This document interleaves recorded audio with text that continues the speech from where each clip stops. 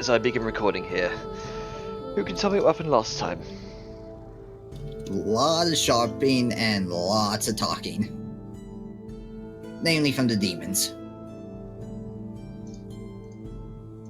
Everybody went out to go do things. A few of us waited at the lift and got taken up to the next tier because apparently the city works in like tiers. And it's like the ground level is where some of the more cluster stuff is. I think it's residential, I'm not sure. And then we went to the next No, that was at the middle level. middle level was mercantile, wasn't it? Hence why the shops are No, middle level was residential. Lower level was down at the foot drifts. That was all right, the, yeah, that, we went down, didn't we? Yeah, that was all at the that was where all of the mercantile districts and all the industry happened. Yeah, and we had to pay perfectly good silver to go down there. But yeah, and we were sort of split up for a bit. We all went about our own way.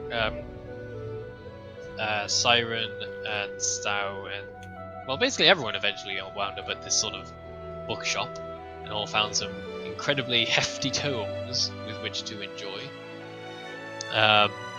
Sao sort of extended an olive branch of apology by buying a new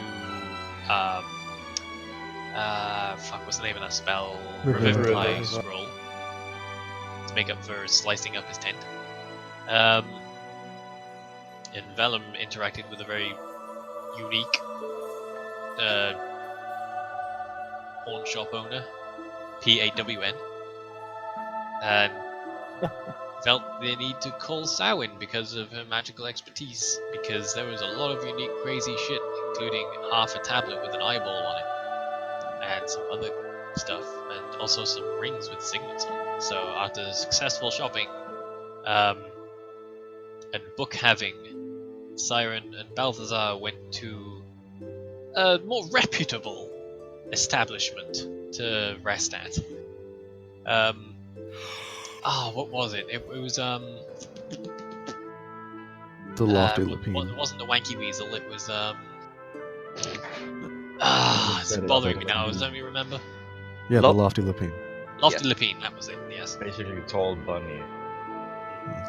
Probably but yes. like very uptight and bourgeois, but And Siren pulled some, not rank, but pulled some diplomacy shit in order to sort of intimidate the innkeeper into giving them a better deal, because he almost became racist.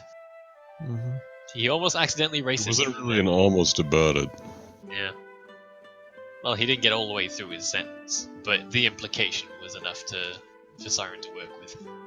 So they got a more reasonable cost, and then yeah, she called everyone in, and there was some slight miscommunication with Vellum because of reasons. And then we left off at that point because it was super late and we went over. Okay, so as we begin, let's see here. I think who was it that was staying outside of the inn, or who was doing what? Last we left it, I think it was like Siren and Balthazar were already at the inn. Sao and Vellum were gonna go pick up their stuff from the Wanky Weasel. Okay. I forget what Grunka and Nero were doing.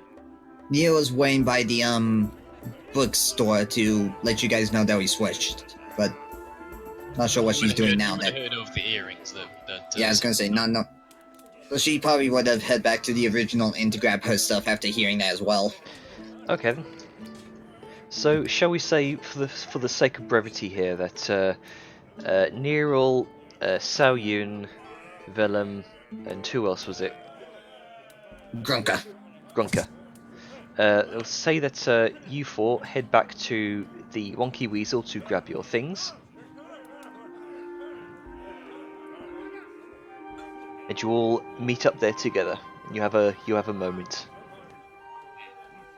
I think I was going to try and have a conversation with Sal along the way, but we can do that on the way to the Sure. Lofty Lapine. But since Grunks and Nero didn't get a whole lot of screen time last time, I want to let them go first. Do it. Okay. You do it.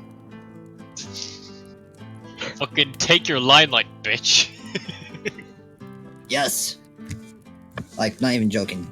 You do the Sal thing. Sure. I'm a little not warmed up yet, because normally I've done a whole session before this, so if I'm a little flubby, I apologise. Yeah, it's fine. Also, Oh, need to turn little this fan flubby. off so I can actually hear people. Okay. Actually, fuck it. I can't remember where I was going to start off, so somebody else go. I'm a little... Yeah, sorry. Okay. I'm not warmed up yet, sorry. So you and Sao Yun, you're headed back up to the lofty Lapine, yeah? Yeah. Okay, so Grunker and Neril, you're back at the Wonky Weasel. Correct? Yes. Right. Okay. And on the way, Neil will be taking a look out for any of these spots that I DM'd you about most recently. See if anyone meets that criteria. If you were to scroll through DMs. So wait, hang on. I don't think you did manage to DM me anything about that, right? I'll DM it to you right now. Slide into those DMs. Well. In the meantime, I'm guessing. What's Grunker actually doing?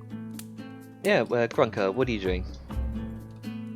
Well, I haven't actually seen the first stuff that I missed yesterday, but so what are we doing? Where am I? Where The am Wonky Weasel getting your stuff. You're at the Wanky Weasel getting your stuff, yes. I? Right, so we're getting a stuff and then moving to the Yeah. fancy place. Tall Okay. Rabbit. Yes. Yeah, okay. Well, I mean, I guess he's gonna go and collect his stuff. Mm-hmm. He's probably gonna, he still have his hood up, so nobody can see that he's a goblin. I'll say make a deception check for that, Let's see, where's that? because it's been a while. Yeah. Can Hey, I? look at that. I was gonna say, can I assist him? But he already rolled, so. Yeah, it's I too mean, late. Yeah, we can't also assist with everything, so. Yeah, I don't know how you would really make me look more like a halfling. Basically, if whatever. anyone asks, just say that you're a with me and that you're a rather odd halfling. So, because you rolled an 8, You have a skin condition.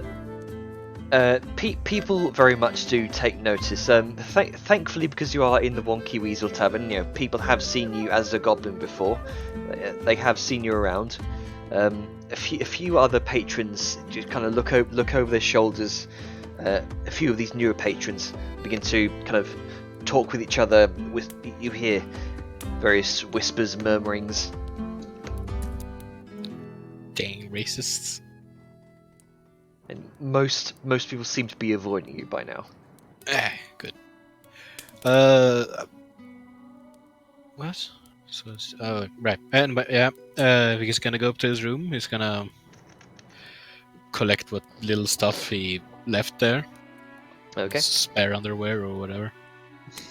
Spare kilt, spare loincloths. Yeah.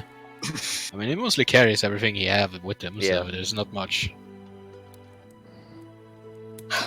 Can't leave his bag of treasure in the room. Someone could steal it. But yeah, I guess he's just gonna wait for the others. He's probably gonna take out the lexicon he bought last session, and he's probably just gonna flip through it. Okay. So that was the lexicon on the different Trade tongue. trade tongue. Okay. That must be really weird to see. A goblin reading. I'll say make. No, it's a halfling, clearly. I'll say make. I think there are rules for learning different language, isn't there? I guess it's the same as others. I mean, the thing is that he kind of already knows, like technically he knows Trade Tongue. He's just bad at it. So it's just Yeah. like he's just using the lexicon to kind of like expand his vocabulary a Okay. bit. I'd say a wisdom or intelligence. Honestly, it I- could just be something he does in his downtime. Yeah, fair enough. Yeah, mostly bought it for like RP reasons. Yeah, fair That, kind of wanna make him say something more than G Yeah. at some point. Okay. So while you're doing that, Nero, make a perception check. Perception. 11. Yeesh. You don't find any. You don't find any of what you're looking for. Most areas around here are kind of. You don't see over the rooftops much. There's all sorts of mist and kind of urban smoke blocking your view. Sadly, you don't see much else. Oh. You're not really on the height to look around for stuff either, so you're like knee height. Okay. And you're with you're with Siren heading to the Wonky Weasel, yeah? Yes. Okay. Eventually. Siren is already at the Lofty Lapine, Oh, right. Okay. as far as I remember. Yeah. The demons were at the Lofty Lapine. Nero was waiting at the bookstore. Grunga just materialized out of nowhere, Hmm. as he does. Yeah. So eventually, Grunka and Neril, you do find what looks like Velum. The door is open to his room. He's kind of going through his stuff right now. Sorry, I was muted. I'm smart. Oh. Somebody came in and I was talking, so what I missed. Alright. Well, Just minor stuff. yeah, just minor stuff. You've met up with Grunka and Neril at the Wonky Weasel. Sorry, I was burping. So, like, are we in our rooms? Are we in the main area? You're in your room, was staying at the door. Right. Well, I mean, Vellum originally was going to come back because he was going to sleep here because he didn't fathom the full situation with the Lofty Lapine. But yeah, he's just going to Why? make sure he hasn't left anything. So, what were we So- going to say, Nick? I was gonna say, are you ready to move to the Oh yeah, he's Lofty basically Lapine?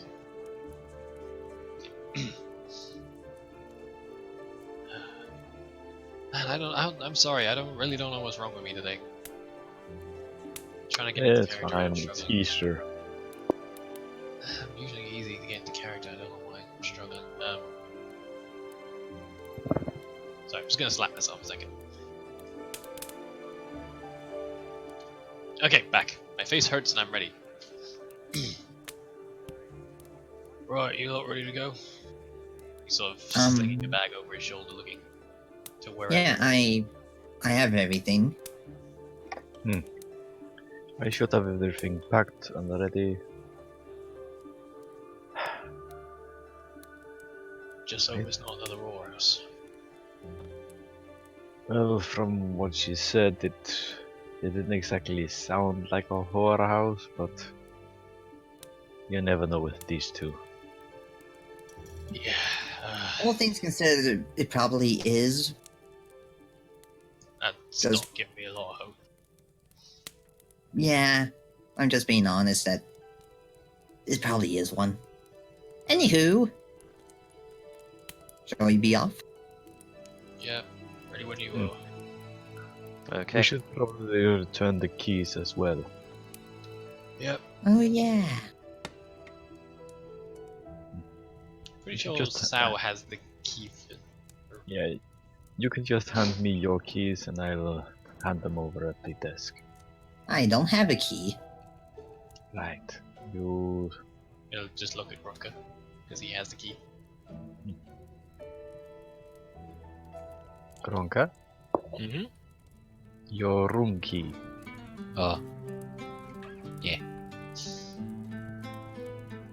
Can I have it?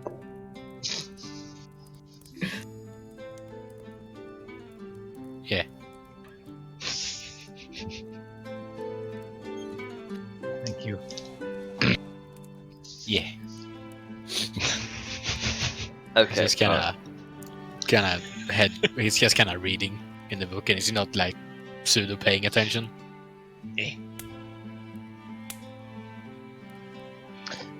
Sarah's gonna tap him a bit on the shoulder to sort of get his attention. Yeah. Your room key. Yeah. Can I have it? Oh, yeah. Hands her the key. Thank you. Yeah. And then we'll probably proceed to head off. Okay.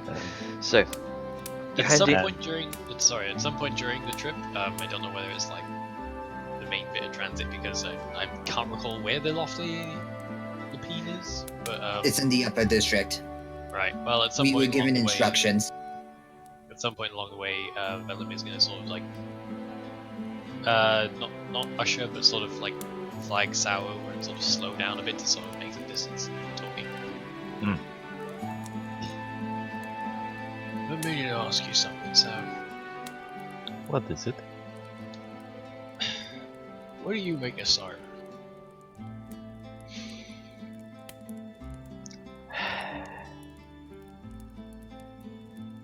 I don't know yet.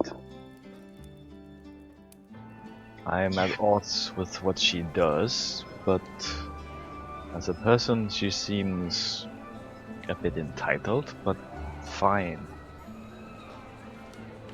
See, I got the opposite problem. See, I mean, we all fought together, and that's made me give her some bit of leeway, some wiggle room and trust, you know? But every time I think, right, I just need to give her a fair shake, and then that's that. And then she does something stupid and selfish, and I don't know what to think of her. I just don't, I don't know what to do. I feel like I should talk to her, but I feel like it's just gonna go with her ignoring me and walking off. Or that music's a bit loud, Jenna. oh, Yeah. I haven't got Sirenscape open. Whoops. I turned it down pretty hard, but Oh, what is wrong with me today? Anyway, sorry. I'll. There we go. okay, I'm in now. Well, Spud, if you look on the Sirenscape Online Play, you've got your own volume slider there. Oh shit, cool. Oop, on me. Interrupting RP here. Let's go. Sorry. Yep. Go ahead. I think it comes to more of a difference of culture than anything. And trust me, I have a hard time understanding why she does some things, but I do believe it's mainly just a difference in who you and her is.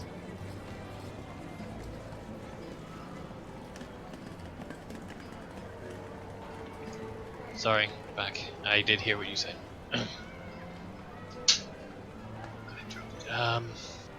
Sorry, can you repeat it again just so I can respond properly in character?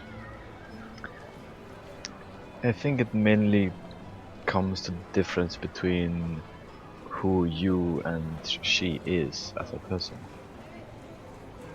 Well, I mean, I have met a lot of demons, but I've met enough to know they can sort of be like this. I mean, Balthazar's no surprise to me, though he's pretty up there, but at least I know he's going to sort of do what he needs to when it comes down to it.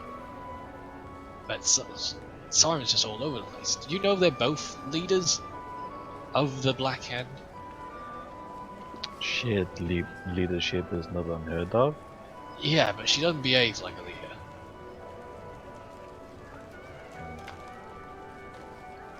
I've seen them negotiate, and I want to say they're the opposite side of a coin to each other. One is a promise, one is a keep. Now who's who, I haven't quite figured it out yet. Because, again, I want to give her a fair shake. She's got her own way of doing things, and I get that. I just don't know how to go about, you know, bridging the gap. I think when we get to the lofty Lepine, try and drag her aside for a moment and be more straight to the point. Try. At worst case, you might come to a more mutual understanding. Best case, it might solve the issue you have. Yeah, you're right. Well, not far off now. I hope this place isn't too bad. Okay. So you eventually make your way through. Oh, hang on. Have I actually closed it? No, I haven't. Okay. Eventually make your way through the thoroughfare towards the spired clefts. The foot traffic is much lighter here now than the upper town, and you eventually find your way to the entrance of the lofty Lepine. You see Vellum. It looks like it's a smallish refurbished cathedral almost. You can see the beautiful stained glass windows adorning the front there, and the series of steps leading up to the front. Does it look like this was once angelicized? This place of worship. Make a religion check. Sure. Let's go 0. Natural 20. Nat 20. So this Always. looks very reminiscent of the back when you and your group ventured through the tomb of the shamed king and the temple to Dune that you fought to reign at. The architecture is very much reminiscent of that. Alright, good. And there's also Go on. it's also partly reminiscent of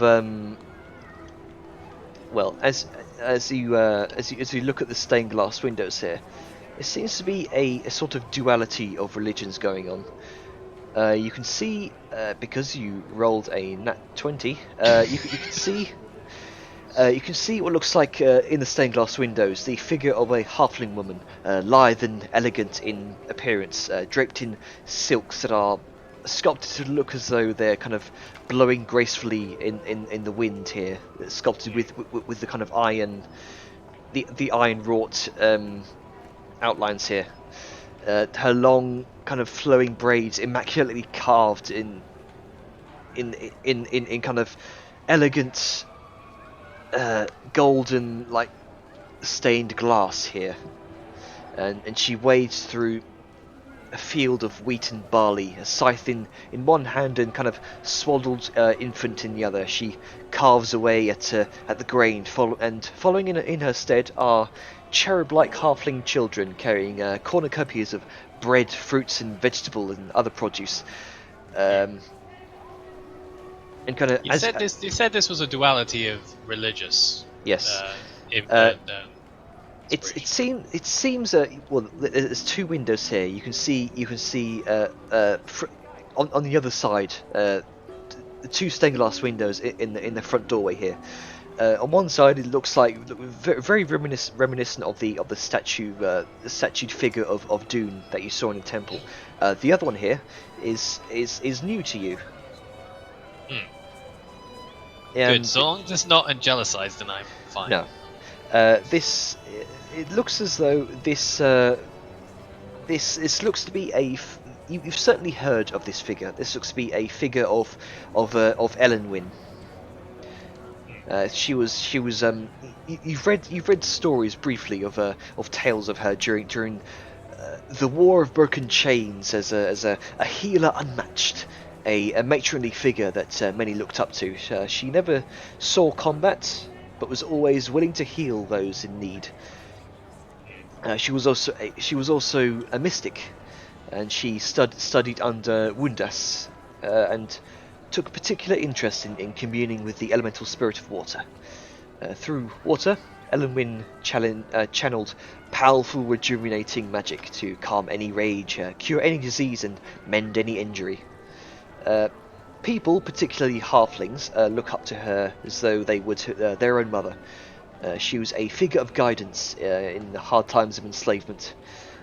She would later on, in her old age, teach her halfling brethren the glories of bringing life back to the land where so much death occurred during the War of Broken Chains. And that's what you know. Well, Because okay. of that 20. It's quite a lot Yeah. for somebody who isn't very religious. Yeah. Alright, cool, excellent. Very informative. There's no visible response from that then, since it's not any sort of heathenistic horrible shit. Yeah. So yeah, onwards. What's this? In we go. Okay. Damn it. So in you go. Shut window. Sorry, continue. So you enter into the room. You can see other images of this Ellenwind figure on the other stained glass windows. You can see symbols of wheat, the sickle that the kind of iconic sickle that she holds in her hand. You can see this place is laid out less like the dreaded brothel that you've not been looking forward to, and more like just a very higher class inn. Alright.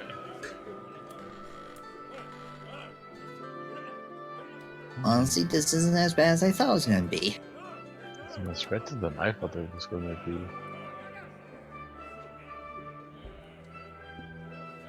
So what are you doing?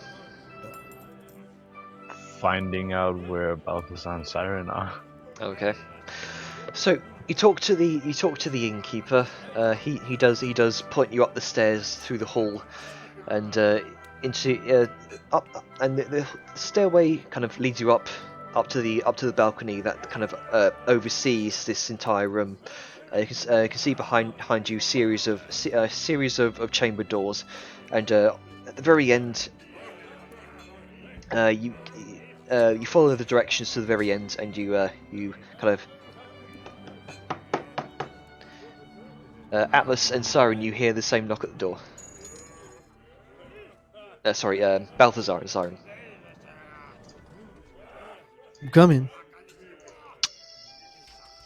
Opens the door. Yeah. And here we are. So Oh, welcome. I honestly thought this was gonna be a brothel. We couldn't find one on such short notice. Grunker, Nirel, Velum, and Saryun, you can see before you this beautiful ornate suite. Not just one room, but two rooms, kind of separated by an archway. You can see the light from outside kind of filters in through a similar stained glass window. It's giving the entire room this sort of emerald green hue. Huh. To be honest, I think I prefer this. I would hope so, as opposed to that slanting monstrosity that was it the weeping measle? Why don't? Oh, no, I mean compared to a brothel. Oh, I mean, this is about the same accommodations as the brothel. It's just a bit less Private. privacy. I mean, I'm sure we can have a sheet in that archway if needed, but I don't think any of y'all are so inclined. I don't. Anyway, believe did that- y'all happen to bring Balthazar and mine things when y'all came back? I did.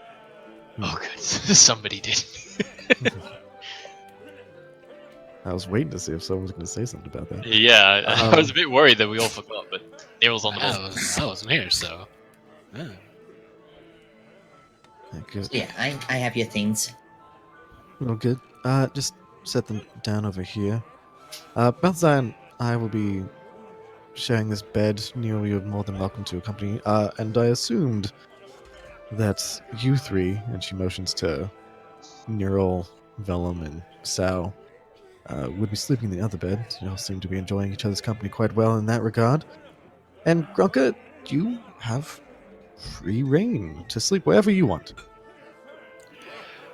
Oh. What have you done? Oh. Within the confines of this room. Oh. I mean, we could sleep on the roof, I think. Get up there. Hmm, maybe, but I feel that Are there any rafters? Nothing Look but up. a joke. You look up. There do seem to be a few rafters. This room is located up further towards the ceiling than the kind of tavern downstairs. You can see a few rafters kind of slanted up 45 degrees. Well, he's gonna kind of get up there and kind of make himself a hammock. Okay. What time of day is it? It's pushing mid afternoon. Alright, cool. As long as I haven't missed sunset. I guess we're all And this heading- room has a balcony. This. I will say just make an investigation check. It's going to be a low DC. And somehow I fail it. that one. Hey, what's this giant hole in the wall? Let's see. It goes outside. 12. There's So a door. you do see where Balthazar and Siren's room is. Those the kind of ornate oh, I forgot my stained glass window. Yeah, there's the ornate stained glass window. You can see there's a kind of iron split down the middle. You can see a couple of very small handles that you kind of tweak open, and French windows. and it gives you it's very small kind of stone balcony here, but only the highest class for the diplomatic suite. You kind of it opens up into this grand view of the spired clefts here. You can see kind of further up the kind of hill this entire town is built up on. You can see the gated communities up in the upper realms here. You can see the homes of the lower classes down beneath. It's from this perspective, the difference in wealth and kind of living quality here in town of Cliffspire is very apparent. But you do see, as you kind of lift your head, you can just about see over the top towards the lower portions of the town the foot drifts, and beyond that the foggy mists of the northern seas. Huh. This will do.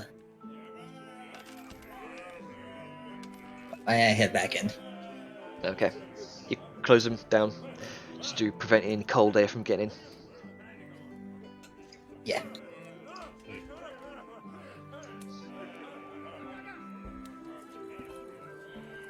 Well, Vel gonna take his bag in the area where that is not for Siren and Balthazar. Okay. Take your bag, empty out onto the bed. No. Oh no. No, why would I just walk over and dump everything on them? Okay, that's fair enough. You let me worry about what I'm doing. You Yep. focus on the Okay. work. Sorry, that was a funny mental image. Just like zhunk. It's like emptying out your dirty laundry all onto the bed. Okay. So Vellum, what are you doing? Well, it's not sunset yet, and I don't really have anything else that I could be doing at this time of day, so I guess just for now, he's just gonna sit on the bed and sort of relax. Okay. So yeah. What are the rest of you guys doing while you're here in the diplomatic suite?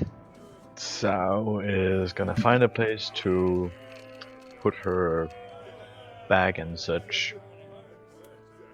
And seeing as she doesn't have she hasn't had a time for it yet. She is gonna take out her rifle and clean it a bit. Okay. More the barrel innards rather than the outer. You know, looking down the barrel. I mean, yeah, she can disassemble the whole thing. Fair enough. So You simple will enough find for a you to nice- do. Sorry, go ahead. You will find a nice little corner and read her book until Okay. about sunset or so. Okay, so you open the book. Looks like there are 5 chapters here. Chapter 1 is called A Primer. Chapter 2 is called Mirrors and Shadow. Chapter 3 is called Creatures of Shadow. Chapter 4 is Creatures of Night. Chapter 5 is Wielding the Night. Huh. Is there any particular chapter you would like to read, or would you like to start from the beginning? I'll start from the beginning. Okay. So, So as I'm going to take a guess, none of the other stuff is going to make sense unless you know the primer. that's fair. Okay. So as you open the book to the first chapter, A Primer, the book is this book that's Dusk and Shadows: The Magic of the Stars by Clara Tithnia. Is that right? Is that right? Let's see, I have it actually in my inventory. Well, While they're What? looking for that, quick question Yep. about the environment. Sure. Is there bathrooms in this place, since it is the fancy of the fancy suite? You do. You. I will say just make a low DC perception check. Sure. Dusk and Shadows, The Magic of the Stars by Clara Tithny. Tithnia, but yes. Venom, you look around. There is a door, kind of in Balthazar and Siren's suite. Room. It looks like it. You kind of go in, open it. Small. It's like a small room with a kind of. How would you? What's the traditional word for it? It's like a seat. The ensuite. It's like a box with a hole cut in it. What? It's It's like a box with a hole cut in it. It's like it's not. Shitter box. It's. I mean, you're not gonna have like fully functioning toilets in this. Well, in yeah, this- I know, but like bath and such, Well, or even as fancy as a shower. there They- is what looks like a kind of marble stone. You could probably call it a bath with like a kind of water already poured in it. Well, firstly, I want to. Is it alright to be walking through Balthazar and Siren's area because politeness costs nothing? I mean, who's in the? It's like it's literally 2 halves, or is it like 2 like bed areas going into a main sort of area? Oh, I should have clarified. Yeah, It's sketch it up. yeah, it's two bedroom areas going into a small kind of smaller main foyer, about Okay, I about thought. kind of like 15 feet across, 15 feet by 15 feet. All right, now I know the layout a bit more. Let's go back to work.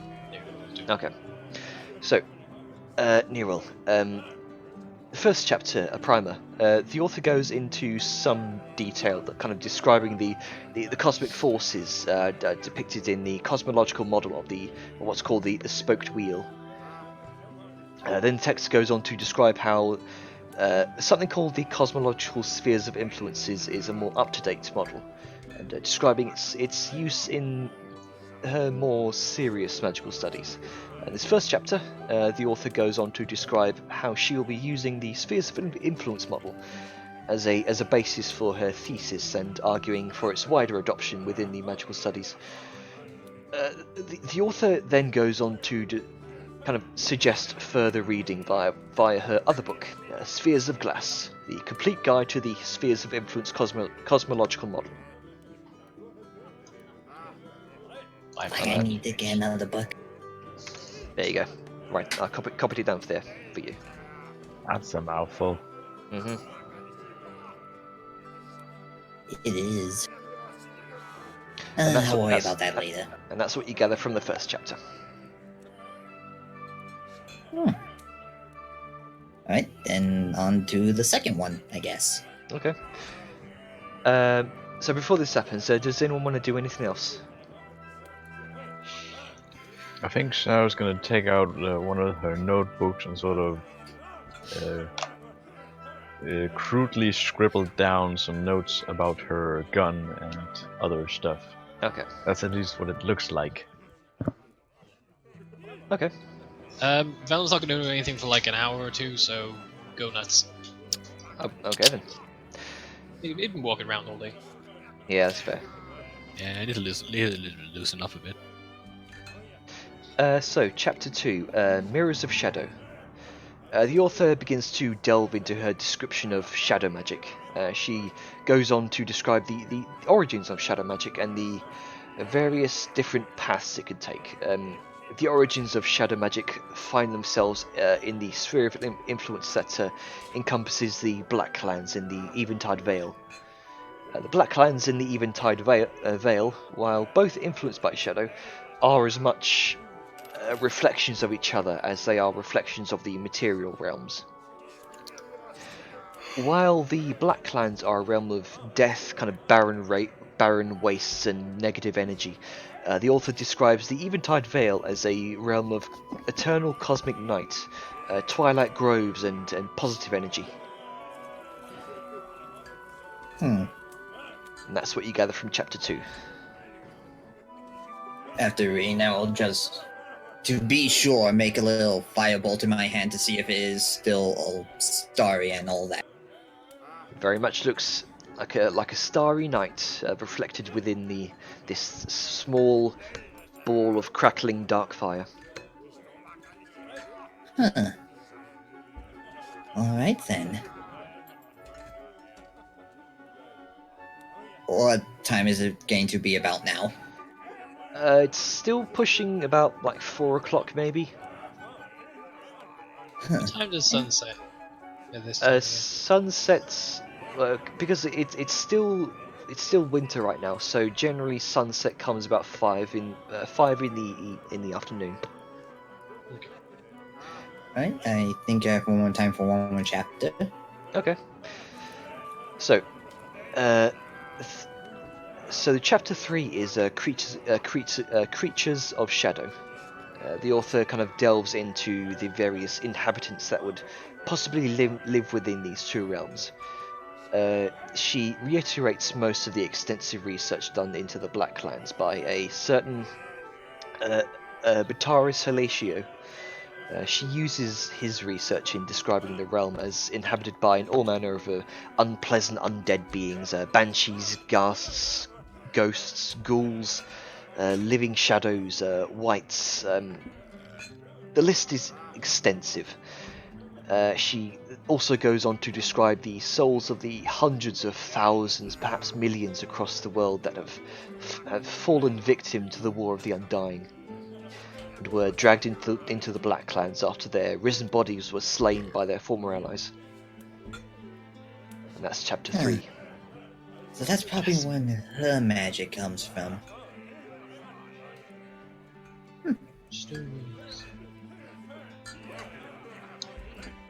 Oh, anyone else want to do a thing before I do a thing? Balthazar Sarin, we've not heard from you since the others returned. What are you two doing? It's all good. Don't do a thing. Okay. Vellum, what are you doing? What about Atlas? Atlas? You good to do stuff, man, or are you still at Ubi? I'm not doing a whole lot right now. He hasn't been prompted to do much, and at the moment he's enjoying just not being slightly skewed to the left. but that's the best way to be Ah, skewed. balance. Perfectly balanced, as all things should be. Should be. Christ. Oh no. Alright, Purple glow. Grunk is up in the Evil rafters, right? Yeah, Just- he's probably finishing off his sick ass. What do they call it again? I forgot. Book. Hammock. Oh, hammock, right. Oh yeah, he's Oh. making his hammock. I'll say just make a general dexterity check here. Dexterity. Me or him? Is he gonna fall on me? Thankfully, it's pretty low DC. It's just a hammock. Yeah. So without much issue, you do kind of it's a very ramshackle hammock. You end up kind of rummaging through your bag of just random crap, just kind of taking out what looks like a ragged piece of cloth, Yeah. kind of Probably tying like it. some rope, some Yeah. you know, Yeah. my bedroll and stuff like that. Yeah, you end up just kind of tying both ends up to the both ends of this the roof here. Yeah. That's where he's gonna sleep. So he's gonna lie in it a little bit, gonna swing slowly a bit, and then he's gonna pick up his one of the healing books that he read, Mhm. that he bought, and he's gonna continue to read that. Okay, so that's like downtime training here. So that'll be one day of downtime training. That would cost one gold piece. Just mark another one off of your 250 days of training, Yeah. Hang on. There you go. and let's mark see, off one gold where- as well. Yeah, I did. Yeah. Let's see. Where is that? Did I put it in bio? Current progress. 15, I guess. Mhm. Right. There's like 200 days left. Yeah. Yeah. 240 days left. Yeah. Okay. Sure. That's what he's gonna do. And he Okay. doesn't need any light up there because he have very good dark vision. Yeah. Question Yes. for Avon. Where is Siren sort of meandering at the moment? Is it in the main area? Is it in her part with Balthazar? It's in her part with Balthazar. She's just basically sitting there reading. Right, well, What are you reading, Even? Siren Even. It would be the what is the How to cook an orc? how best to serve orc. Kinky. So we're the greenest people. It's the book, It's the iron something, whatever. Blood and Iron. Here we go. Why did I not have that Okay. written down? So there's 3 chapters in this book. The first chapter is called Slavers of Iron. Second chapter is Rebellion and Bloodshed. Chapter 3 is The Aftermath. Would you like to start from the chapter 1 or read another chapter? I'm not a heathen, so I will start with 1. Okay. But is there? I mean, nothing against reading it out, but is there like a snippet, a thing that you can give me? And what was the chapters? Slaves and Iron, Rebellion and Bloodshed, and then Aftermath. Yes. Okay. I mean, if you have a handout ready, I can take it. I can just copy paste all of the text to you in DMs. All right. Alright.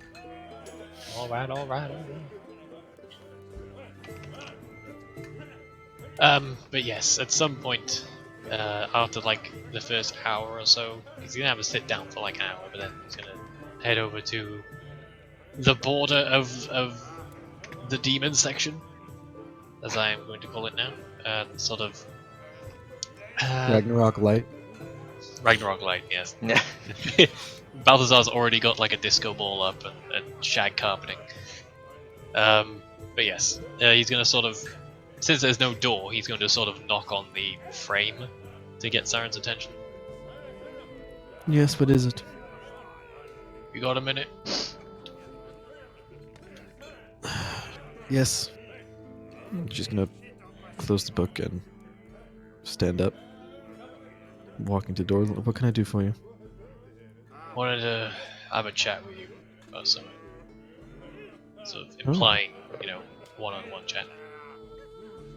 Like, oh, you want to talk to me directly this time? Okay. And she's going to. I guess you just lead her off to like not a corner, but like an out of the way area of the room that doesn't see much thoroughfare, I guess. Well, kind of seeing how, like, that this is probably going to be a moderately lengthy thing. She's going to say, well, I know that that Nero brought things, but we still need to return the key to our room. Because we had that on a person. So let's go and return to the Wailing Weasel, and then we'll discuss whatever it is you wish to talk about on our way. Right, fair enough. Okay, walking and talking. Walking and talking. Yeah, how they go, I guess. He is going to wait until they're sort of out in the streets to start, but yeah. At that point, he does sort of. It's a little bit out of the blue, more like a very blunt sort of start to it. Well, I was going to open by asking if I could use the bath you got in the other room there, but I did have something obviously more important to talk about. Yeah, it'd be rather odd talking with you while you're in a bath, but yes. Yeah, no, I didn't. He just sort of rubs his eyes a little bit. Right, I feel like we need to talk about everything. He's sort of gesturing in a sort of with his arms in a sort of uncertain way. Just how everything is going, because obviously we ain't keen on each other. And as much as I want everything to be going all right, seems like it never does with us. That is true, yes. Sent you about DM Balthazar, sorry. Yes, that is true. You see, Vellum, while I have you alone, and I actually was planning on talking to you, discussing some things with you at some point. He's gonna raise an eyebrow at that. It's obviously same idea. So, Vellum, you're an idiot. But I understand that it's not purposeful. You're ignorant in certain things, and the real problem I have with you is that you don't seem to be open to those with greater experience in regard to those things giving you good information. Giving you information that's beneficial to both you and they themselves, since we're all in a group. And there's nothing wrong with that. I mean, that's... people start from a place of ignorance and you learn. But you just seem so strident, so resistant to actually learning. And it's kind of bothersome. See, I gotta refute you there, because that is in no way what the case is. Yeah, starting out, there were some hiccups. I didn't exactly act in the best of ways, and I already apologise for that. You never actually did. You just kind of got angry at us when we tried to talk to you about it. But continue. As I was saying, I respect the experience of everyone, what they can do. I called Samhain earlier because of something magical I didn't know about. She's been a huge help. I respect Balthazar's way of doing things because he knows what he's doing. But my main problem is, you don't make sense to me. Oh. You don't make sense to me because just everything you do seems like you're trying to cause trouble on purpose. But I know that's not right. You wouldn't be alive if you were making those sort of mistakes on purpose. And I want to trust you. I do. It just I don't know how to say it. Just maybe if I knew more about you I'd understand, but just what you do and how you do it and what happens because of what you do and how you do it doesn't make any sense.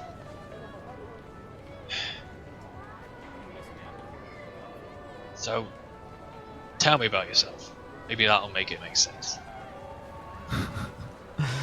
So, let me get this. Let me understand this for a moment. What I do, the reasons why I do it, don't make sense to you, and I wouldn't make those mistakes if I didn't know what I was doing. What you do obviously works, Mm-hmm. but everything I've seen from you has either caused a problem or has come off as, like, arrogant as fuck. Like, goddamn woman. It's just so much arrogance. I mean, I wouldn't even compare you to Balthazar, and he has a fucking cod piece made of God knows what. You come off just so dripping in it. And there has to be some reason. It can't just be that you're an arrogant bitch, because I know you're not. It's interesting that you think I'm less arrogant, or I'm more arrogant than Balthazar. Yeah, funny He that. wears it. He wears his arrogance just right on his sleeve, or as you said, his codpiece. Yeah. I'm far easier to manage in regards to that than him. You should have seen it earlier when gods tried to stop us. But there's an arrogance to, I guess you can just call it arrogance. I prefer confidence, but yes, there is some form of arrogance because I tend to know better. Experience, wisdom, just general understanding of the people around me, the people underneath my care, and what I can do with them. You say that I don't make sense to you. What I do doesn't make sense, and yet you also said it works. Have you ever thought that perhaps you don't need to understand what I'm doing in order for it to work? That perhaps you not knowing might be what makes it work? That can't sit with me, because if I'm putting my life in your hands, and I am, I need to know about how you work. Because I can't just take it on faith. It just doesn't work like that. People are complicated, and I need to know what I'm in for. But you don't. I mean, you just need to know it works. You don't need to know how. And she motions back to where they were, because I guess the Lofty Lilith Peen is probably a good distance away now. Quite a fair ways You away, don't- yes. Yeah, you don't need to know how magic works in order for Sao Yun to do her thing. Do you trust her when it comes to magic? Do you trust me or Balthazar when we do our magic? It's not about your magic. I get that I'm not gonna understand that, but I can at least know what happens with it. It's not even about your magic. I don't care what magic you do. It was- I it don't was a care that you metaphor. do. Vellum, it was a metaphor. I was comparing you not understanding or knowing the magic to you not understanding and knowing me. You don't need to know how I work in order for me to work. My functionality lies outside your realm of comprehension. It doesn't need you to understand for it to work. Let me You put just- it this way. Know and trust me in order for it to happen. Let me put it this way. There are two people in front of you. One of them looks fine, and you think, I'll give this person a knife, what could go wrong? And he's a complete loon, because you didn't know that at first go. That is the sort of thing I'm talking about. I don't know anything about how your mind works, how your personality affects what you do. I don't want you to be sort of sauntering up with your hips swaying like you do before, and then suddenly we're up for our neck in swords. Are you saying you don't like my hips? You know I wasn't saying that. Of course you are. I'm just worried your attitude's going to get us into trouble, but obviously it hasn't, otherwise you wouldn't be here. Mm-hmm. Also, I'm curious, in your example, you said there are two people and you gave one a knife. What about the other person? Oh, the other one looks like a complete fucking state, but he could be normal. It's about appearances and how things looking from the outside. And from the outside, you look like you're just walking into trouble, and letting us deal with the rest. And again, I don't want to believe that. Because I've seen you, you're smart. You know, you do know what you're doing. When it comes to like magic and shit that I can't even think about. But it's your attitude. So it's merely my attitude. Towards everything, yeah. Okay, my attitude, acting like I know what I'm doing because I know what I'm doing, is what's bothering you. Not so much that. Should I play it down? Should I act like some ditzy bimbo? I know you like appearances. Do you want me to just kind of wander around? No, just stop. That's not what I'm getting at. I just want to know how the fuck you tick. Because it's just... Again... Your confidence is fine. Confidence is grand. It means you know what you're doing, but the fact is the world isn't gonna respect that. Because if you went up to these guards and started talking all your sassy shit to them, and they were enemies, they'd fucking have you on a pike soon as anything. And you say, oh, well, I'll be fine. But that's not the case. Just... The issue, Vellum, is that is the case. You see, you act like... And I just find it amusing that you don't seem to grasp this, but I do what I do, and I do it well. I've lived far longer than you have. I've lived many lifetimes comparatively to, say, Nero or others. But in these times, I've learned many things that work and that do not work. One, the world revolves around confidence. The world revolves around people knowing what they're doing and acting like they do. How do you think Balthazar and I do what we do? Do you think it's just random chance? We speak some gibberish and people just fall over, offer more for less money, fall under our sway just by happenstance? No. I'm a merchant. I know how business works with people and how to judge them. I know what you do. Just... And it is that exact reason why we work. You say, I can saunter up to these guards, talk to them, and they'll attack me if they're enemies. One, I wouldn't saunter up to guards if they were enemies, though I have done that before. But also, I am also quite confident and capable in my own abilities. I wouldn't get myself in a situation where it would come to that. Vellum, what do you want to be? What is your dream at the end of the day? If we've kept you alive for the remainder of your life, and you have died, and you are and you are dying, an old senile man, what would you have to look back on and wish you had done?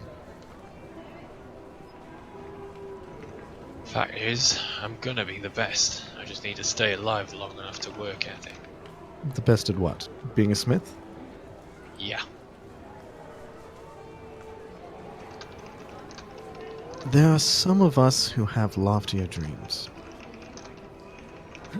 There are some of us who see the world in means of what we can take, what we can give, and what we can prevent others from having. I am one of those people. Balthazar is one of those people. We see the world in a very strict delineation between what we have and what we do not. And right now, Vellum, I will be very blunt with you. We have you. And that's a good thing, because neither Balthazar nor I are very keen on giving up what we have. And I know you don't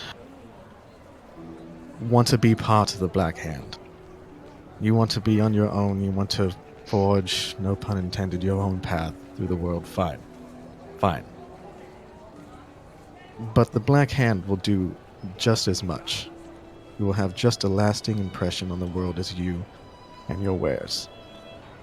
And we've offered it before. We've offered it once to have you under our wing. And we already have you under our protection. We already have your life in our hands to protect and maintain. Are you sure? Are you 100% sure that you do not want... Hold on, I need to make sure that wasn't Sable that left. Okay, no. No, Are I'm you still here. 100% sure that you do not want to build your legacy alongside ours? I'm sure. And it's not for any. It's not for just pride, and it's not for just sense. If I'm always in your shadow, anything I do is going to be because of the Black Hand. And even if you think, oh no, it won't, people will think that, because that's how people are. They certainly won't attribute it to my skills. How would they not? You are the one smithing. As much as Balthazar and I could rule an entire company, we can't smith. It's not like... Venom's just going to sort of gesture at his face and then flick one of his teeth, his tusks, Yes. in a no-duh sort of way. Okay. Yeah, the world doesn't see much past what they want to see. Yes, but you see, the thing is, the people that would care about smithing versus the people that would care about the person or the race of the man that did it are very few. Like, those two circles don't quite intermingle as much as you think. Also, you would be the smith who made the Black Hand's armaments, weapons. They wouldn't attribute it to the Black Hand. They'd attribute it to the smith of the Black Hand. You would have your own name. You would have your own maker's mark. And I just don't understand how having a better opportunity to do what you want to do would ruin what you want to do. And that's my thing, Vellum. Like, I'm just trying to understand how you think being with us would lessen the quality or reputation of your smithy. No offense, Siren, but this is a conversation for a whole other time. But I just need to know one thing from you. If whatever happens, if things go tits up because of something that not just you, that any of us have done, that if it goes like that, I need to know, are you gonna be able to handle it? Because I don't like bringing this up, but we had a near miss the other day, and I don't want that happening with anybody here. And I know you don't either. I mean, I understand. We lost Nero for a moment there. It's not something I wish to replicate. It's also not something that, once we have been set down the path of what destiny we will make for ourselves, that Balthazar and I will really have to worry about. And, of course, those underneath our purveyance. Zao, Nero, Bronca. You. Have you given any thoughts as to why you're with us, Vellum? Really, why? Why you don't just set up shop somewhere and start making a name for yourself as is? Because it seems to me that you have no reason to be with us. Because setting up shop doesn't get where I need to go. And also... And being under the protection of the Black Hand doesn't also ruin what reputation you would be building? You're getting on that topic again, Siren. I'm just trying to get to know you, Vellum, to understand what makes you tick.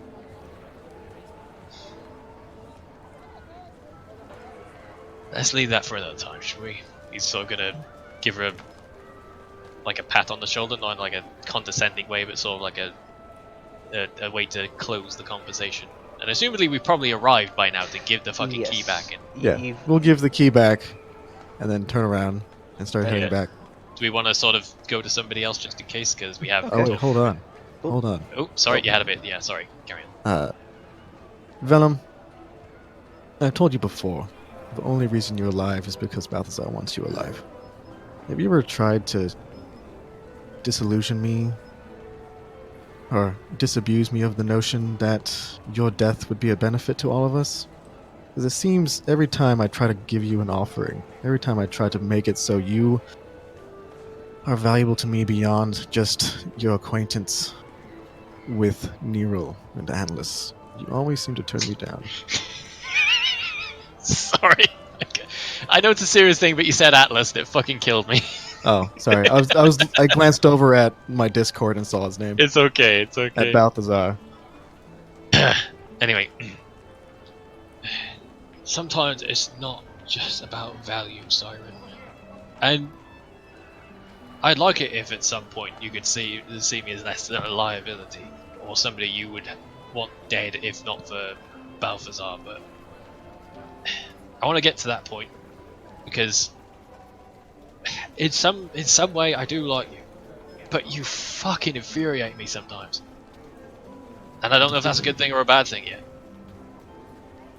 Siren's going to kind of reach up, return the pat on his shoulder, and just kind of look, like, stop in the middle of the street and just kind of look at him. And that right there, Vellum, is what you need to know about me. It's not beyond value. Value is the reason for everything. At least in the world that Balthazar and I live in. And then she just kind of turns and walks beyond him and just walks. And he is of course going to follow, and we'll Okay. probably pan over to somebody else now that we've had that heart-to-heart. So, speaking of Balthazar, Oh my. He's had a raucous orgy since we left. as you pull out your sword and look into the crystal, you can see it glowing somewhat. This faint swelling and fading. It's not done that Ooh. before.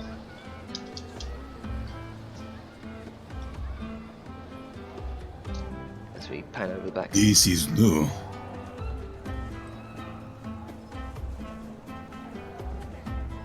It might explain.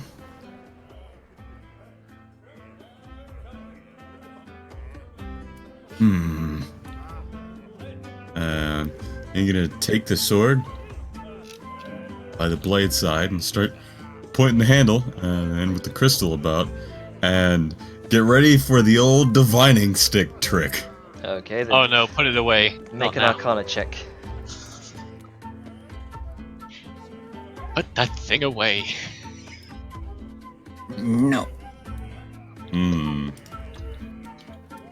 Just a heads up, I'm not the person who's good at this.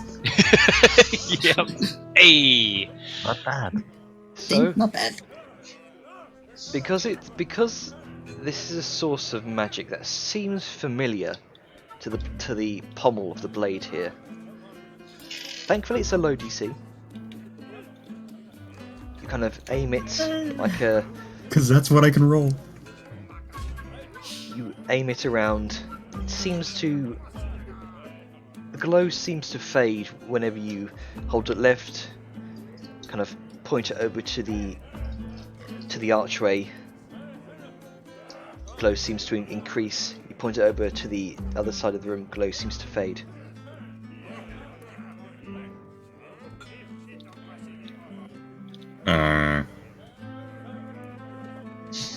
You follow the glow out into the main foyer here, between the two rooms. Make another Arcana check. Hmm. 17. Ooh. The glow is much stronger as you wave it around. You I point it back. waved my Sorry. magics. And I have a very strong feeling. The joke was bound to happen. Yeah. It's So- your song. So you, handsome Balthazar, you point your pommel back to the room you came from. The glow fades. You point it out into the center of the fire.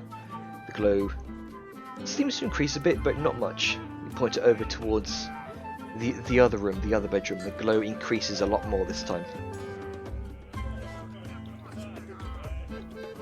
I guess I know where I'm going. Go over back to that other bedroom. Make another Arcana check. fucking looking for water now. Just divining rod everywhere. Exactly, that's it. We struck oil. Could this be? Oh no. You begin to Damn thing's broken. you begin to lose focus. You've never seen it. You've never seen the crystal do this before. But once you enter the room, you can see Sao Yun on the bed there, and Sao Yun, you see Balthazar wandering, kind of holding his own blade, holding a sword by the blade end, and seeming to kind of look around with the pointing the pommel, the crystal, around the room, trying to find out where the source of this apparent familiar magic might have been. You need some help with that, or Oh, I need to focus. I have to find this. Something is not right.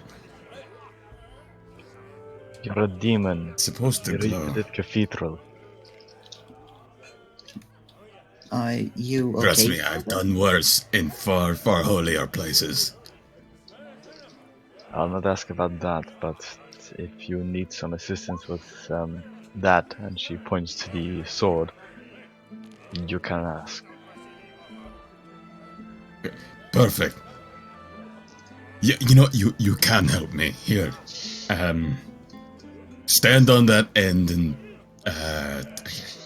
flick the crystal a little bit. It stopped glowing. Oh no! Are you telling her to cup the balls while you work the shaft? No! Sorry. I'm sorry, continue. And you think you're worse than me?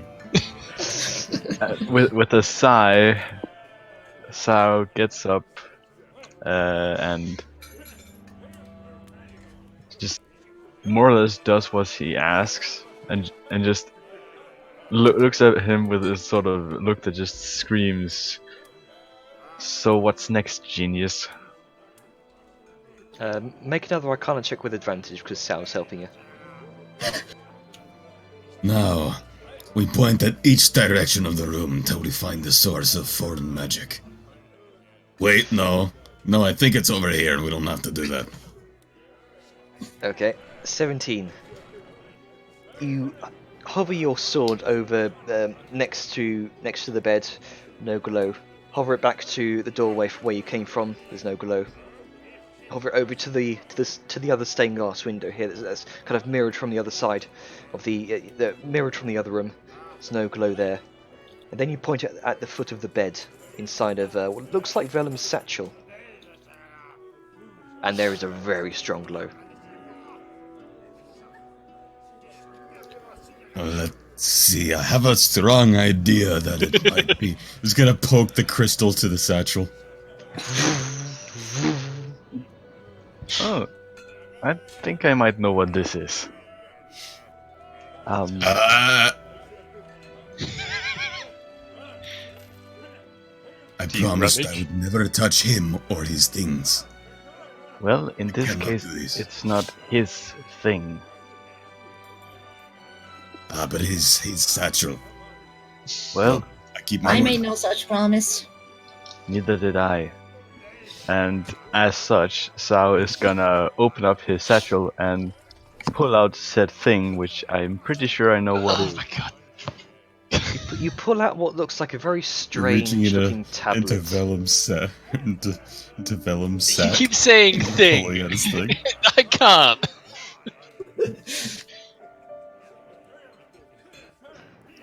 You see, half of a stone tablet looks like the kind of the inscription of an eye sits in the middle, kind of divided in half through the kind of split down the middle here. And you can see in all manner of different engravings of different runes and strange-looking sigils here. And so as you place, sorry, go ahead. We, well, Vellum wanted to trade some items for gold.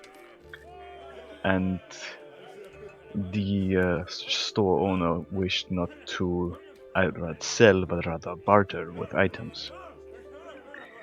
That was one of the things I chose to barter with because, let's just put it mildly, it almost made me nauseous just feeling the radiance from it.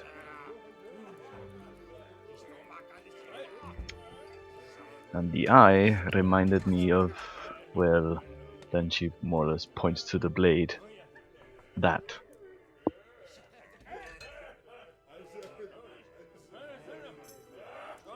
You do not say.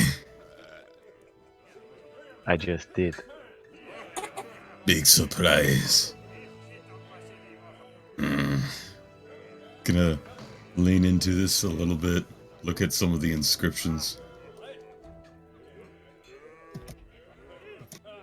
I will say make an intelligence check. The one thing he's not good at. That's why it's a challenge. Ah, yes. An ancient knowledge. It looks like a stone tablet with squiggly bits on it. You're just holding it backwards. You're seeing the back end that's just flat. What are you talking about? There's nothing here. Turn it over. Oh. You can see no manner of squiggly bits. This.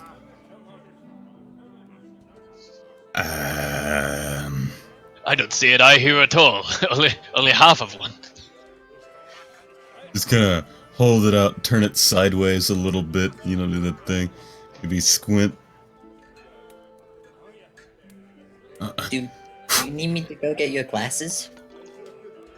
Yes. You can't read that, can you? It's about. I think I put dimensions here as well, didn't I? Let me. Sorry. Go ahead. I have studied very few languages, I admit. I know the Abyssal, Trade-tongue, and Demonic. I can speak and read the languages of some of my patrons. But, I still have no idea what this is. This wouldn't happen to be written in Abyssal, would it? Nope. You have no idea. Although the tablet is like, it's 10 inches long, like 7 inches wide, about 1 inch thick. Oof. Pretty hefty.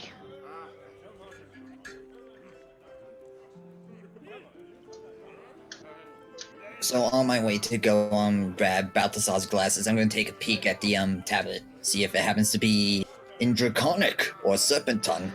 He doesn't seem to be in any of those languages, no. Yurkias kind of peeks over his little hammock and looks down. Is it any language he recognizes? What All language? these fucking people spying on Balthazar. Just wait for the real language. Everyone, Balthazar's in a different room. Okay, Only spy. so what languages do all you guys speak? Even those who aren't there, or just those who aren't there? Not those who are here. No. One language. You can put them all in the same thing, you know. Nope. Hey, None actually, of no you, more languages than Balthazar. none of you guys know. Balthazar isn't an intelligent man. Neither's Grunka. It's still sad that the fighter knows the most languages. I mean, you're a you're trader. the one who Fuck off. had a trade skill to use. True. I didn't mean to do that. I mean, Although I will say, Soyun, make a general intelligence check here. I can alright. keep with rocks. That's all I can do.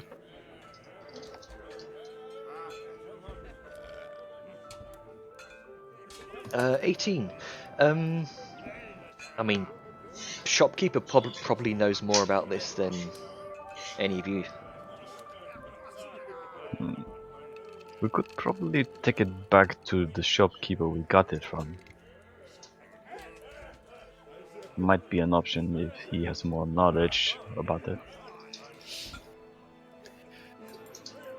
Groka kind of shams up from above them. What about Bookman? That's an option too. Bookboy. I think I remember reading about the spell once. Comprehend language, I believe it was called. You might have a scroll of that.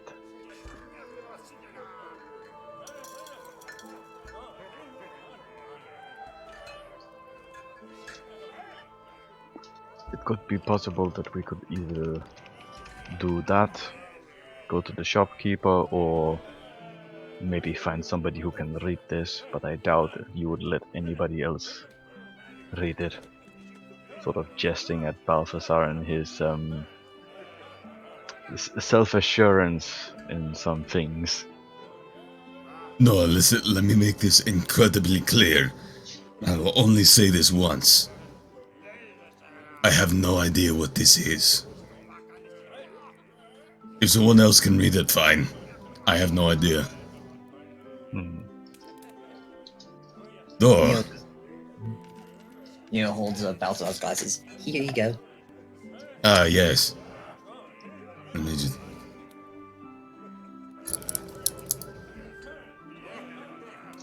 Squints again with the glasses on. No, I still don't know. I never actually realized you use glasses. Oh, yes. You would be surprised what staring into a great ball of purple fire will do to your eyes. Why would you even do that? You'd go blind at some point. Yes. Yes, you would.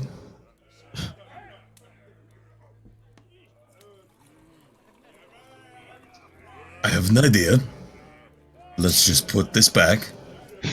No, let's just set it on his bed. And let's just leave that for a moment. Siren might actually know. I think she can understand more languages, or if nothing else, have magics to do so. Fine by me. Besides, I do not wish to touch these. Okay. Siren and Vellum, you're on your way back, yeah? Yep. Mm-hmm. Okay. So eventually, you will eventually reconvene back at the Lofty Lapine Inn. By now, it is around 5 o'clock in the evening, and the sun's just starting to set. Right. Once Vellum gets in, he's gonna immediately go into the area that's for everyone that's not demons, and start praying. Because, yeah. Okay. Every day without fail. Unless you're dead or something. Leave a So- half hour. It seems immediately as Vellum kind of heads back into to where was it Nerul Saoyun Balthazar. He immediately kind of drops down to his knees and head down to the floor, begins to start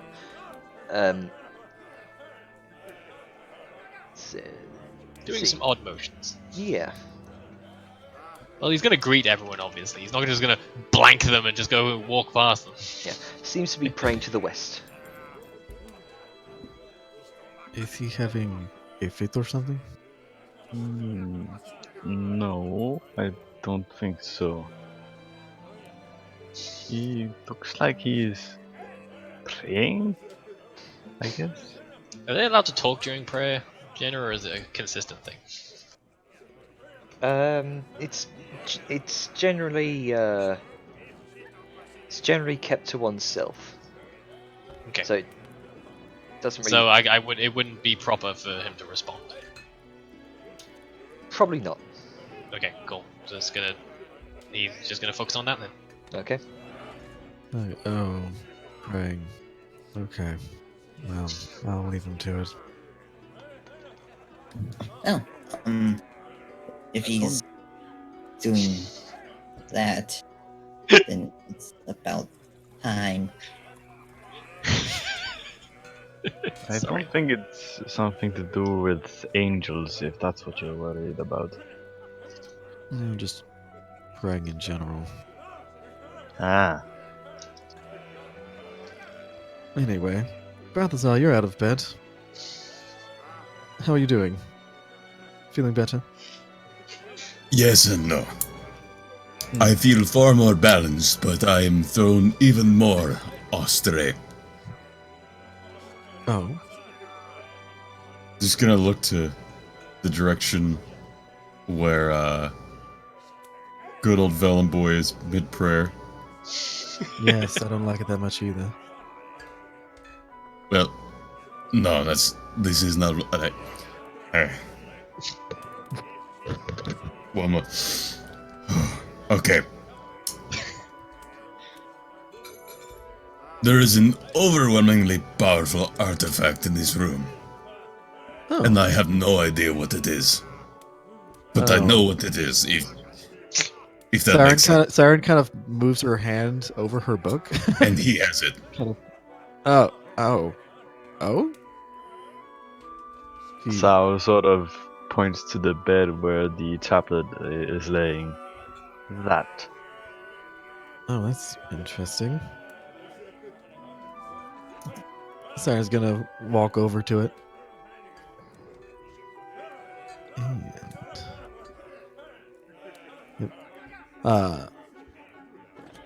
yeah, she's going to walk over to it and kind of get a general look-see over. She is also at some point in time going to pull out, and this is a throwback, that strange-ass amulet that they found when they were first going into the Tomb of the King that had the eye on it. Mm-hmm. And she's going to kind of compare the make and see if this is any similarities. Okay, I'll pull up that as well, actually, because I've got that in the inventory as well. There we go. Interesting. So, the eye on the tablet and the eye kind of carved into this obsidian chain necklace here, both seem very different in appearance. One is more abstract and kind of more symbolic. The other seems more like this kind of visceral, carved depiction of a realistic eye. Interesting. Quick question. Judging on the shape of this realistic eye, is it a left or a right eye? It's very hard to tell. Because primarily because it doesn't resemble many eyes that you know of. Any creature having, any animal having, or any humanoid having. It's also hard to tell because it's split in two. Yeah. I'm looking more for like random. Okay. In that regard, she's going to kind of lift it up and get a closer look upon it. It's pretty hefty, pretty weighty. Just make a general intelligence check for me. Oh man, also not that good at this, but we'll do it. Is it wait, intelligence or arcana?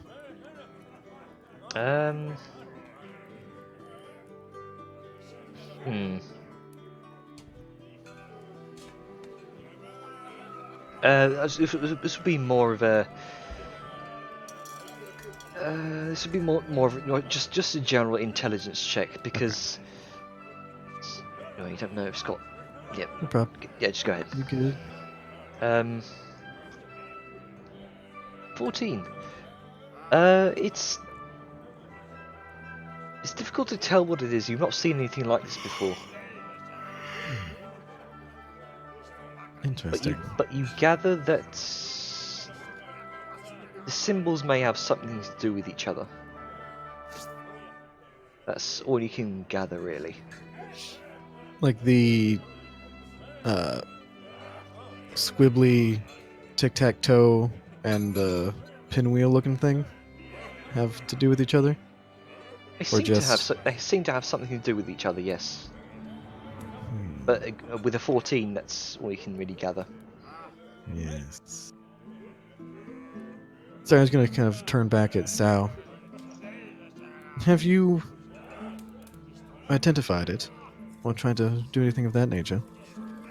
No, I have not. And to be honest, part of me don't want to. It gives me the creeps, as you say. Hmm. But I can if you absolutely want me to. Well, this is something that interests Balthazar. Balthazar, would you want us to? This, I'm not feeling anything of particular note from it myself, but you say you felt it or you can feel it. Yes. And even more, watch this. Just bring this sword closer further. The glow swells and fades as each time he passes over the tablet. Huh. Well, then I would assume that this has something to do with the arcane, particularly of a more chaotic place or magic. Interesting. Now I'm curious. Give me a moment. I'm gonna go to my bag, shuffle around for a moment where I have things, untie the sword that I have on the side that I totally jacked from the dumbass who Julius. thought he could. And I'm gonna bring it over for compare and contrast inspection. The See eye if it has any similar writings or symbols. The eye on the crossguard of Julius's sword seems very reminiscent of the symbol of the eye on the strange amulet, but not the on the tablet. Now hear me out on this. I'm gonna lay my sword next to it. With its weird eye pattern. Who is more similar?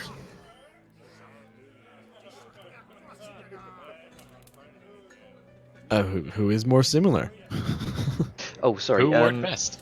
So the strange amulet and Julius's sword, they seem the eye symbols on the amulet and the eye symbol on the crossguard identical. The tablet, the eye symbol on the tablet, not similar at all. Interesting. They did seem to have a different type of magic than you. This is true. I cannot say I know it very well, but it is true.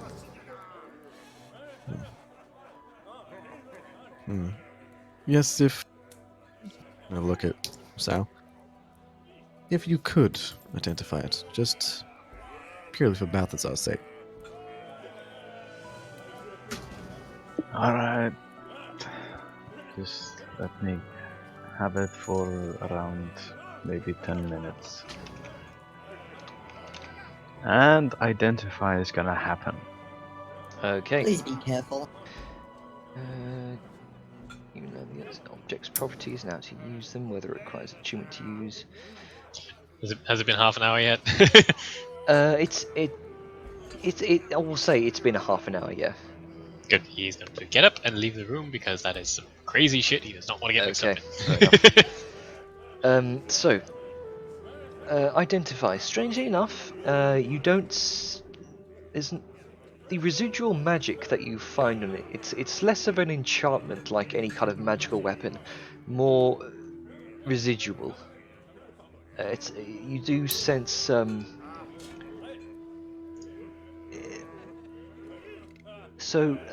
you do know that it does have some semblance of deep arcane properties to it. It's not a form of magic you've come across very often, in fact, if ever. But it seems to be a residual magic from a certain place. That's all you can really gather. It's odd. I can sense hints of like powers, but I can't really tell where from.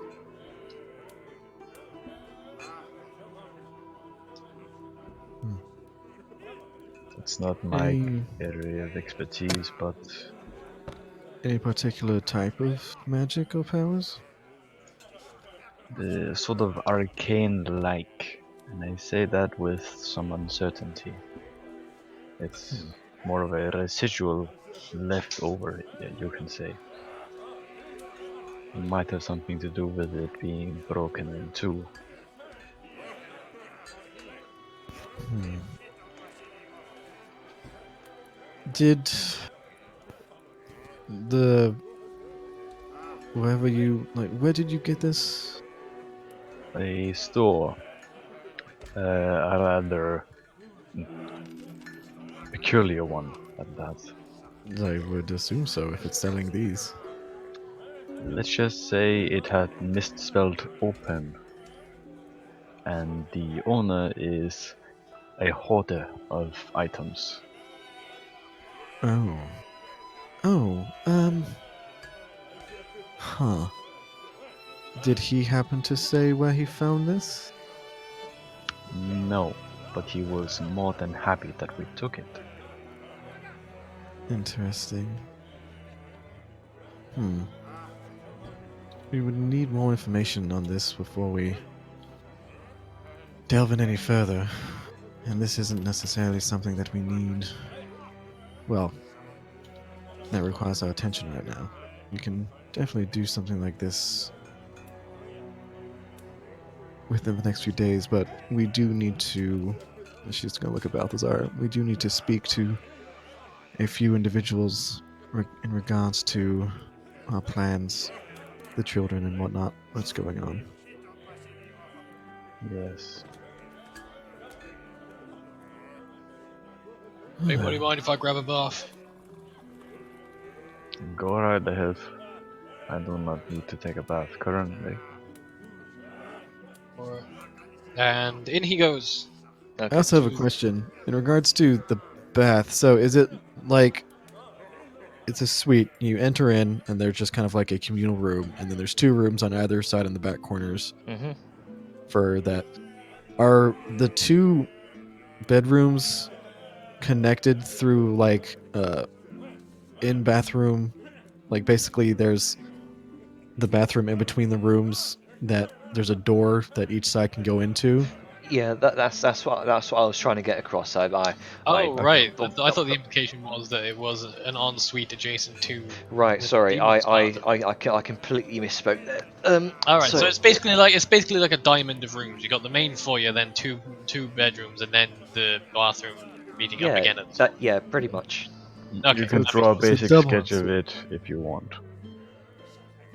Oh yeah, that makes sense. Yeah, that's kind of why he was asking Simon if it was alright, because he didn't want to go sauntering through their room just to go to the. Right. go take a bath. I'll just do a little doodle here. Yeah. But yeah, he's gonna go in and do that. It's essentially like. Let's see. So everyone's having a grand old time with magical doodads, and you just take a bath. There. This is Siren and Balthazar's room. That's Saoyun's and Vellum's room. There's a small balcony there. Most likely, since both rooms are mirrored, there's a small balcony there. Okay. I quite like that design actually. Oh, we both get It looks balconies. like a raccoon. Yeah, you both get balconies. Yeah. Yeah. Perfect. It's like it's like Called a raccoon. diamond kind of stairs down here. Yeah. I'm getting more and more concerned about Nero. Yes. Kind of wondering. Good. Kind of wondering how that. What side of the? It's an interesting design. Unless it's like it's a, not to scale. It's just a doodle. No, not that. I'm worried. Or not worried, but I'm wondering at how it sits in relation to the rest of the building. Oh, Probably right, on the okay. corner. I'd imagine. That would be Yeah, but that how would be did like you the walk in? Like, is the hallway like going in this direction, or on, like Right. Okay. So, hang on. Hallway. I think the bottom would be flat to allow for a door, hence why the steps are that way. Okay. So you're essentially sitting on the corner of the building here. Okay. It's like the hallway sort of goes around there. Oh, okay. Gotcha. That makes more Oh, sense. okay. And the whole kind of portion of the bar here is like stairs that go up there. Sure. So, Jenny. Yeah. Important question. Yes. How do the beams go? Right. Okay. So, which which they room are go- you in? Well, that's kind of what I'm asking. Like, where are the beams? Are they just in every room, or? Go wait. I mean, the beams just sort of go. They're like 45 degrees up, and there's like other kind of beams that go. Yeah. Are the that- beams like over here in this like common area? The beams are in the bedrooms. Ah, okay. Are there any windows in the bathroom? There's one there, and there's one there. Okay. Well, those are staying closed. But yeah, he will probably be in there for the I mean, next hour. it's stained glass, so you can't really see anyone in. Okay. But yeah, he's going to be in there for the next maybe half hour, 45 minutes. Okay. Wink, wink. So if anyone needs him, that's where he'll be. Which of the rooms are people sleeping in? The right one is Velum, Nero, Probably maybe just Nero, drag okay. your tokens on and sort of Yeah, resize that'd be them. easier. Yeah, I think it's still vaguely undecided where Nero is going to be, but she can go wherever the fuck she likes. But Velum and Sauron in this one, and Siren and Balthazar in that one. Nero's in the bathroom. Sleeping in the bathtub. It's warm. Interesting that Velum wouldn't take the western wall, since he's all about facing west and shit. Only for half hour a day. I mean, we don't know if like up there is north. So, what are your plans going to be? I guess Grunk is like in this corner in some rafters. Well, I mean, Man's gonna bath and probably go to bed unless somebody needed him for anything. So, what is anyone else doing? Yeah, what's everyone else doing? Grunk is currently just kind of reading on his healing book. God, everyone's It's kind of because he still have an exhaustion left, so I guess he would want to take it a bit easy. Yeah. Just kind of rest up a bit. Probably hoping that he will get his strength back by that, but I think I think he might be starting to get a little bit wondering about that. Also, just make a general intelligence check. Alright, I'm good at these. everyone see reading books how- like a bunch of nerds. You're not sure how to get it back? Yeah.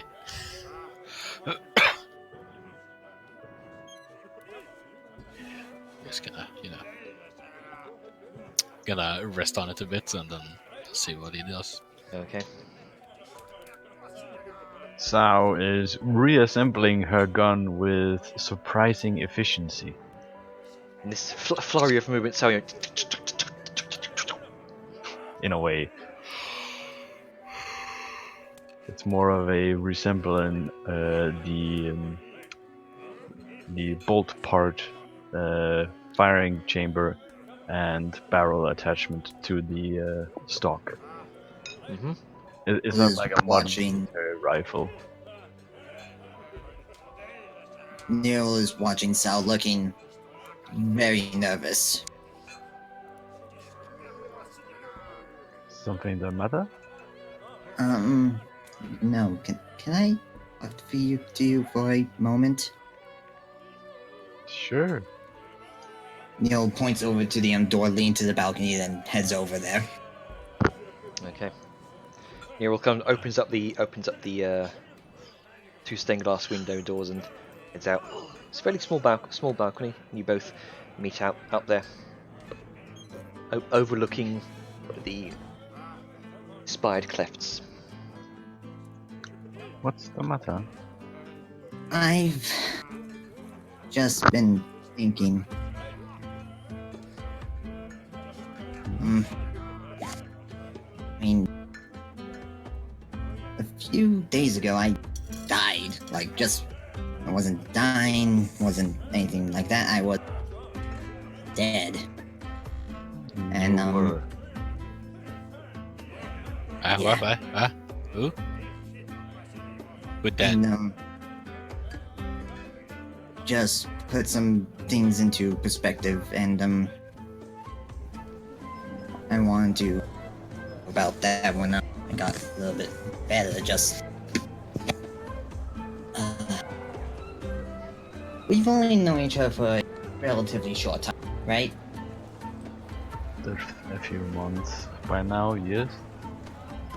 Yeah, and I know that we haven't really talked much in private.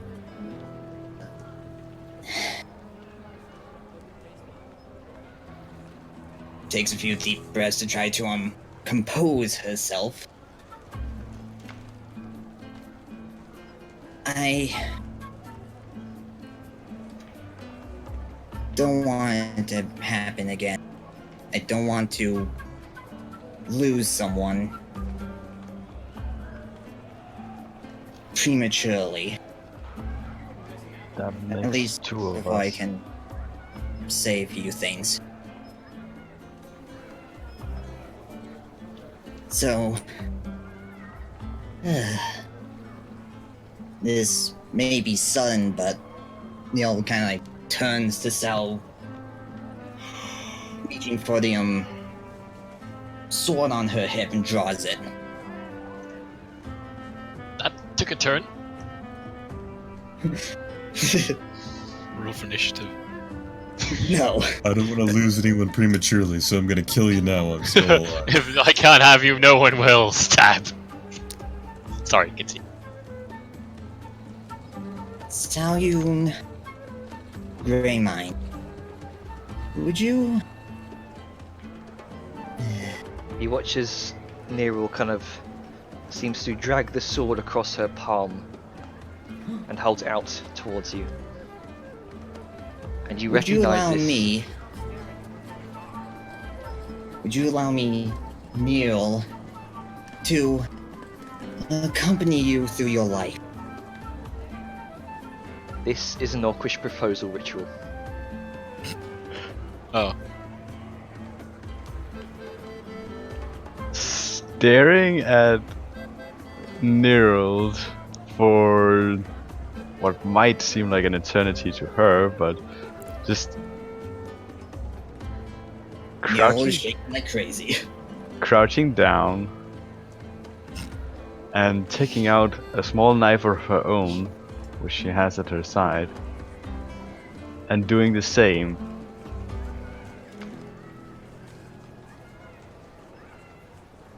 I'd be more than happy to. And with that, Neil grabs the cut hand of Salyun. Yeah. Don't even remember your fiance's name. Let's get married, whatever your name is.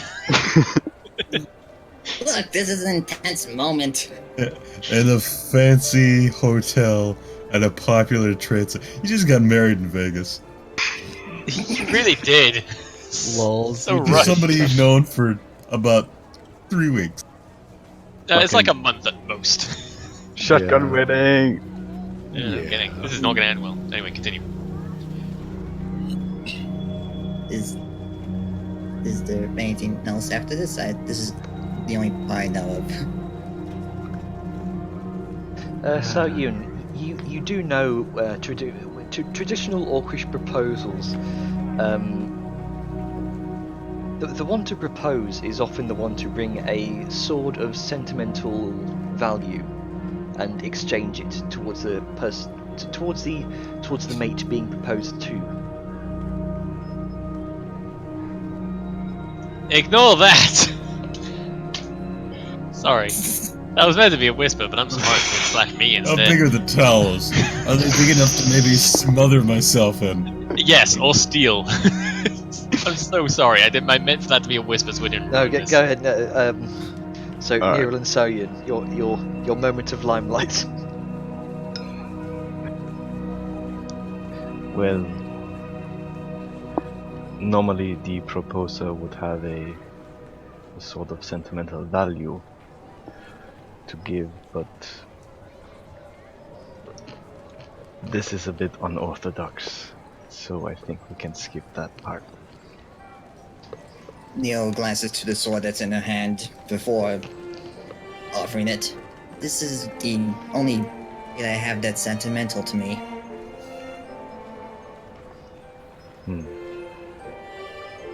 Then I'd rather have you keep it.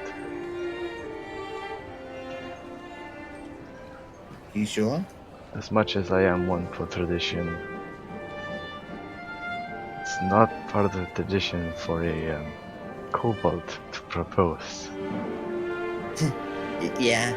Dine kind of put everything into perspective. Scratches the back of her head, chuckling a little. It would do that. Yeah. So, what happens now? Now, we move on as we would usually do, just closer. I'd like that.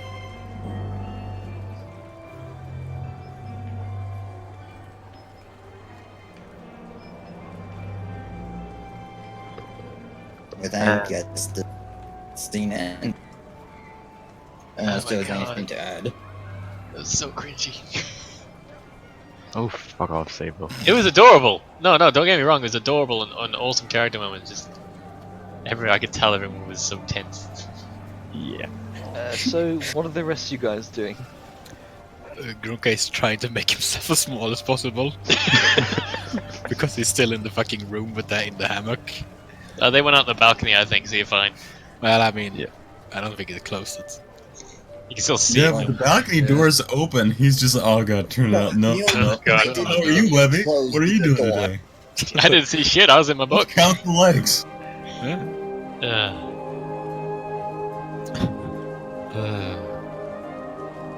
Well, I don't know what to say. How do you follow up from that? Just continue reading it, fuck it. Continue reading, maybe play a little okay. bit of Webby. I don't know. Balthazar, Soren, what are you guys doing? We're just sitting happily in bliss in the other room. Siren is probably doing some quick reading on the Iron and or Blood and Iron, whatever the heck that book is. Yeah, Blood and Iron. I have to get those chapters in somewhere, and just kind of sitting there on the bed beside Balthazar, just reading, Okay. assuming Balthazar's on the bed. Yeah, he just kind of been sitting there, staring at that tablet, trying to make sense of it. One point he might turn over and say, "You know, I think I might do a blood ritual. I have a very strange sense of deja vu right now." Do you? Interesting. Is your blood or someone else's? Both? Yes. Yeah, both would probably work best. Both is good. Both is good. Yeah, both is good. I mean, but you don't want to rush into a blood ritual. We have to, like, you want some time thinking. Yeah, you have to prepare, yes. Why do I feel like you're throwing shade?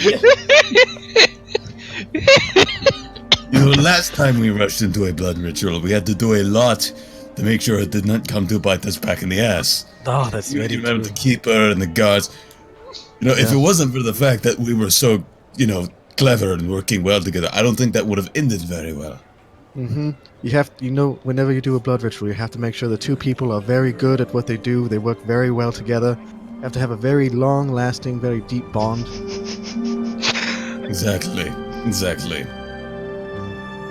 Anyway, you wanna go out and kill a homeless person with me and go through a blood ritual? Yeah, sure. Sounds good. Alright. I think the grooves might wake up or something if you fill it with blood. If that doesn't work, shit, I don't care. Yeah.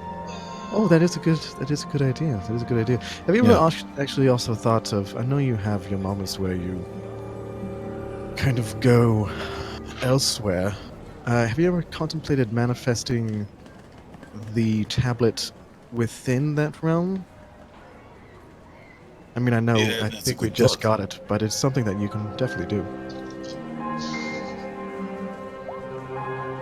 Yeah. Well, hold on a moment. I'm just gonna walk over to the next room where Vellum's taking a bath. I'm just gonna open the door and look in. Jesus.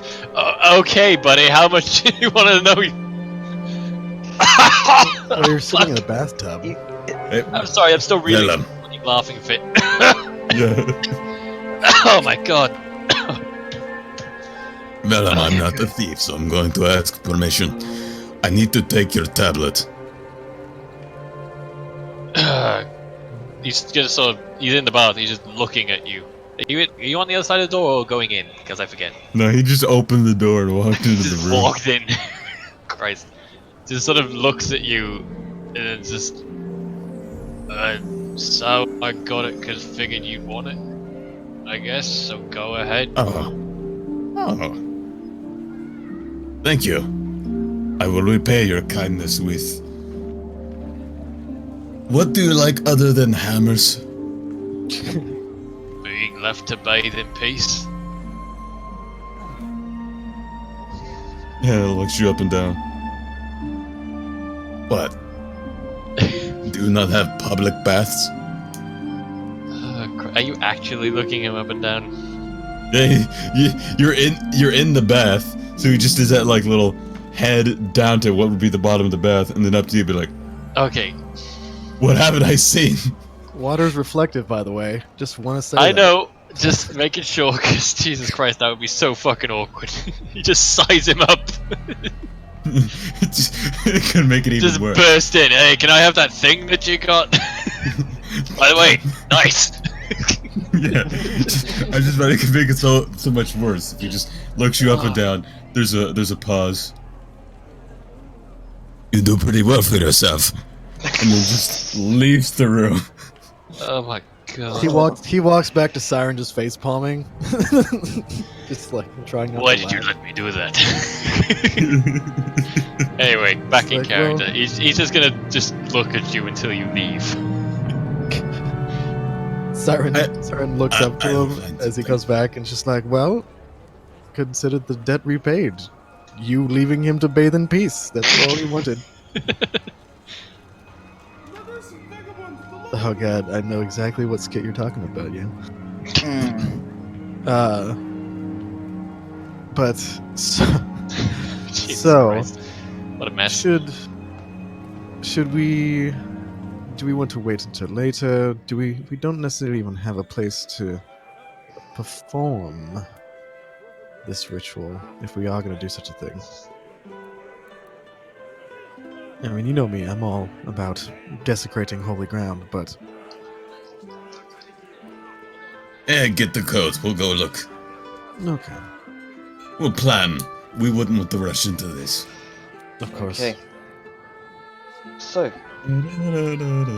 we'll say night eventually, late evening does eventually comes around to about 7 o'clock in the evening. Well, hold on. Oh, Can go ahead. we? I'm sorry. I just because this is something that I feel might need to be addressed at some point, and I'm going to give the opportunity for it to happen. Oh, sure. Siren is going to walk out with like the coat and call out, Balthazar and I are leaving. Unless anything big or momentous happened, we're going to be gone for a while. And You're then alright. just calls us out to the general diplomatic suite and then starts heading towards the door. Okay. Sao looks at Grab Nero the for a bit. coat off the rack on the door. Sao looks at Nero for a bit and just goes, "We'll tell them later." Yeah. And out comes Vellum. Just head back into the room. Not I'm gonna say he's in a towel towel. because he needs to air his clothes out. So, Here's John Cat. God damn it. Just dragging it behind him. Well, I feel better. I miss anything? Nothing Oh. right now. No, Mm, I think. Are y'all still on the balcony or are y'all back inside? Well, it's all relative in the same sort of area. So, I mean, maybe they're back inside. I don't fucking know. Yeah. You know, you We're two are probably back bleeding, in. right?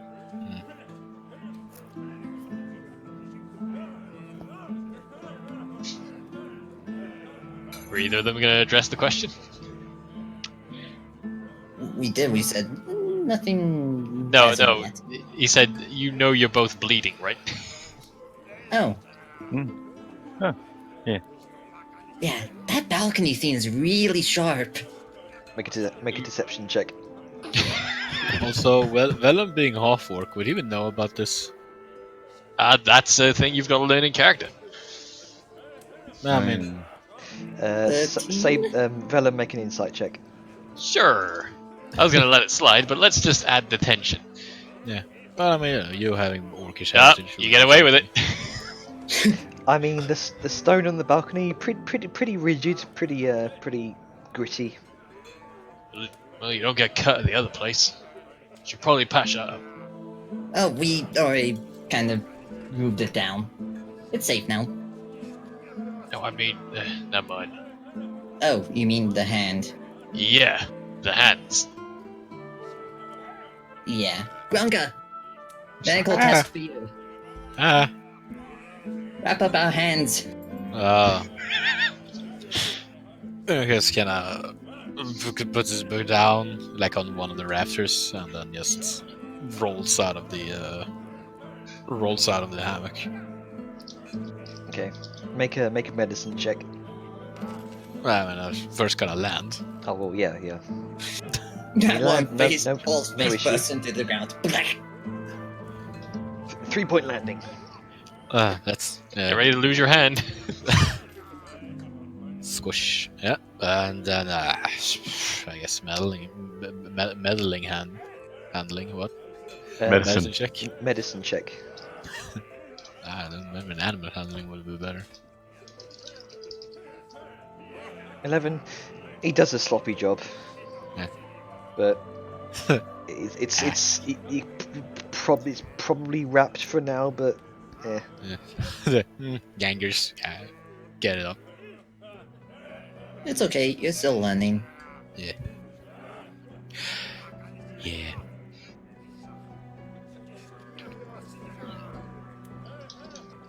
It kind of looks between Sao and Neil. What? Yeah.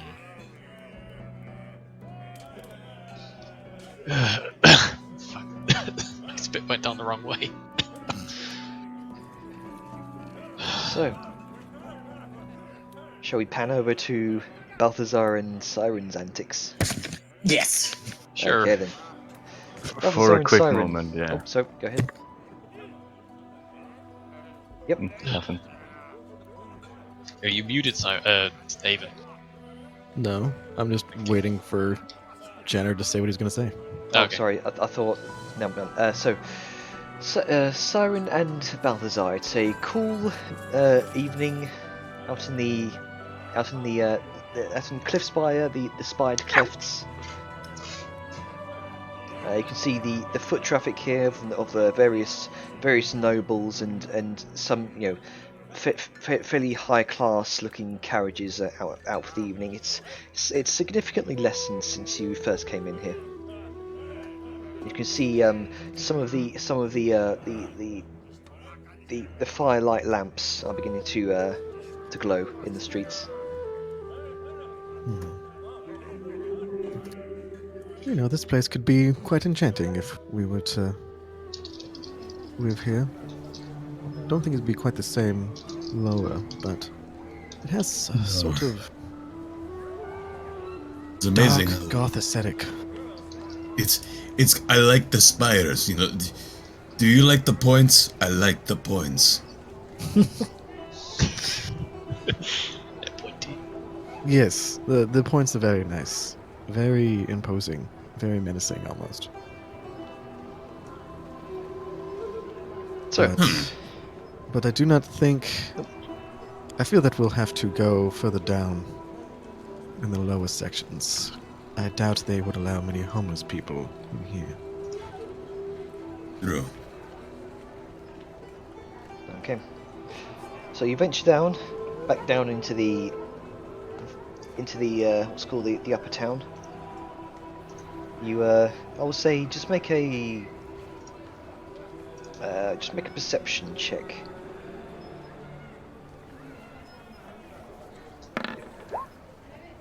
$15. You do see a few vagrants around. Nothing that would give you the sense of living in an absolute state of poverty.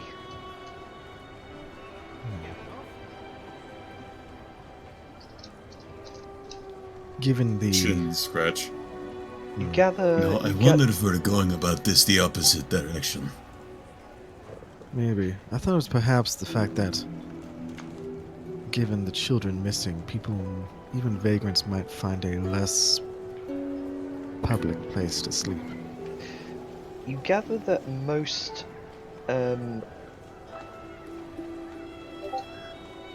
you gather that most vagrants, the homeless, poverty-stricken, those would most likely be found in the mid-drifts. No, sorry, the mids. What's it called? Yeah, the mid-reaches even. Sorry. The shady part of town. Yeah.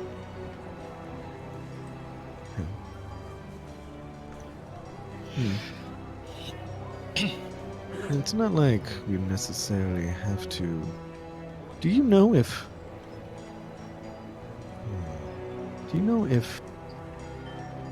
Vellum paid for just one night or multiple nights at that waterlogged weasel tavern? I thought it was the retching weasel. Maybe it was the wailing Because weasel. everything's sideways and it makes you retch. It made sense to me. I thought he paid for a multiple. Interesting. Wait, We return he- the keys. I thought named he these had things one. specifically. You're ruining my world. Oh, Hey, no, at we're, least- at we're least in pointedly, they're doing we're it in purposefully, character. Yeah, we're I purposely know, saying I the know. name wrong. Yeah, at least they don't do what I do and call it the wanky weasel all the time. It's even that in my notes now. Yeah, it's fine. Don't worry. But that would be harder to muffle the screams. What would be a better place? Squalor, just where people are less likely to pay attention to something going on. We can definitely try the lower reaches. We have that elevator that takes us down.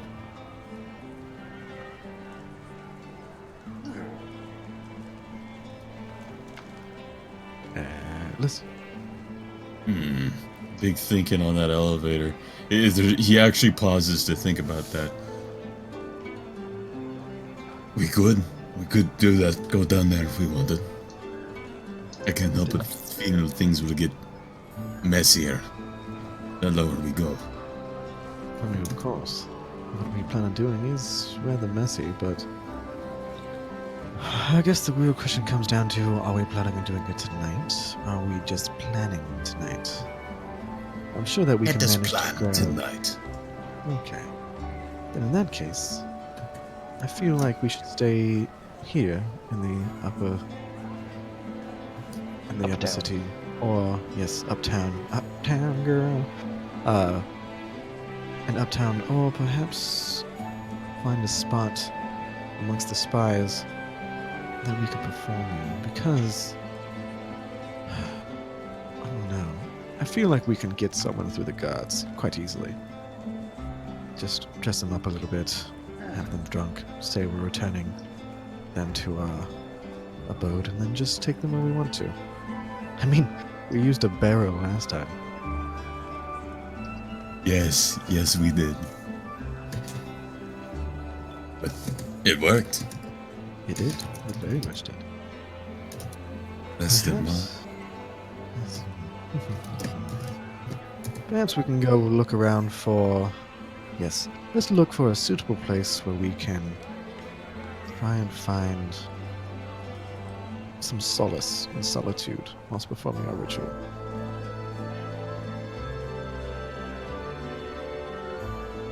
Well, I think that would be best. So, where exactly will you be looking for this type of place?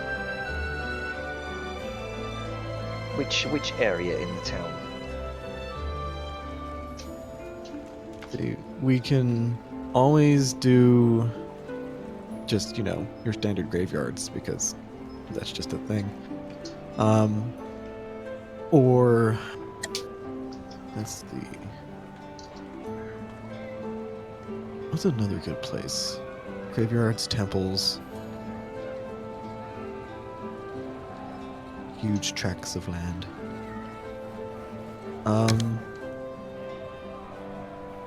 Is there a well, no, even now, I know Siren wouldn't do it. I was going to ask if there was a sewer system.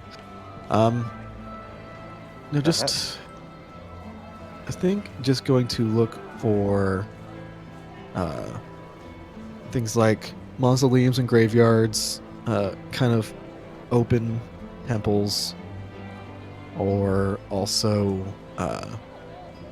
particularly in the spires, they're likely to have kind of large gardens or other areas where it's more just for aesthetic instead of a functioning purpose. Okay. Just things like that. So I will say, this would be more of a nature or history of the city, wouldn't it? I will say just make a general history check for the sake of layout of Cliffspire. Sure. And if I don't really remember much, I can always ask a guard for things. I mean, yeah. To be honest, I've never been here. Yeah, Yes, neither of you, same. Siren. Then we are going to go up to some of the guards Okay. and just basically ask around for like the sights to see, grandiose temples, graveyards, mausoleums, things of just religious note because we are very deeply religious, as they most undoubtedly know, being demons and all. The guard seems to slim his eyes at that, but he does tell you about a few places you might be able to see. There is the Altrith Temple, which is located in the Spired Clefts. I will copy that, paste it. It's the Altrith Temple. There are. It there's sounds the- almost like a name from our homeland. Sorry, continue.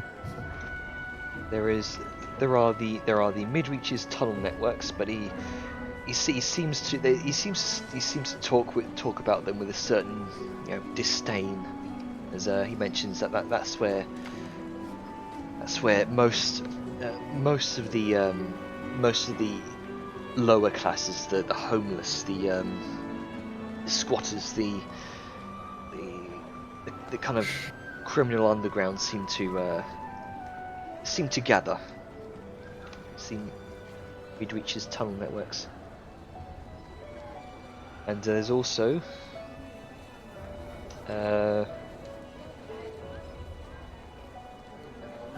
other sights to see. Would also be Talonwood Hall, although he specifically mentions from a distance. Why from a distance? Well, security's around there. Around there is pretty tight. Oh, Talonwood is the mayor, right? The governor of this city? Yeah. Ah, yes, of course. Understandable. Yes, I imagine security would be quite tight there. he mentions another sight to see would be the Cliffs By Office of Craftsmanship.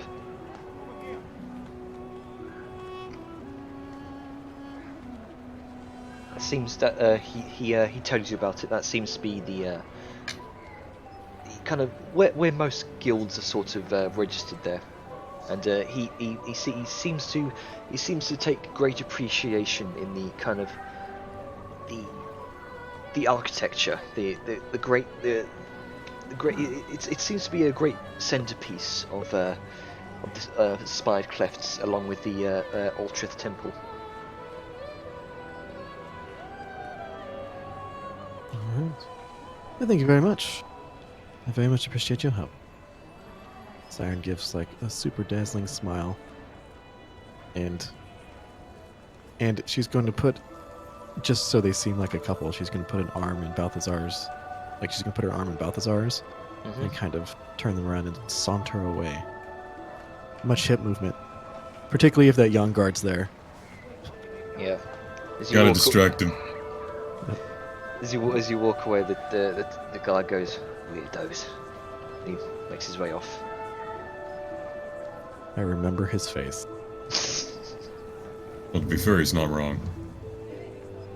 So, I'm gonna remember his fucking face. So as they move on, Siren's just kind of glancing around casually. So I think the Midreach's tunnels networks would be the best place to look, and possibly reform. Did you hear what he said about the homeless and squatters and whatnot? I think that would be a very good place to start our recruitment. There's no better Homeless place to squatters. Well, there's no better place to recruit those than who are the downtrodden and disheartened. Give them a reason to live, a reason to exist, give them a purpose, aside from just existing in squalor. You have perhaps the This most is loyal true. troops you'll find. You give someone something who has nothing, they are infinitely grateful. Maybe we are going about this the wrong way. Maybe we should not be looking for someone at the bottom for our payments, but rather at the top. Oh, See, we have 4 more days, or no, it's 3 now. Plan the next 2, act on the final 3rd, leave immediately afterwards. I like it. Though, it seems you wish to recruit officers first for the Black Hand instead of the rank and file. This is true. I need someone who is competent, strong, and capable to lead first. So that way, once we amass in group, we have someone to watch them. No insult to the others, but they require our full attention. Be quite honest, Nero as a child, I'm afraid to leave Sao alone with anything ignitable. Bellum is Idiots. afraid of baths. And Grunka is an inconceivable force of nature. Needs Very to true. focus. Well, let us at least, for our ritual, look into these Midreach's tunnels. And it also might be a good place to start asking about the missing children. Because again, it would happen from these sorts before it happened to those that are actually part of the proper town. Homeless people are not missed when they go missing. Sorry. This is true. But at the same time, don't we want something with more impact and value? Deepen the experience. Oh, A random passerby feels very almost shallow. well, it definitely depends on how deep you wish to prolong the ritual. but I can understand certain sentimental significance. Though I'm kind of wondering where you would seek to find such things. Unless you mean like that god that called us widows. It is more personal of an offense. I'm thinking we might wish to find something more. How can I put this? Symbolic.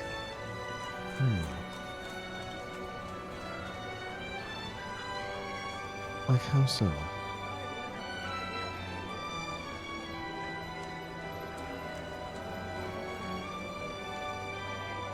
There's a long moment where he stops and thinks, and he just kind of rubs his chin, and then there's like a wicked smile. Well, we could find, lean a little bit and speak very softly, a far more familiar looking face. Some icon the city cares very much about. Someone who simply represents it, the ideas, the items. Have you noticed the decorations on the stained glass here? Yes, the halfling. Would be a shame if perhaps someone resembling that, with a few purposefully placed ceremonial items, were to be lost. In such a place, I can't help but feel that would make for a greater impact than just the corpse of a forgotten person.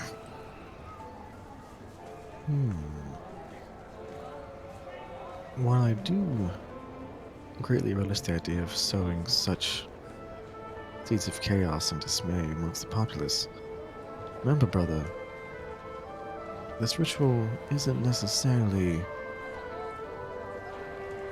for the people. This is more for us, but also, and as you know, you and I stand out. Definitely amongst our party and definitely amongst this populace. But I feel having such a discovery would paint a rather broad target on our backs. This is true. It's why we would either have it so it would not be discovered, or perhaps something that we find for ourselves, as you say. I, for one, do not much like the idea of some strange small creature being seen as an amazing icon, while we are seen as freaks simply for a different appearance when they are no better. You know my No, I ideas. understand. Broad targets for... kind of looks at them both. Easy to see ones. Oh, do you want to frame somebody? Yes. Yes, I do. Oh, that's wonderful. This is why it's something that should happen in higher places. He kind of looks back up. He said, I think we are looking in the wrong place. We should not look at the bottom, we should look at the top. If something terrible were to happen, they would need a trusted, tried, and skilled group to find what has happened and set it right. Perhaps a group of people who are already sanctioned in one city. Think of the prestige that could happen if we solved the case of the missing or murdered child of some important governor or political figure. Who knows, one of them might already be kidnapped. The missing children and all. I like where your mind is at, brother. And even better, if we were to focus on the children, why, that in itself is a perfect scapegoat for what might happen. The kind of people that would kidnap children are the kind of people that might sacrifice one or another significant figure. Like the blame would fall easily on their shoulders, particularly since we have a few... Hold on, I'm trying to remember the actual paraphernalia that would help guide certain views along towards where we want them.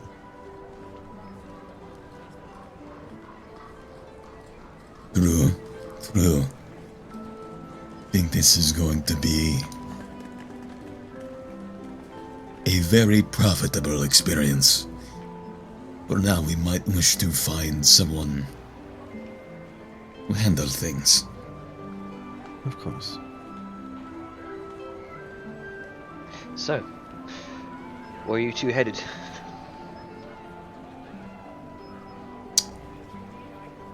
Do you have any ideas where we want to head before we shift scenes?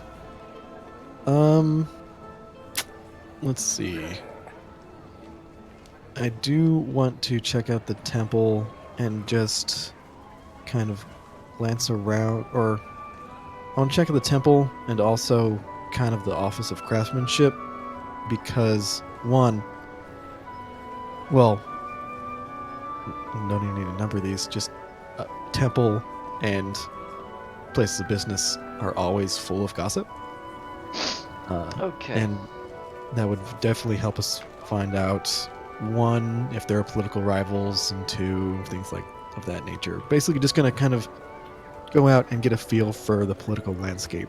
Like if who hates who, or is everyone happy with the Talon Woods, things like that. Right, okay. So first off, temple. Well, we can switch scenes. Yeah, let's go ahead and switch Yeah, scenes. yeah. We had a bit here. Yeah, Velum, Saurian, Neril. What are you doing? What are you three doing? By this time, it's come nightfall. Well, I mean, Velum's out in the main foyer area of the room, setting up his bedroll and stuff. What's everyone else doing?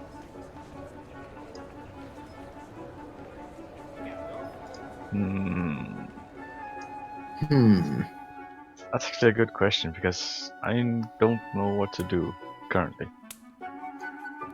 So I kicking mean- poor Velum out. Made him sleep on the floor. I mean, you could pull a Grunk and sleep in the rafters. You know what?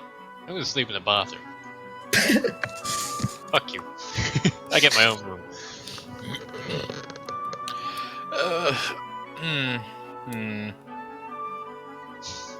Nero's probably going to go back to reading her book.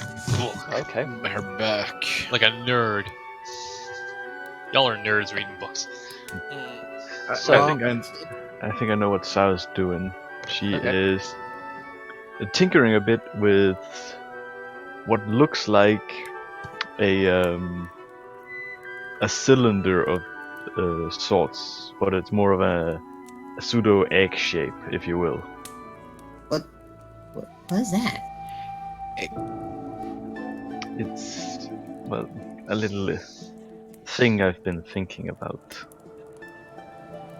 You know how Gronka has that little spider of his? You mean the one I want to squish every time I see? Yes. Well, spiders make silk, right? And I thought, why not have something that could mimic that in a way?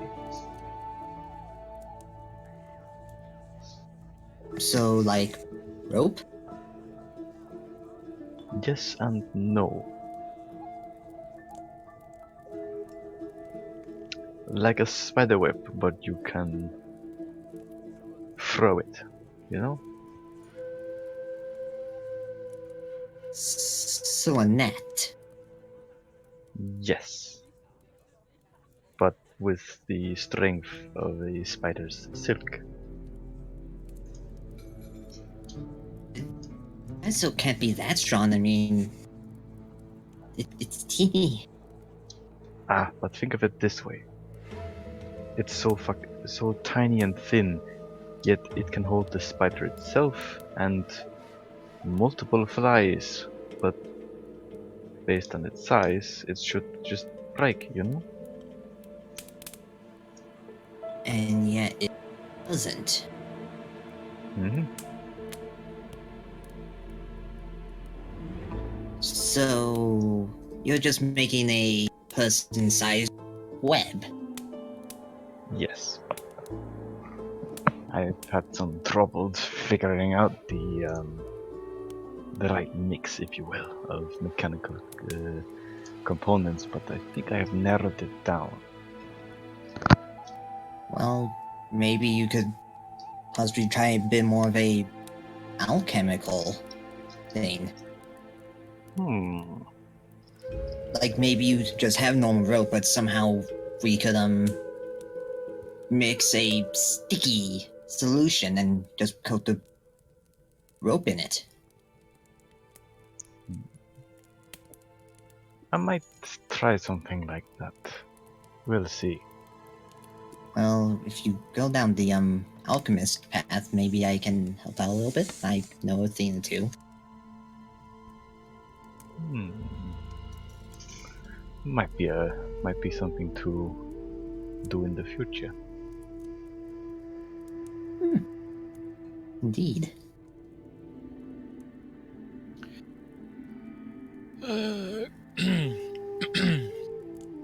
Grunga will probably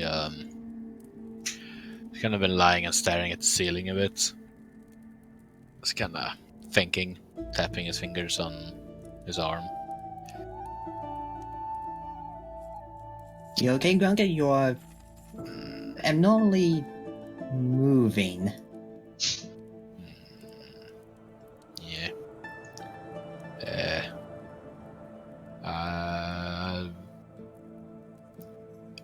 I'll be back. And he will jump down again. Just because it's fun.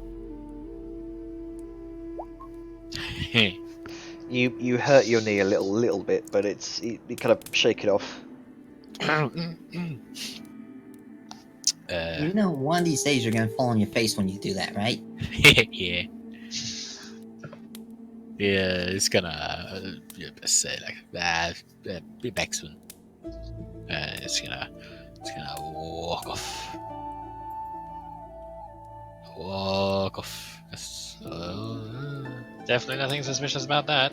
No. Just flies out a window. My people Okay. need me. So, But yeah, are you he's going? gonna basically see if he can get into that the church that we just passed earlier today. Okay. I will say just make another deception check for the halfling disguise. Right. Let's see. Tita Tuta Deception. Yeah, that's a shame. It's like my. You think you look hidden or halfling-esque. Yeah, I kind of think I pretty much rolled like that before as well. Rolled like an 8 and then not 20. Well, regardless, he's gonna make his way to the church because it's pretty dark as well, right? It's pretty dark, yeah. There aren't many people about. Yeah, probably gonna stick more to the shadows. Okay. Make a stealth check then. With Because advantage. it's dark and you get advantage. Yeah. Mhm. Deep goblin, best goblin. 20. Nice. Dun, dun, dun.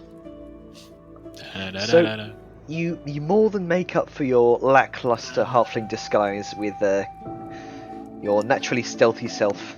Yeah. This is disguise when no one sees you. Yeah, exactly. So while Grunga's doing that, Nero, you said you wanted to look through the book, yeah? Yes, from where I left off. Okay, so you left off at chapter 4, Creatures of Night.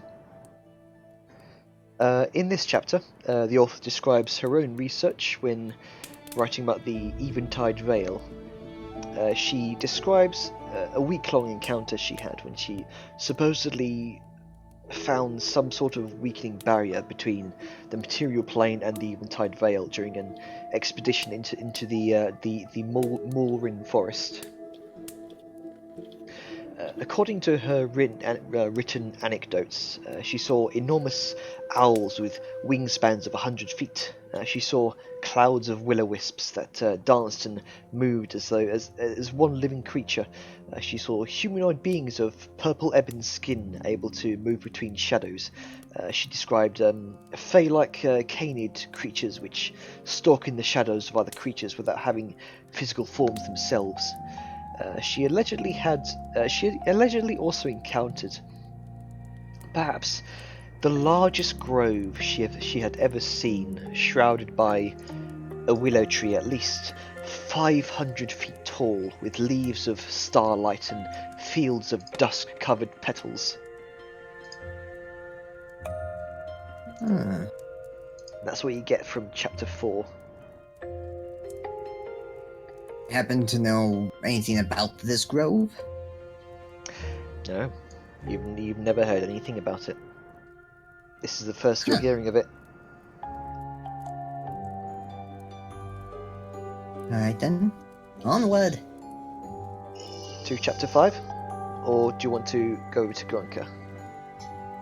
I'm only reading and Grunka is doing sneaky gobbo stuff, so I'll go to sneaky gobbo. Okay then. So, sneaking your way through the spired clefts. Let's see here. So, making your way through the very sparse kind of nighttime thoroughfare of the spired clefts, keeping to the shadows. I will say, since asking someone would give away your stealth, make a perception check. 2. To see this church, this temple. Oh, well, we did kind of went past it before, and I do have the Wanderer thing. That was the lofty lapine that I described as like a renovated church. Oh, that's what it was. Right, Yeah. right. I completely missed that. Oh well, yeah, sure. Perception. Let's see. So perception in the dark. Well, I mean, I have super good dark vision, but yeah, regardless, I rolled an 8. You don't see much beyond the kind of the spired roofs of most of the buildings here. It all looks fairly similar in the dark, even with your dark vision, your enhanced dark vision. You've never been here before. You're not sure what to look for. But nevertheless, you are still out stealthing around.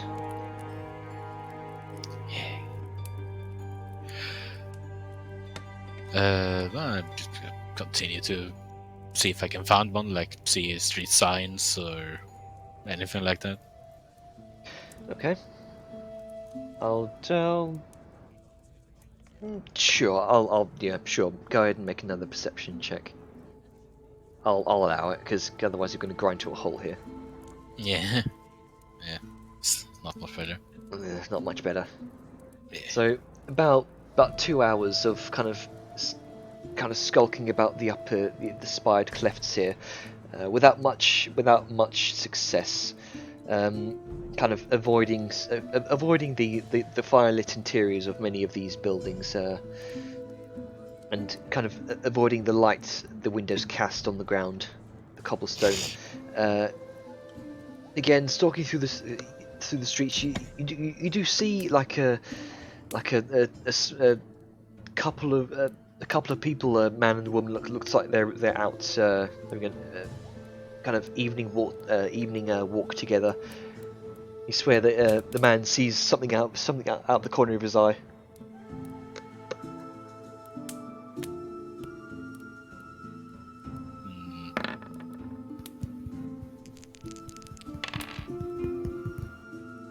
And you hear the woman say, "What is it? Did you see something?" No, must have been my imagination. Continues walking.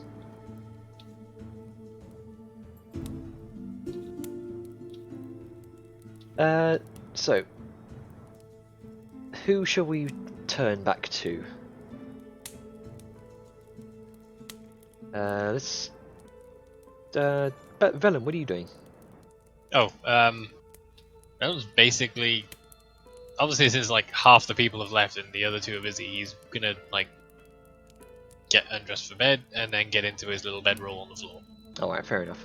And unless anyone sort of interacts with him, that's probably all he's gonna be doing until sleep time. Okay. So let's head back with Siren and Balthazar, shall we? You are out, kind of evening stroll. The sky's dark. What are you doing?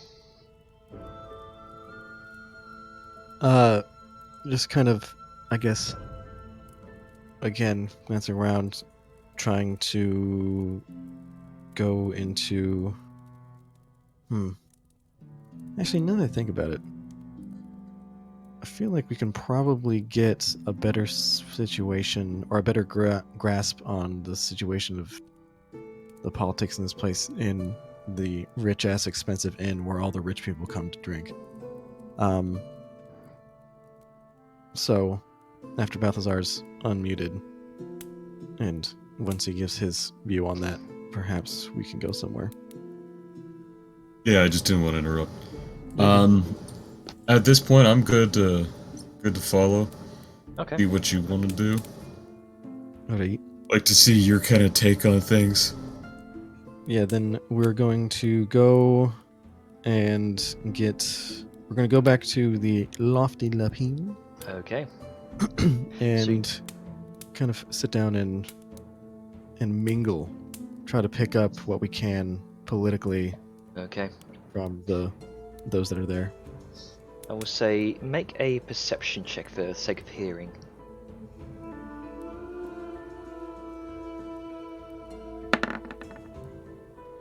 Eight. 7. I mean, you don't hear much conversation. But you Okay. do. Just You not do. able to pick up stuff? Sorry. Sorry, continue. So you don't pick up much conversation. Most people here have they are mostly slurred and drunk. It's unusual to see the nobles like this, even while you've been here for the past few days. You do hear a couple of words. You do hear imp and mid-reaches. Imp and mid-reaches? Yes. Okay.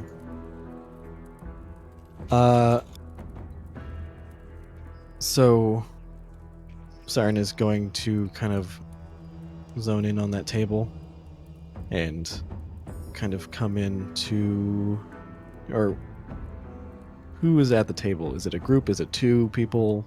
Like, it actually looks to be a fairly well kind of adorned guard.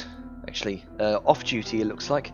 You also see a gentleman in a kind of very ornate kind of red robe, golden filaments and kind of ornate designs in the patterns. See, one of them is kind of the guard is nursing what looks like a fairly large tankard, mostly empty. The noble here is he's kind of slick back hair and what looks like a small pair of spectacles. He's kind of swirling what looks like a wine glass. okay. Siren, with a drink in her hand, is going to come up and basically just come up to the tables like, "Oh, gentlemen, I'm sorry, I just happened to overhear you talk about the mid-reaches, and you said something about an imp." The guard kind of looks over his shoulder towards you. Kind of, you see kind of blondish, tousled hair, kind of blue eyes. He says, "Oh, great, there's another fucking one of them, isn't there? Of course there is." It's like, another? Yeah. Oh, have you seen more of me? Yeah, he's Should you know, he's just fucking putting your horns down in the fucking mid-reaches, isn't it? Huh. And he turns So- back to turns back to the noble.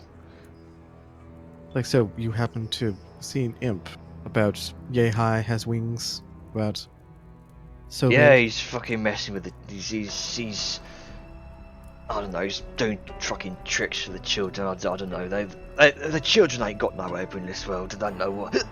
I don't know what the fuck. See what the fuck he's quibbling about. I don't know.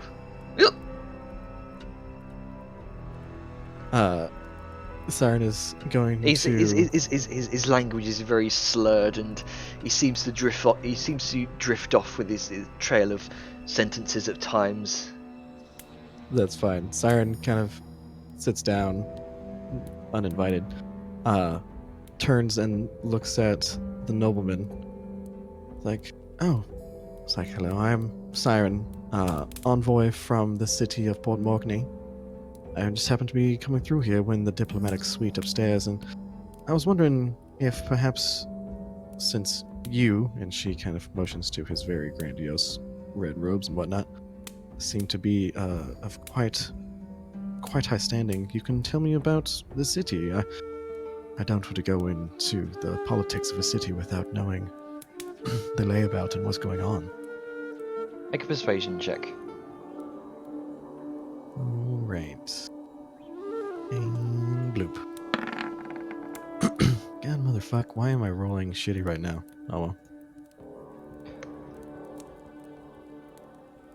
So, Because I'm not there to eat all the bad rolls or give you advantage. Eh. It's if whatever. you don't mind me asking, what exactly is proof of your representation? Oh, and then she just reaches in somewhere in like the boob pocket area, and because they're inside and she can shrug off her coat, and she pulls out the Port Morkney signet. Hmm.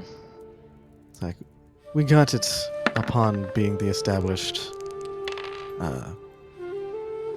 I guess you can say, intermediary with Port Morkney. We saved the city from an attack from a rather terrible creature. And, This is the first time hearing of it.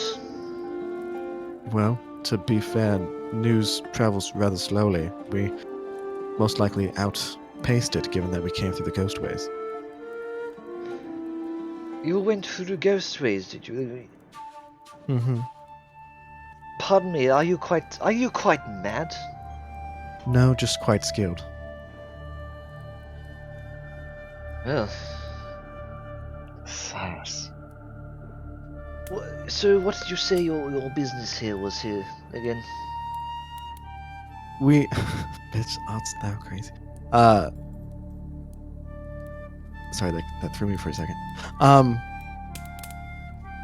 We're here as somewhat of a side stop. We wanted to spread what relations we could from Port Morkney to the sister city-states. And we happened to hear some things that were troubling us, and we just wanted to know if we can offer some help. Have you heard about the children that have gone missing? The guard kind of perks up and says, "Yeah, we're looking into it. Don't you tell us how to do our fucking jobs." It's like, oh darling, I'm not trying to tell you how to do your jobs, I'm just offering help where we can. You see, myself and my compatriots, we are a rather capable group of individuals. We all have our specialties, and we do what we do rather well, as you can most likely attest to, given that we came through the Ghostways unharmed. As for this, it's merely just an altruistic approach that we want to help the children. No city should be in fear of their children, don't you agree?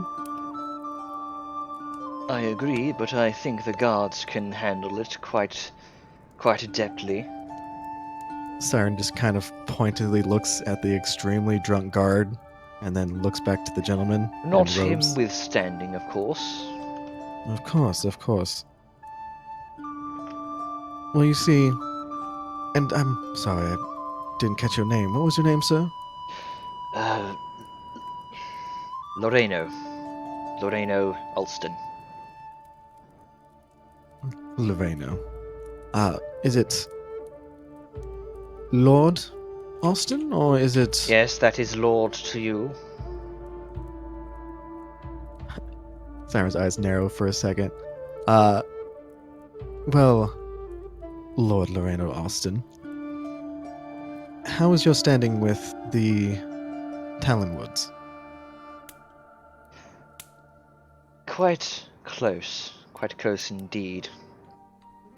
Oh, then you would be able to understand, I'm sure, how they would enjoy this whole kerfluffle with the children to be finished quite readily, given that, and again, not to say anything bad in regards to the gods, but it seems that from what we've been able to hear and discuss with the citizens, that the gods have had quite some time to fix this problem, and yet it seems children continue to go missing.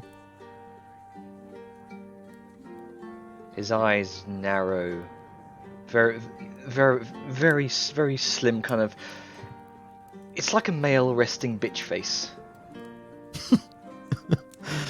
Resting douche face? Yes, resting douche face, if you saw any before. And he says, again, if you just let the guards do their jobs, I'm quite sure that the issue will be resolved soon.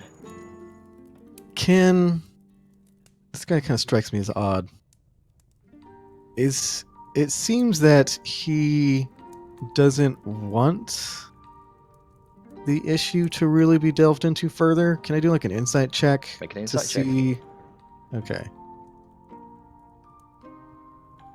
Come on. Oh, yeah, motherfucker. As you mention the issue of the children, you did see his eye kind of twitch, and he seems ready to leave.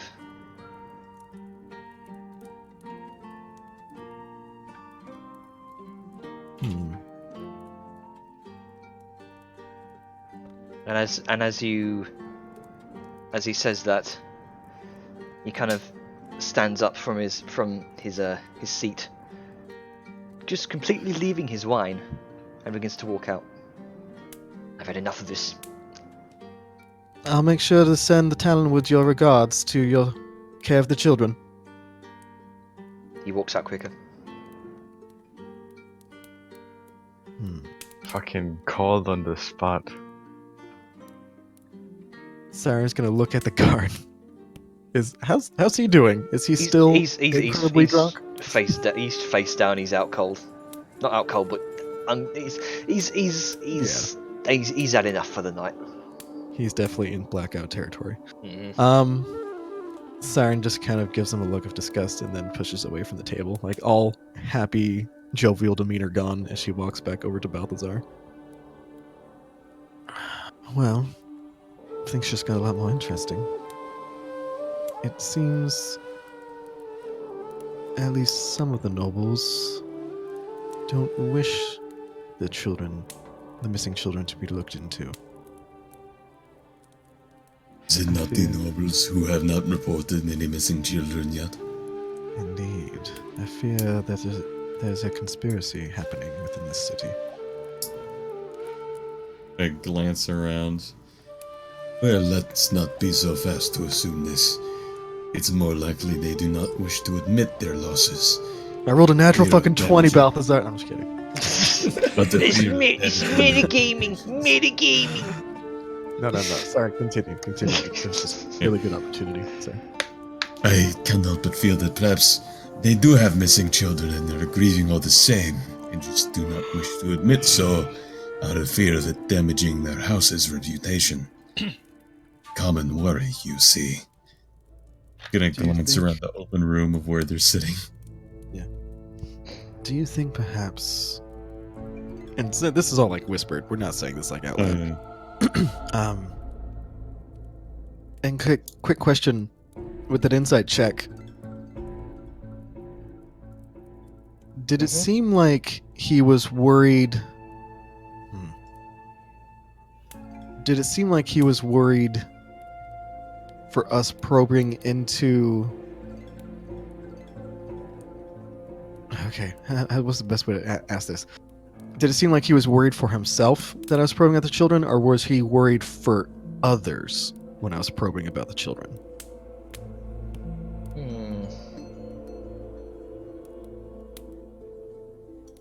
In general, he seemed worried when you mentioned the children, but that's what you gathered. Okay. He was a very hard to read person overall. Okay. With what Balthazar said, she kind of tilts her head. Do you think perhaps these children offer ransom? Like slowly working their way up until they get to the ones that can actually be paid for? It's possible. Very possible. All I know is that Lord Loreno Alston seemed quite perturbed that I was asking after the children and trying to insert myself into the overall incredibly sloppy job that the guards are doing. It almost seems like he doesn't care that the guards are dragging their feet in this. It's very true. Much potential for... I do not wish to say corruption, but varied levels of interest. Should we share this with the others? Yeah, I've been that we away would for likely- quite some time. Oh, sorry, continue. What'd you say? We have been away for quite some time. They might be interested in this. Given that we would need their help in delving into it, it would be best. Don't want to keep secrets from your family, you know. Shush. Yes. Minus that one thing at the other place we did where nobody can ever know about. Yeah. The thing that was whispered about. Anyway. And Siren and Balthazar are gonna go on up back to the room. Okay. And there is a Vellum and a bedroll there. As they get in on the floor. Are you like in the foyer, like the foyer? He's in the foyer area and then sort of out of the way a bit. I'd say if I had to place him, it'd be like there. But yeah, just walk in and then boom.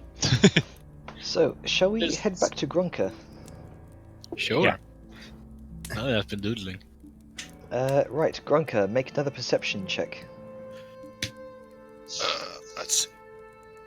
Oh, shit. No, my trail. Betrayal, no. Damn it. No, you do find yourself lost in the cliff spires eventually. God damn it. How's this possible?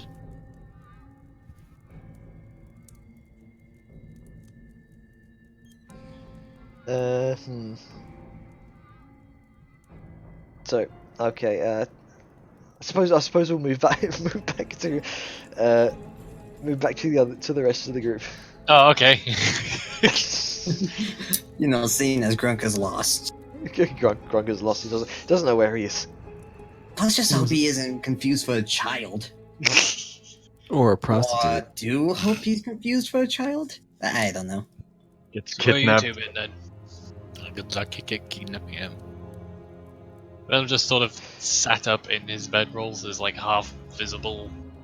Obviously, the top half would be a bit weird if he was face first in his bedroll. Vellum, why are you out here? Sort of shrugs. They wanted the bed, so yeah. By the way, Nero was bleeding earlier, so you might want to check on that. Okay. Yeah, I What? don't know something about But the you've- but But you've slept with them in the bed before.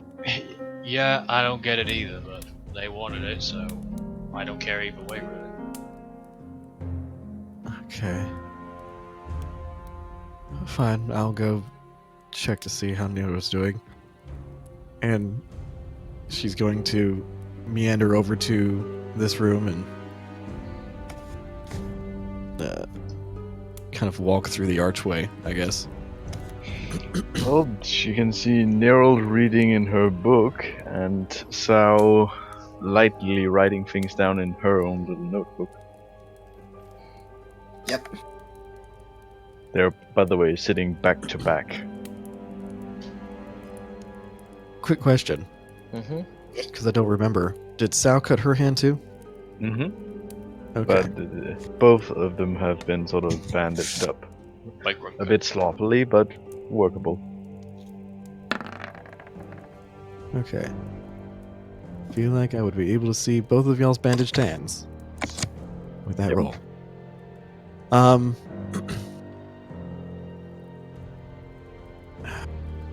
So, Vellum said that your hand was hurt, Neo.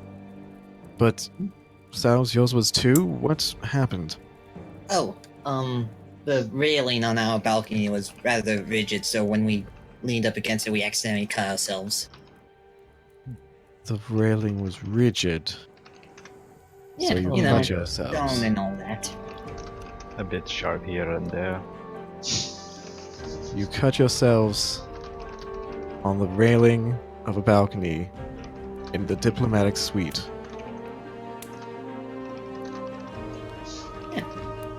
Don't. Yep. Was our railing sharp? It was the railing. I don't remember our railing being sharp. It was not. And plus, if it was, I doubt it would be part of the diplomatic suite. Siren's gonna kind of casually walk out onto the balcony. And she's going to look at the railing and Don't run worry, her hand we across it. fixed it. There is no blood. On the railing? I didn't assume there would be. Is there blood on the floor? Make a perception check. This is gonna be low DC, of course, because you're just looking around for blood. There is no there is no blood on the kind of stone railing, but on the floor there is a few drops of kind of dark blood. You've seen dark blood like this before from both Sao Yun and Nero. And Siren just casually runs her hand along the entirety of the railing. Neil did say she fixed it. So you fix the sharp railing that both of your hands just so happen to cut on at the same place. Yes, I used my sword and just kind of smoothed it out. You used your sword. What actually happened? Y'all must think I'm an idiot. What actually happened out here? Nero, make a deception check. Deception! Compose Really? disadvantage because this is stuff.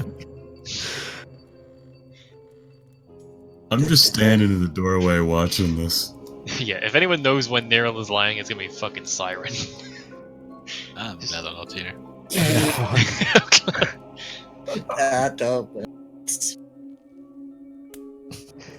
So, Siren, make an insight check. Okay. Like, does she have to? You really? Oh dear. Can I was tabbed out of a window and I came can I back. make this an advantage since this is obviously a lie? Like, do Are you scared you'll fail as well? no? I mean, I have a 1 in 20 chance apparently, but I'll just do it normally. It's still better. But she failed. Ah, that's Yeah, infuriating. I'm gonna roll advantage because everything around me is saying she's lying. So I'm gonna roll one Yeah, more sure. time. Go ahead. And if I get low, then I get low. Okay. Getting low, getting low, getting low. To the balcony.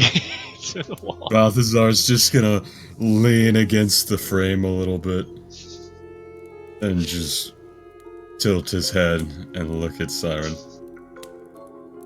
So Nero, what's actually happened? Why are both you and Sao's hands bleeding, cut? Do you want the truth or do you want an explanation?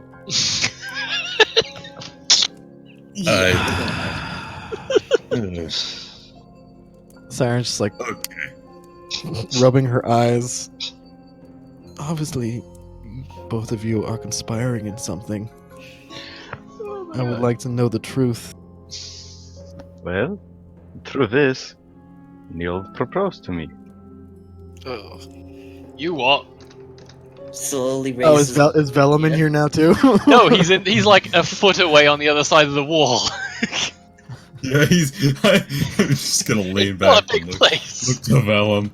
It's a huge place. She said that she proposed to her. And He just raises his why? hands in a I don't even know. Wait, he can't get up because he's in his fucking bedroll, but he's just sat up. He's like, what the I don't fucking know. And Nero puts her head into the book even deeper. Why? Well, that would be the explanation part, and I do believe she can explain it better than me. Wait, did you accept? Sarah just looks at Siren with this sort of half-cocked head and just goes, maybe I did. Siren's just kind of staring. Mount Siren is about to erupt. Everyone back Why? away. Why? Nero. Yeah. Nero Umberscale. Why did you propose to a woman you just met a little over a month ago, who you just recently started sleeping with after you were molesting her in her sleep? I wasn't molesting her. Oh, sorry, that was Vellum. She molested Vellum. Yeah, there you go. That is just as bad, if not worse. So you went from being infatuated with him to being infatuated with her, and you feel marriage is the course of this? Look. When you die, it puts things into perspective, okay? Nero, how old are you? In my years or in the In vessel? the years of life you have been on this earth. 5.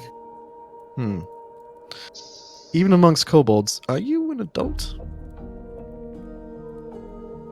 Am I? I forget the conversion. You are mid-teens right now. Comparatively. Jailbait. Yes. Well, human equivalent years would be 16, maybe even 15. So you are underage for a kobold. And this is.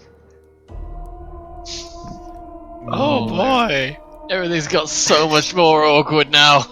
Why did you bring up age, Ava? Because this is I something that know. needs to be fucking addressed. Continue. Did we just have a fucking redneck teen shotgun wedding? Honestly, I thought the conversion was a bit higher, but okay. okay. No. And you should have asked.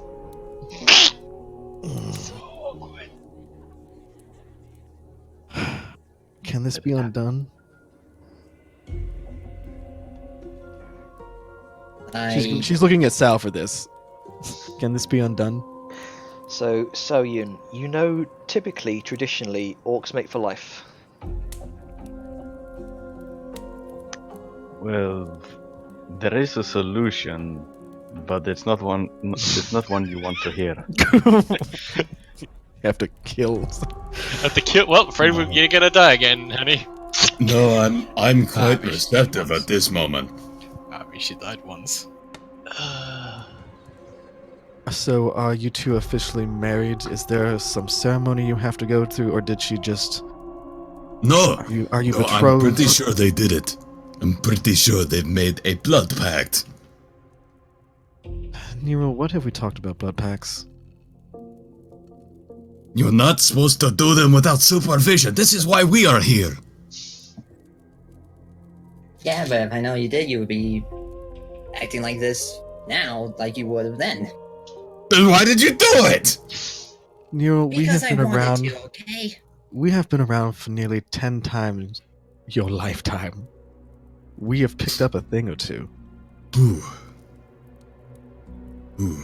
Okay, can I Perhaps- say something here? Velen's No. probably up at this point, like, holding Okay. his mid-roll. Do you two even know that much about each other? Are you talking about Balthazar and I, or No. what? Sao and Nero. He's sort of looking at them as he's saying Oh. this, leaning around the corner. So I was just looking from Siren to Vellum to Balthazar. Oh. I know her well enough to trust her. That's And- not what I asked. Look, I'm fine with people doing what they want, but do you know anything? She knows my actual last name, unlike the rest of you. Anything else? Okay. So, you make a very good point, my friend Vellum. I think I'd like to expand on that. Have at it. And then he's gonna sort of scoot himself back around the corner. You said this is for life. I won't try to force you apart, but I want you to understand what that means. Xiao Yun, Hmm? how do you feel about the prospect of being paired with someone who likely will be a murderer? You assume I'm gonna be a murderer. You could? If that happens, would it change? And looking at Balthazar with an oddly serious face. And you're saying we are not murderers already? At everything Oh, no. we've done? No, I am a blatant murderer. I admit that, I embrace it. Look at who I am. But if you don't have to be with me, but if something does to her, keep in mind, we, as he kind of points to himself and then Siren, are her guardians. If we influence her down our path and she starts to become just like us, do you still feel fine to be paired for the rest of your eternity? And Time to you, will tell. Nero, if that does not go well, Time will tell. Siren just kind of shakes her head. would you be comfortable for your life pairing if it means that I so greatly disagree, Siren so greatly disagrees, or Xiao Yun so greatly disagrees with us, to leave? Are you fine to drop the rest of the family and go because you are bound to this person who cannot be here because of whatever reasons? I'm Well- not saying these things will happen, but these are things to consider. Because you two are now a pair. Everything you do, you must do together, and that means there can be sacrifice. Literally everything else now is thrown away for the sake of your pairing. Bear this in mind, and accept that you can no longer judge the other person. I mean, I don't think I'm a judgy person. And I could be biased. Good.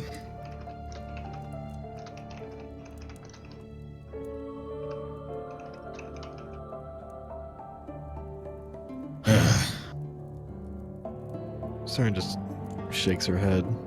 Like, well, you've made other rash decisions that haven't assuredly bit us in the ass, so sure. This is likely end fantastically. Well, I mean, one of my most brash decisions got you guys out of a cultist jail. That wasn't a really brash decision. That seemed well thought out, and particularly given other people was well were doing informed. the majority of it. Yes. I'm I was quite thinking more worried of about the last the time you made vampire. a blood pact. I'm Yes, not the calling you a vampire that vampire, came by the after way. you, I'm just saying killed that it's you. unlucky.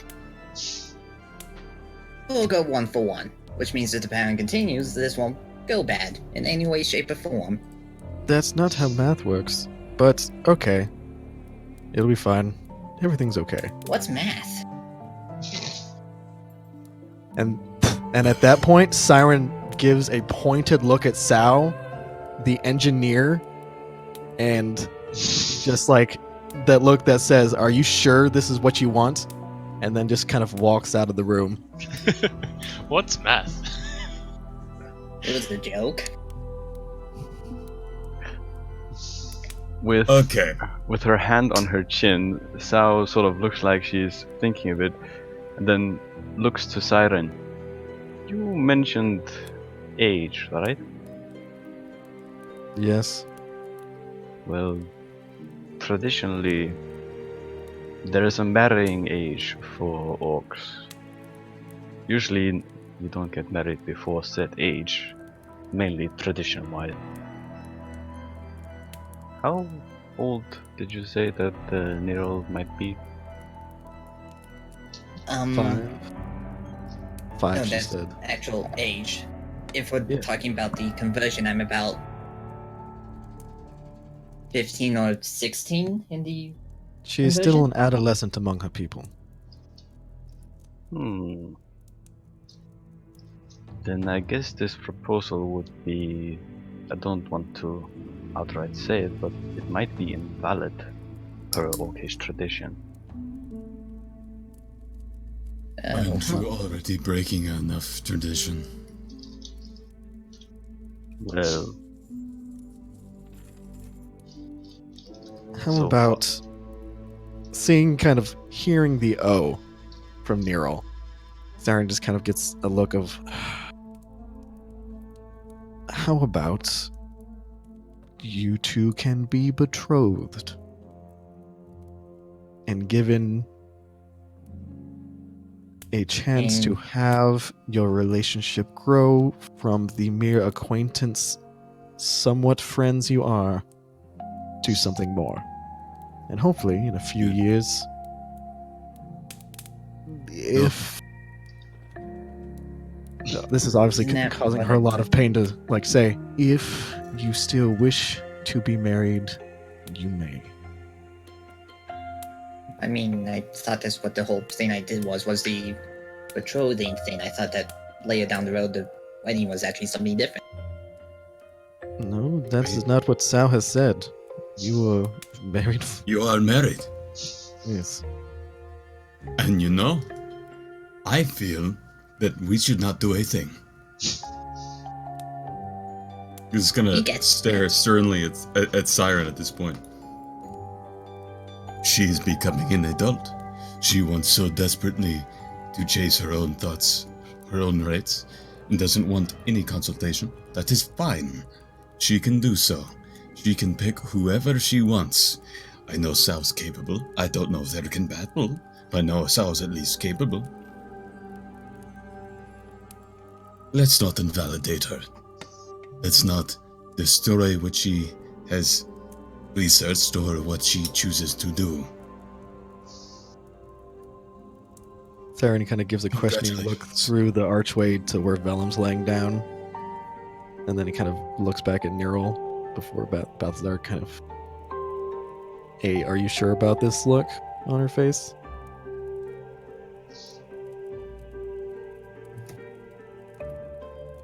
Yes. He's gonna smile to the two. Alright. Alright. You two have my blessing. Do what you will with it. I wish you a happy life together. It's not like we're going you. anywhere soon.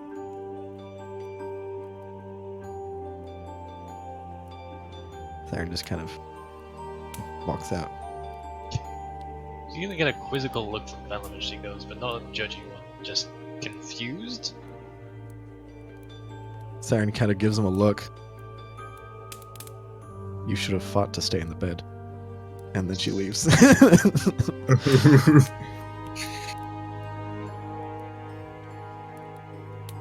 Okay. Shrugs.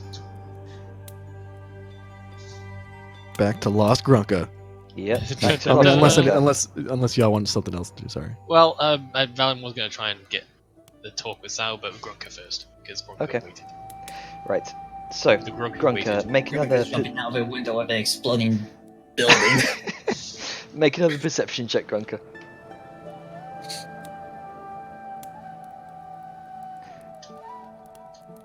Yeah. Yeah, percepzione.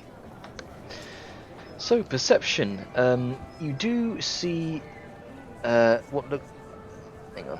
So, one thing you see, kind of sneaking your way through the now nighttime thoroughfare of these spired clefts. So it's actually not this crowded. Let me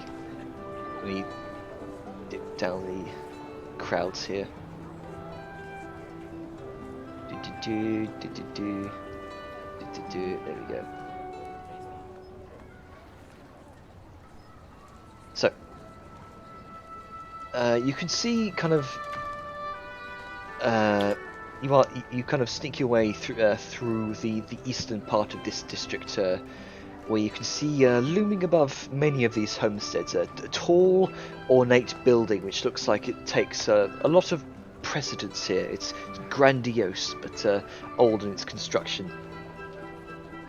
You kind of follow the site of this building through the streets and come upon a large plaza, a courtyard of sorts, surrounded by residences and shops on all sides, about 200 feet or so wide, and centre you can see, towering above most of everything else here, is an immaculate cathedral of old but neatly carved stone, pristine wrought iron and pearly white marble. You can see beautiful stained glass windows with light coming from inside. Some of these windows depicting worshippers surrounding angels, others depicting dwarfs following in the stead of a large dwarf. You see a familiar halfling individual holding hands with these cherubic-like smaller halfling children, and she has this sort of red autumnal hair. And you see an ascension of steps up to this large building, which is a kind of this building is a cross or plus shaped in its layout, 4 separate wings, and a large front door appearing to be the entrance to the first wing. And then you notice at the corner of your eye, slight flash of light, blue light. You see wings fluttering.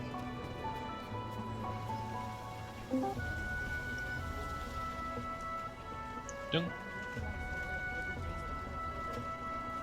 Is Grunka muted? Oh, I am. Good thing I haven't actually said anything. Yeah. But he will. So he sees this light, this little flashing light. You see the motion of what look like small wings. Bat. I guess it's. Since he now knows somewhat where the churches are, he's gonna see if he's curious. He's gonna go and check what that was. Okay. You kind of look down the kind of four-way of this courtyard, and down the alley of one of the it's back where you came from. And it looks like you see a small tiny black shape fluttering from one side of the alley, from one side of the alley to the other, flying between two of these two kind of gated off manors. Yep. Flying from window to window. This piece rings. Is this Peter Pan? Yes, it's Peter fucking Pan. Who's Peter Pan?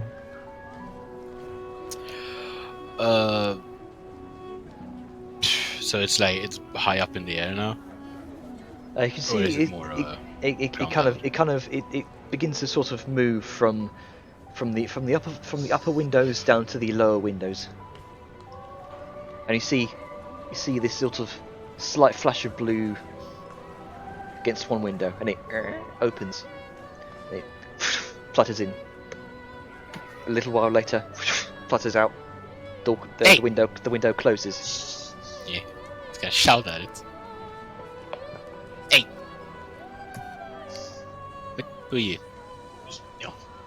You see the tiny little figure kind of flutter in place, turns over towards you, Grunker. Hey! What are you doing?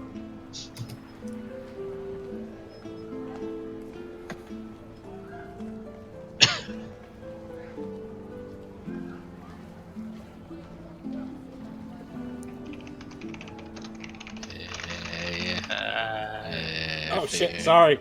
They can't talk. They're a mute. You're a fairy?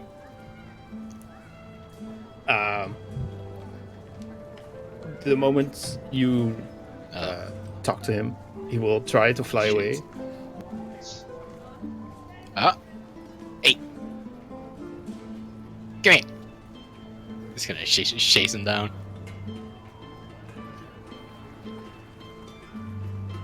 I need both of you to make initiative rolls. Alright. Oh shit. Just straight up, just initiative checks. Fight. That's Kill them before they even get introduced. How do you roll a 5.16? It's the tiebreaker. You rolled a A small creature just narrowly escapes your grasp, Grunker, and it flutters off.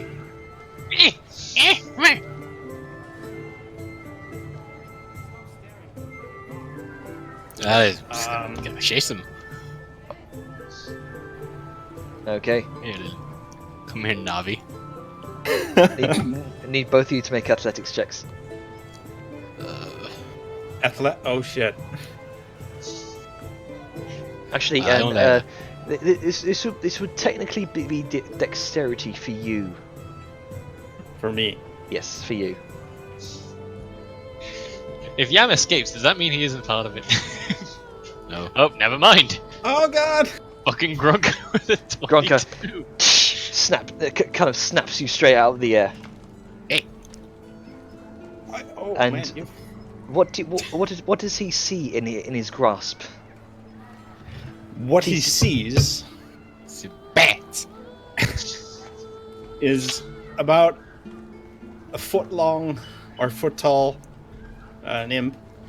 It's up. A hot dog. Dog. Foot long. Bluish skin tones, mostly teal, with a broken horn and yellow amber eyes. Staring quite surprised at the goblin that managed to catch it. Yeah. Like, oh, man, you're quite fast. Yeah. You're small.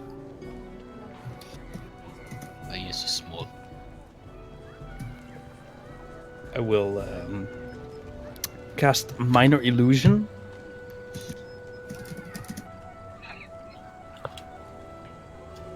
And make like a flash appear in his in the corner of his eye to distract him. Okay. Hey, look over there! Let's And try to escape his grasp. right. So, well, let's do this. How do you escape a grapple? This would be either your Okay, acrobatics or athletics. Okay, he's not versus- fooled. Versus his athletics. It wasn't really to actually fool you. It was more just. Yeah, but it was my own check, so that if Grunka actually looked at the light or if he just ignored it. Oh, yeah, no, you I think you got it there. Yeah. I only have an 8 strength. Pops out of your grasp and he begins fluttering around you, or fluttering away. Hey! Stop! I will try to make my way back to the, well, To what's where? it called again? My home, my safe place. Ah, okay. So, This is it. are you chasing after him? I mean, I kind of have to. I will have my friend try to trip him if it. Okay. Make a dexterity saving throw, Grunker. Dex. Dexterity saving throw. Wait, hang on, I need to check something here.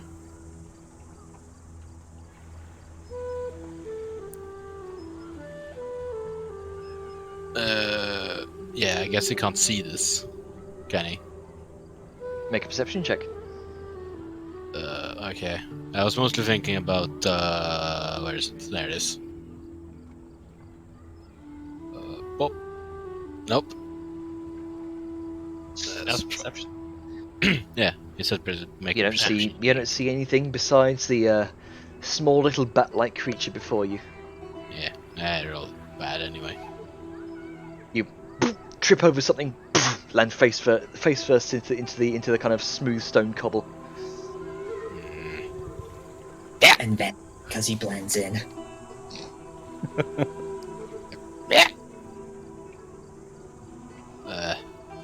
Better luck next time.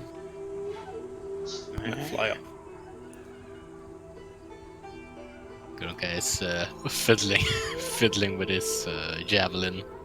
I will stay nearby and actually kind of observe him. Like, just hide behind a building and. Okay, make a stealth check. Yeah. Let's see, where's that stupid? Technically, How you does have roll 20 advantage work? Oh, Because he's because you are tiny. I am tiny. Teeny tiny. How's that? That'll do it. That's a You fucking said- stealth modifier. So many crits this. There's a hanging kind of placard outside of what looks like a tink tree, and you kind of hide behind it, and you kind of peek out overhead, and you watch Grunker kind of stumbling around, fiddling about, looking for what looks like a javelin as he pulls it out. Again, I look around. Make a perception check. Yeah, but I mean, I literally can't beat that. So Fair You can enough. probably see the friend. yeah, I mean, even with the nat 20, I can't. I can't see that. Well, what you do see is there is a light dusting of snow here, and you can see kind of invisible kind of footprints in the snow, but no one to make them.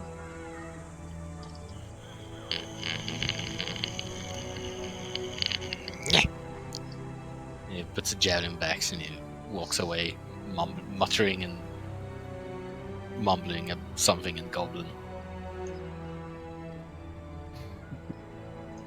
And I guess he's just gonna continue going to what he was doing. Just Okay. shaking his head, just like the fucking bats. Talking bats. I'm gonna follow him. His Okay. upper wall is dumb. There's no ceiling. Mushrooms are weird. What is this? I went home. My feet hurt. Fuck this shit, I'm going home.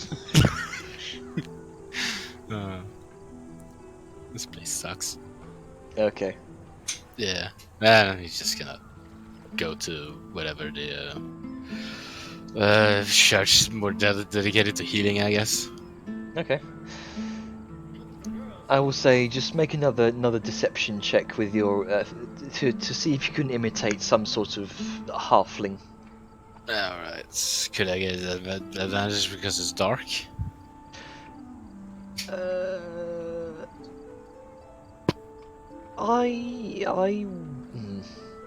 I will. Oh, well, right. I'll allow it. Fine. Yay. Oh well, you didn't even need the advantage. So, anyways, Yeah. you do seem to convincingly kind of hide your goblin features for the meantime. Yeah. And so you kind of ascend through the steps here. So you enter what looks like a smaller wooden door, kind of installed into the larger doors here. The interior is just as daunting and grandiose as the exterior. I'll bring it up here.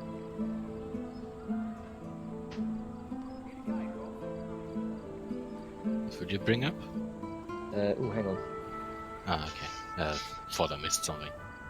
Where is it? There it is. Hang on. Sorry, just slow loading. Right. Go away.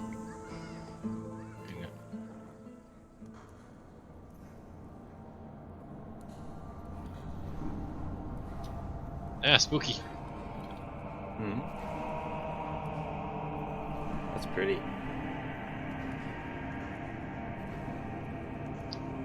So, and you, Mr. Impy Man, you kind of narrowly kind of find yourself ducking through the entrance that's as the door just about closes. As you follow him in. Yep. And you kind of flutter up to the upper arches here. Just closely examine him.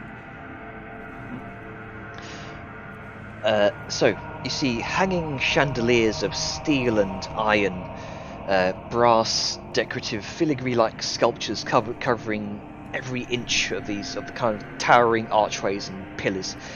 A beautiful floor of black and white marble tiles, abstract, magically sculpted, ornamental pieces of reflective crystal lined along the walls every 30 or so feet in front of some of these pillars, giving it this bright luminescence to this place that almost feels otherworldly. The atmosphere is silent, serene, and it's humbling and sort of sobering as well, and very, very somber. Is it? I can't hear you. Wait, what? Sorry, I was making a joke about it being very loud. I will turn down the volume. You got a Feels like volume we're in a slider. train tunnel more than a somber silence. was near.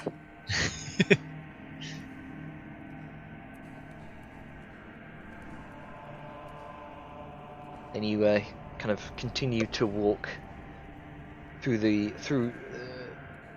continue to walk through, and you can see the layout here. The cathedral is divided up into 3 sections. 4 if you include the section you came from. At the furthest end, to where you entered, is a statue very similar to the one you first encountered during your first days of your first days in Port Morkney. This would be the image of Gabriel, hands kind of lowered, palms to the sky, clad in pristine, otherworldly and opulent plate, draped in a robe of cloak, in a robed cloak of silks. Only his breastplate is visible. His large and graceful wings kind of curl down to his lower front of his robes. His masked face looks onward to the pews of his worshippers, some of which you can see are in silent prayer, mostly nobles, some common folk. And before him is this brass placard upon a winged lectern.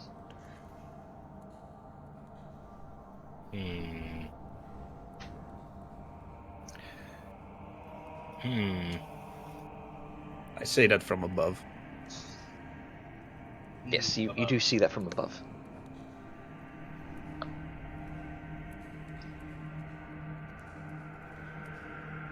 So what are you doing? I guess so. This is the place that I could find that was more, what the dedicated healing one. Make a religion check. Oh god. Do I even have that? This place is weird. Oh. What's a church? Where am I? I mean, it's Where's it's the it's, it's a daunting looking temple. It's usually a bakery.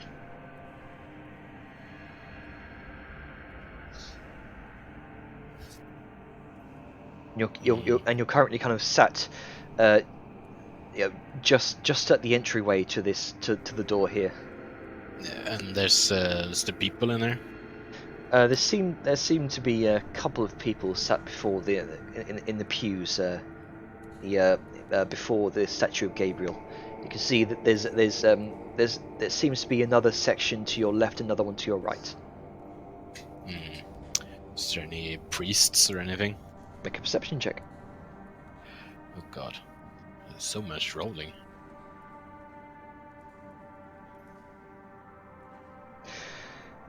You do see a couple of priests. You see.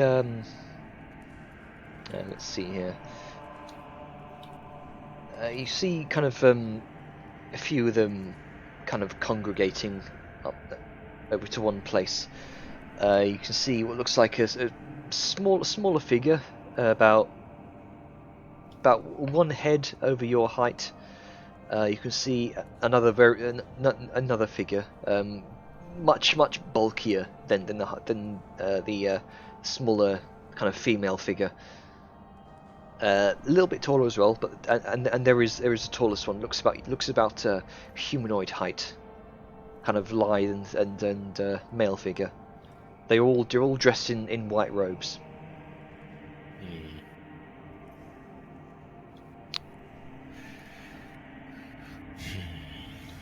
Well, he's probably gonna wait a bit.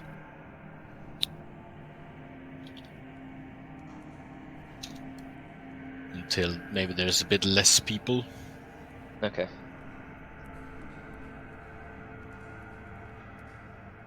So you see there's a few benches over towards the central area of this temple here. You go over and sit down.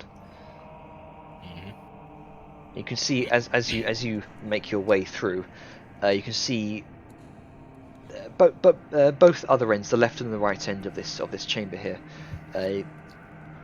To your left, at the end of the swing, you can see what looks like a statuesque shape of a dwarven male, stood up high, outcropped on an outcropped peak of rock.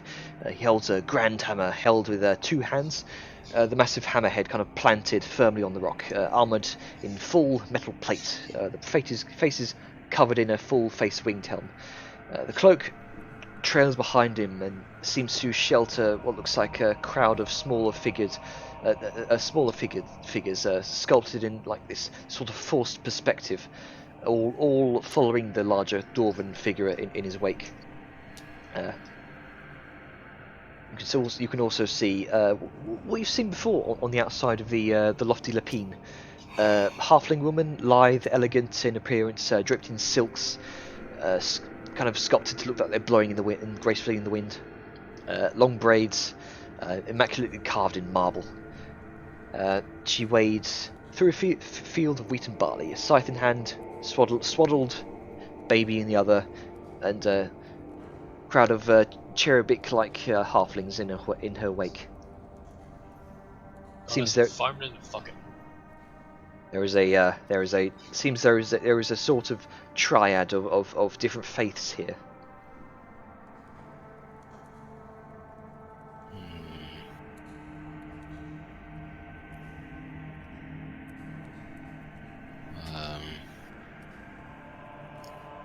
I would probably try and slowly make his way towards one of the more, I guess, higher up looking priests. I don't know. It's one of the priests, I guess. Okay. So you begin to make your way over to this sort of small gathering of priests here. You see the bulkier-looking gentleman kind of turns around, and so does the taller one. You see a human male, fair skin, kind of thin in the face, bald, a neatly trimmed beard. You see a dwarven male, bald but more than makes up for it in the beard. Long and black, kind of braided with all sorts of metal rings and thin chains. The very tip of it almost drags on the floor. Looks like might be some kind of worshipper of Dune. And probably the one aspect of worshipping Dune is to always carry a thick, glorious beard. You also see a darker-skinned halfling female, rich brown hair that falls down to her waist. She's in her elder years, kind of big old bottle cap glasses. She walks with a hunch and a cane. And the human male speaks up.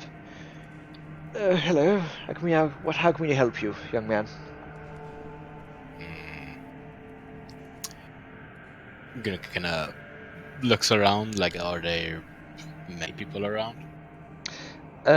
You can see. Oh, happened. Oh, yep. Sorry, did you want to say something? Oh no, I just heard someone leave and then you stopped talking, so I was wondering if you left or you like disconnected something. Okay. You can see a few people. You see some dwarven worshippers lining up to one side of the ring. The wing with the dwarven statue. Kind of each of them venture up to the statue. You watch them each of them place out a silver piece, kind of kneel before the statue. They kiss the silver piece first, and then lay it at the statue's feet before making their way off.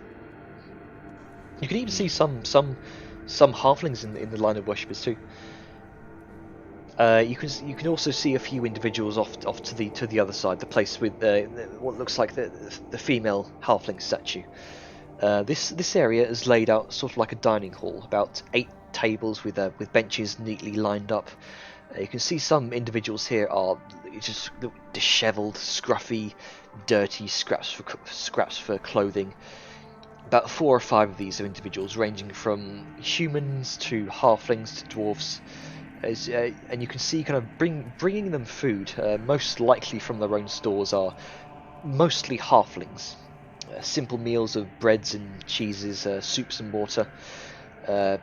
Probably gather that part of the worship of this figure involves the feeding of the hungry, the homeless, and the downtrodden. Would it be morally grey if I took some of that? For Make a stealth check. Actually, make a sleight of hand check even. All right. Can I use my mage hand for that? Sure, if you like. Let's see, sleight of hand. I'm not sure if you get any sort of advantages for that. Oh no, I just want to take some food. I'm hungry. Yeah. Sleight of hand. Where is that? All the way. Taking the food from the homeless. For the homeless. I'm homeless. He'll fit good in this party, I guess. I don't know if they like demons in here. I don't know. You see one of the halflings kind of carrying the food, sort of turn around. What? He swore he saw something out of the corner of his eye. And he begins to look around. I'm not making any particular effort. Go away. Nope. You rolled a 4. Does not see you. Great. Right. I will eat the bread. Okay. A few crumbs down from the top of the ceiling, but still pretty much unnoticed.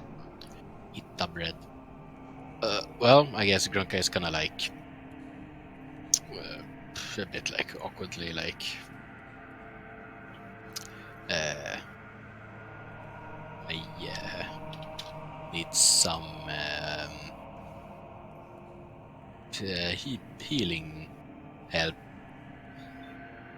Useful healing, do you? Very well. If something like that. Yes. Very well. Sorry, hang on. Notes here.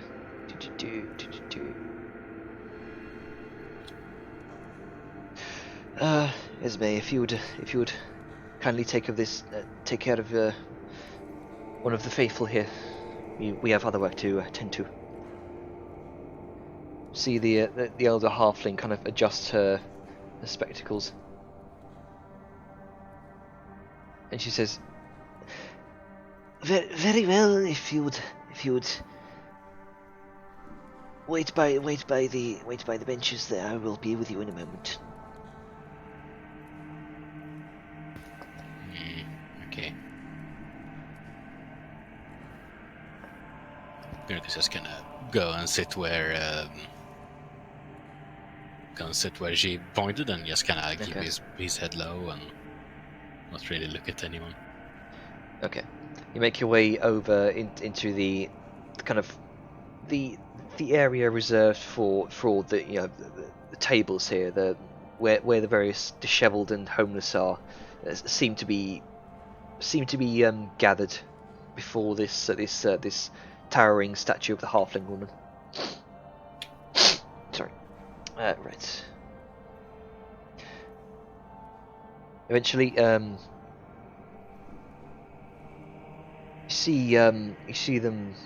see her kind of return for a moment with what looks like a small silver pot almost.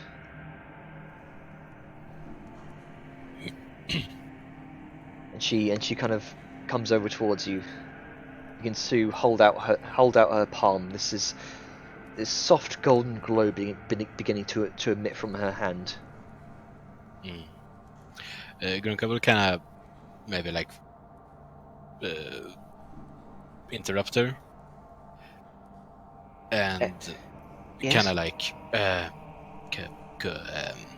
could we go to a more private area?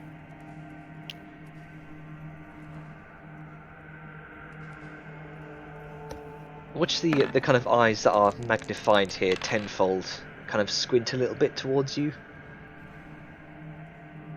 But she seems to back off initially. Oh, very well, if you would follow me. Mm-hmm. It does. Okay. She takes you around the corner towards a small kind of what looks like a small area for storage, but there's also a couple of small kind of secluded bedding areas here. Looks like probably looks like this place is more reserved for the truly devastatingly sick. Mm. And she once again kind of holds out the glowing palm towards you. If I may. Okay. I simply want to examine the extent of these injuries you say. Okay. Let's her do whatever it is she's doing. Okay. She doesn't need to kneel, thankfully, because you're on similar heights. She's a little bit taller than you. Yeah, she's also hunched over, so. Yeah. She kind of holds out her hand and gingerly places it on your chest. She seems to sort of initially feel around a bit. There's a bit of you can see she seems initially off put, but you gather what she may be feeling is the kind of rocky texture beneath beneath the kind of cloak you've kind of gotten on for your halfling disguise here. But and she seems to back off, and there's a slight pull away every time you make a movement, but and her eyes kind of shut as she concentrates. There's a warm sensation which seems to spread throughout your chest, and it seems to warm the remnants of the cold left over from the encounter with Rain. Hmm. There's a few moments that go by before she releases your hand. Before she releases her hand. Oh, there's certainly some damage to the soul that's occurred here. I've not seen Yes. this in quite some time.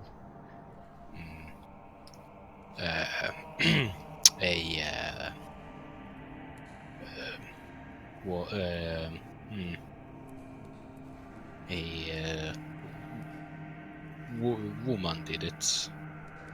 She used strange mind magic. Bit neck. It seems she may have altered your mind as well. No worries, we are able to help. Perhaps repair some of your mind there as well to enable you to speak a bit better.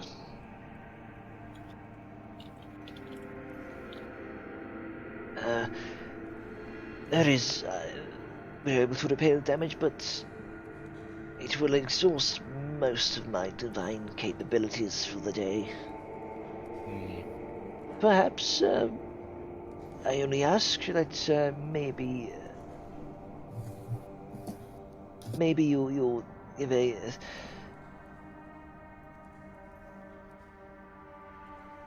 Sorry, I know Chrome's being a bit awkward. Okay, there we go. We only ask that perhaps you would make a simple donation to our place of worship, or maybe a simple meal for Elwyn. Gunga kind of takes his pouch and kind of like have it in his hand, and is like, how much? Oh, just enough for one meal.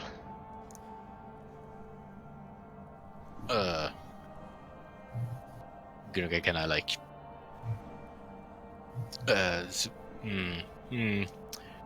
thinks for a bit.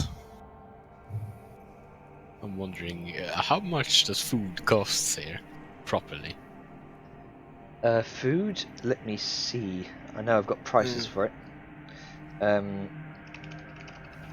Meal is about a silver. I think so. So the food here isn't very. It's not very extravagant. You've seen just simple foods of like breads, cheeses, sort of water. It would be like 1 silver, perhaps. Well, seeing how this lady is very old and he is kind of like, exhausting all of her spell slots, and we kind of really wants this to go back to normal, so he's just gonna give her like 10 gold. Her eyes, the eyes that were already magnified tenfold. You can see them kind of widen even more. And as she takes off her glasses, you can see the tiny little beady eyes. It's very hard to imagine they'd be. It's sort of deceptive the way that the eyes are magnified.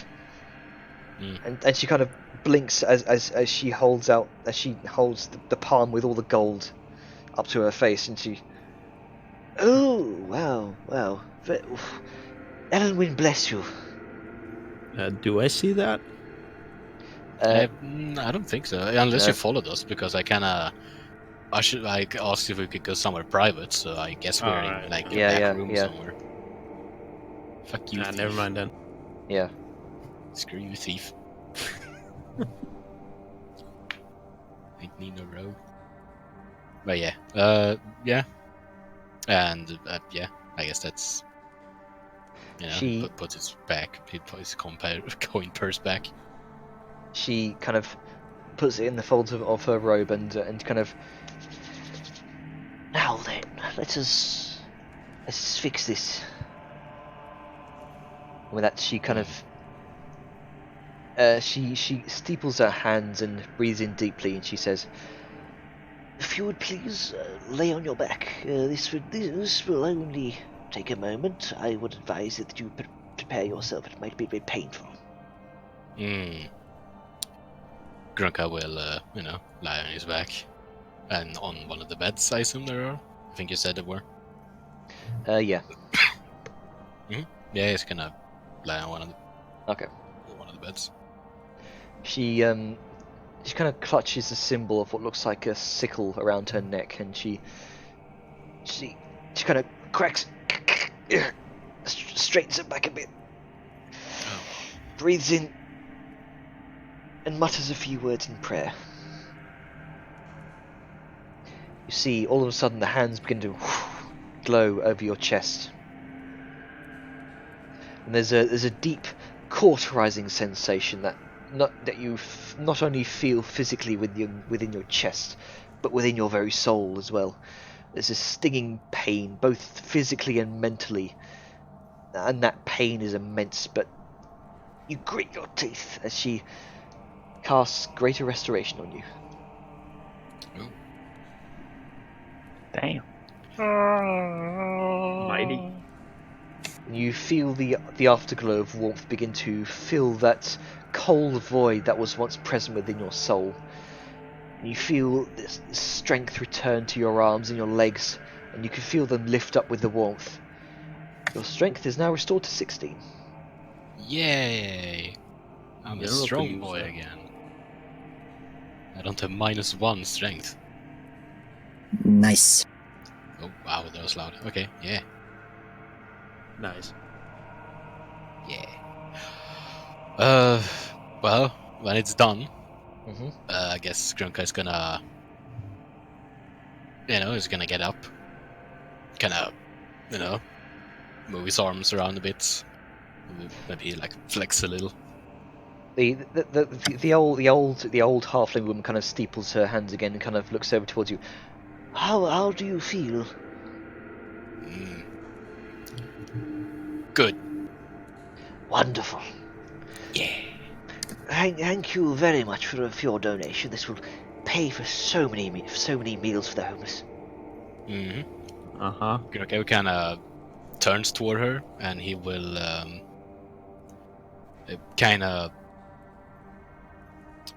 he will take his hood off to kind of reveal his face or his entire football head. And you watch her kind of squint her eyes a little bit, and she adjusts her glasses. yeah, he's going to bow. You appear to have a skin rash. Do you want that taken care of? he's going to bow. You gather thanks. you gather she doesn't have very good eyesight. Yeah, and he's going to smile at her with a very big, very toothy smile. And he's going to say like, "Thank you." You're welcome.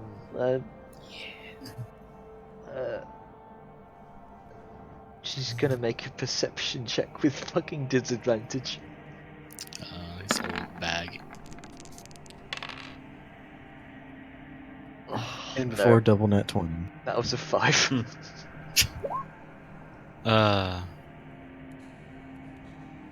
Yeah, she's still clueless. Poor old Biddy. Oh, well.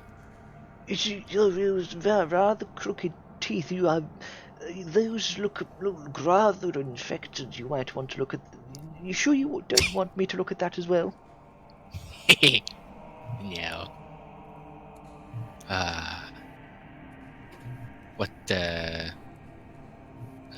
What was your name? I am Sister Esme. Esme? I'll copy it down there for you. Yeah, it's probably for the best. Esme. Okay, how about you said I had a T in there? Right. He is going to he's gonna put his hood back up and thank her again and say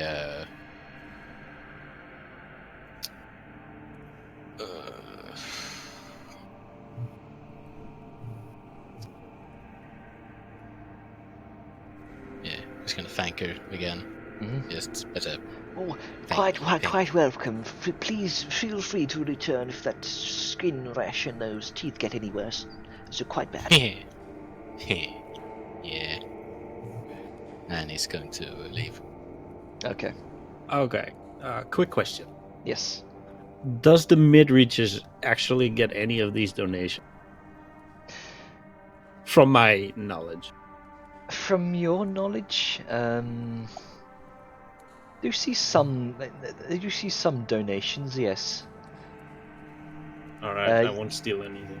You also know that some people from the mid-reaches here, from the mid-reaches within the town here, they also come to this temple for the sake of worship. Mostly halfling individuals, and also some individuals around that location also come here for a meal once in a while. Alright. I feel only slightly bad for stealing them.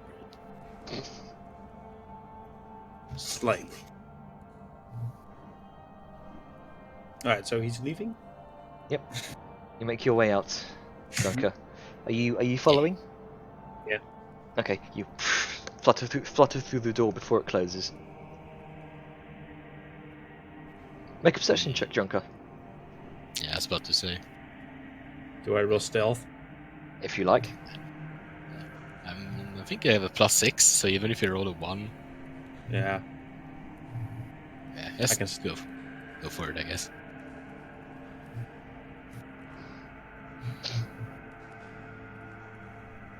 Do you want to roll a stealth check? Yeah, but I'm not really. Yeah, I think even with the nat 1, he would have probably just. It's a +9. The nat 1 is still a 10, so. Yeah. So you are none the wiser. Yeah. I will keep following it, see where he goes. Okay. Yeah. Well, because of Grunka's inability to technically get lost in a place where he had been before, at least, he will take this exact same way back that he took before. So yeah, I'll allow that because you do have that background feature, don't you? Yeah. Yeah. So, I'm not gonna take an actual direct route. I'm gonna go exactly the same way that I went to Nishirk. Because So you asking for directions. do make your way eventually back around to the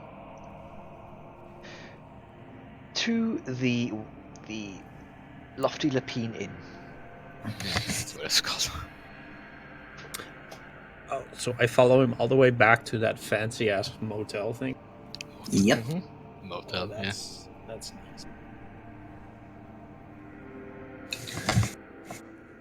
Mysteries abound.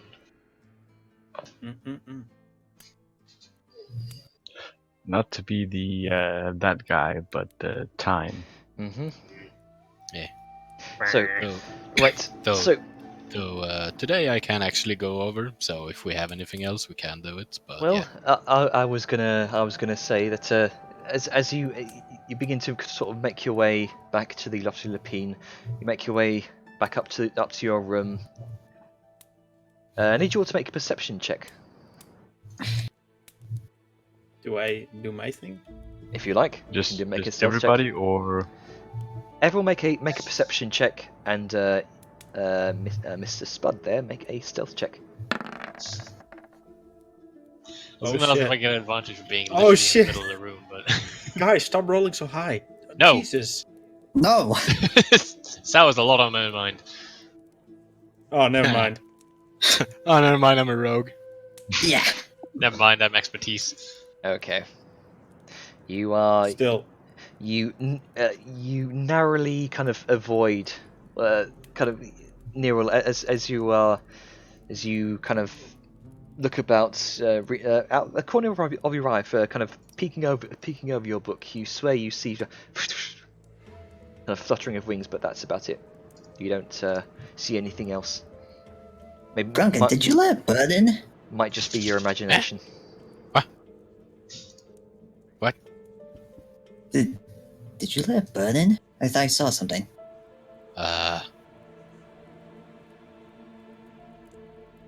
Yes. Oh, okay then. Goes back to the book. Yeah. Did I ever notice Grunka was not a halfling? I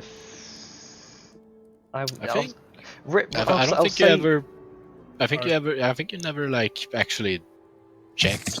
Yeah. You have really checked. Yeah, I see. What was my deception with that? It was 16. I do have a 16. passive perception at list of 60. Yeah. If you like, I'll allow you to make a retroactive insight check. Yeah. Also, like, if his passive is 16, would that be enough? Is it a meet or beat thing? I'll say it's probably a meet or beat. Yeah. Well, then he would know because 16 and 16. Ah, right, okay. Well, there's my reason to be curious. Right, that's fair. Yep. It's hard to hide a football head. It is. Hey, Arn. Yeah. Oh, I done goofed. Oh, Did you you dropped think- out. So would everyone like to go maybe like half an hour more, or is this your guys' limit? I mean, I'm good to keep going. Yeah. I guess it depends. Like, I'd like to get that talk with Sal done, but I can also wait if everyone else wants to. Get your talk Okay. with Sal done. yeah, might as well. Like, I got said, tomorrow free, so Yeah. I'm good. same. Okay. It's Easter after all. Yeah. Okay. Grunka is going to try and climb and like jump his way up to the lofts. And you're better at it now. Yeah. And then you rolled in that one. Not because I rolled good, but still, I rolled like a 3. So you do a bit of a scrambling effort. It's Yeah. not graceful at all. Grunka is not gracious. No. Needs to get used to his regained strength. Yeah. Oh, He climbs too fast. He overshot the jump. Flies through the roof. Okay, so what are the rest of you guys doing? Yeah. Grunka's just gonna lie in his hammock and kind of like take out Webby and just kind of have him on like his chest and You belly. accidentally squish Webby. Yeah! You'll become too strong again. Yeah, I'm like that Superman cartoon. Yeah. Straight back to the church to res. Rest me, spider, please. Neil's just has put the book away and is just resting against Sal Yun. Just Melum's gonna. Well, he's gonna put something on first. He's gonna like. His clothes are like on a rack, so he's gonna put his towel back around his waist and then sort of make his way through to where Sal and Nero are. So, can I word with you in the bathroom a sec? Mm-hmm. For what? So, Velen, please. I'm yes, ahead. can I have a word with you in the bathroom with the words that came out of his mouth? It's the only private place in the entire fucking. Sao There's looks up a puppies. bit. Sao looks up a bit confused, as she's been basically, well, head in the clouds and pen in a notebook. He just sort of gestures his head towards the bathroom door. Hmm? I want to talk to you for a sec, if that's alright. Sure. And Sao makes sure that Nero doesn't, fall over. when she gets up. Huh? I'll be right back. Don't worry. Oh, okay. And kind of like a sleepy dog, Bash Cat will just crawl into the bed. Vel's gonna shut the door, assumingly it has a door. Yeah, it has a door. Don't worry. Just making sure, because this whole room seems very open concept, and I want. It does not have a door. Okay, anyway. You're just sort of gonna lean up against the wall a bit. So, I'm not gonna come down on you for this. You're a grown woman, you got your own choices to make. But I just gotta say, you are one of the smartest people I've ever met. How have you done something so stupid?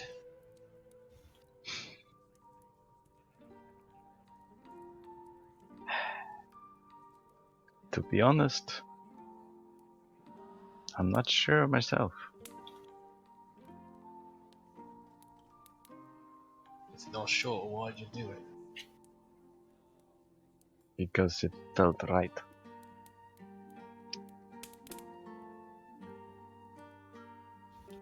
Anything else?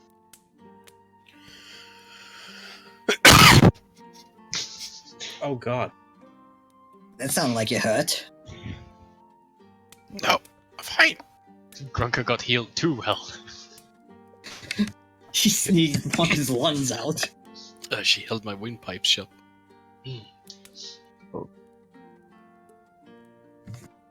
I don't know. That's all I can say for now.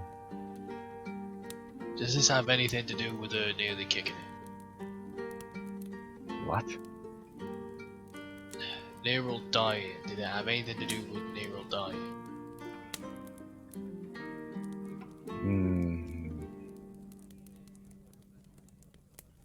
In her own words, she said that it put life into perspective. Yeah, that sounds all kinds of wrong anyway. She's glad to be alive and making quick decisions that not always thought out. But I'm more worried about you. Why that? Because come on, Sal. You've known her a month, and yeah, you get along. And everyone felt it when she died. It was horrible. Because we all knew her. We were all on good terms, and some were closer than others. But we're not all leaping into her bed, are we? I feel like you use your brain all the time, and it's one of your better traits, but this time you haven't. And it has me worried.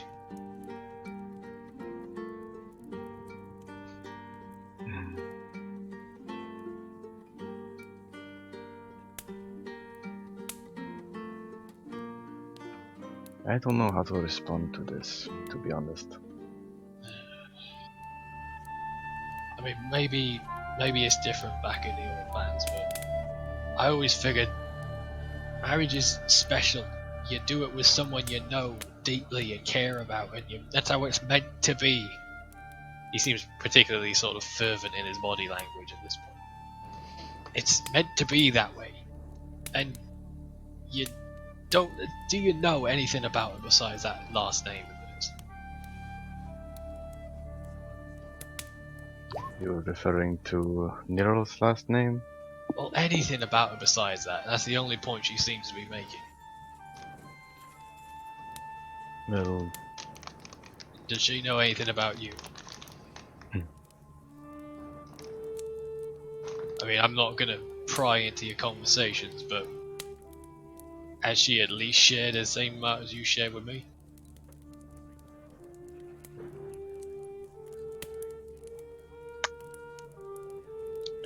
Looking to the door and then back to Vellum.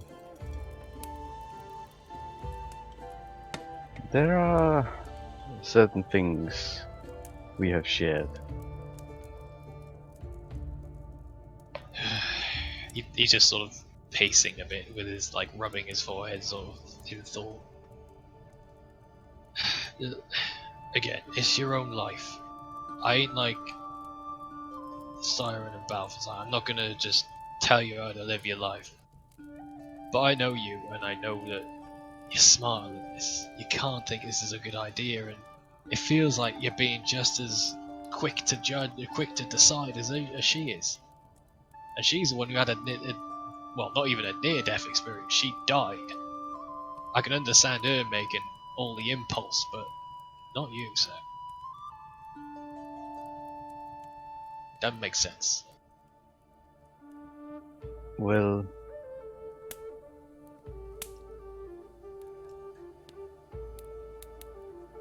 I think both Nero and I are taking it the same way as you would do in a human proposal. Fucking no. No. Sorry, No. I'm not accustomed to other traditions than what I've known. No, it's not that. It's... Never mind. Just no. Humans do it very differently, and even then, it takes longer. That's why I think you're not thinking. There's this old lark about love at first sight, but even that isn't that quick. I'm not gonna talk you out of this. Just I know please you're not. think.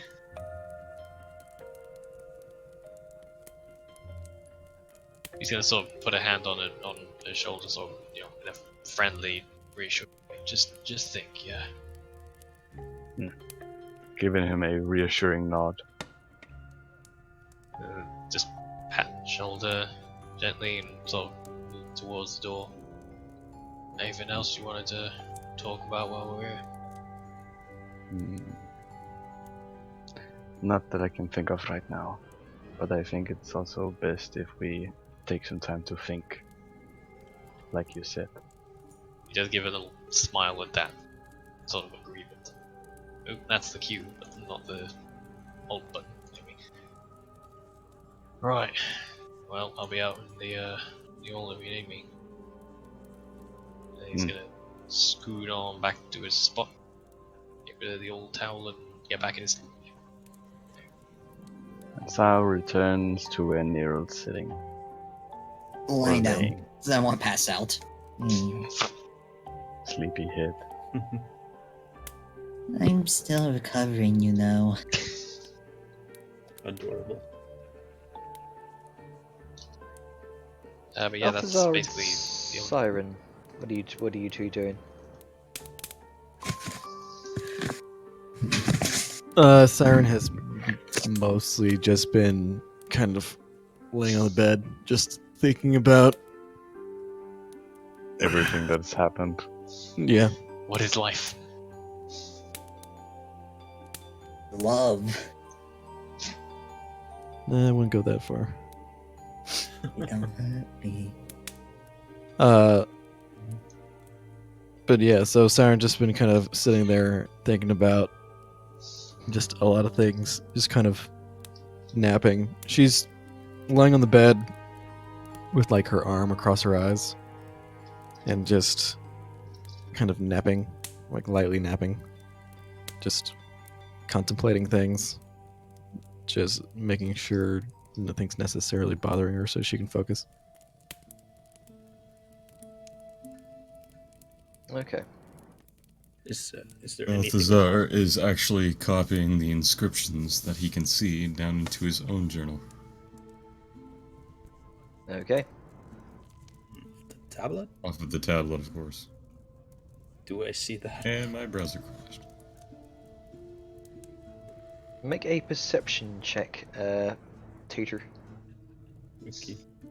In before they see too much. Hold on. I need to put up everything again. Here's a question. Which rooms are we each in? Because I went to the left side one. I think we're positioned where we are. Yeah.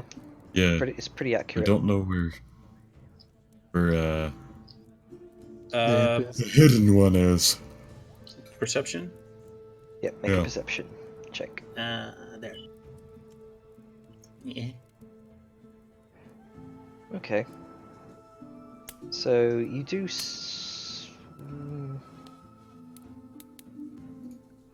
Probably a low DC since you recognize it already. You know what you kind of know what you're looking at. You do see some sort of stone thing in Balthazar's lap. Oh no.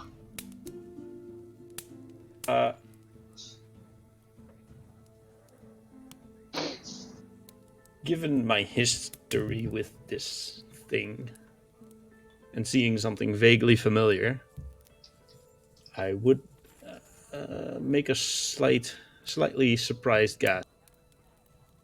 Make another stealth check. Cover my mouth and run or fly.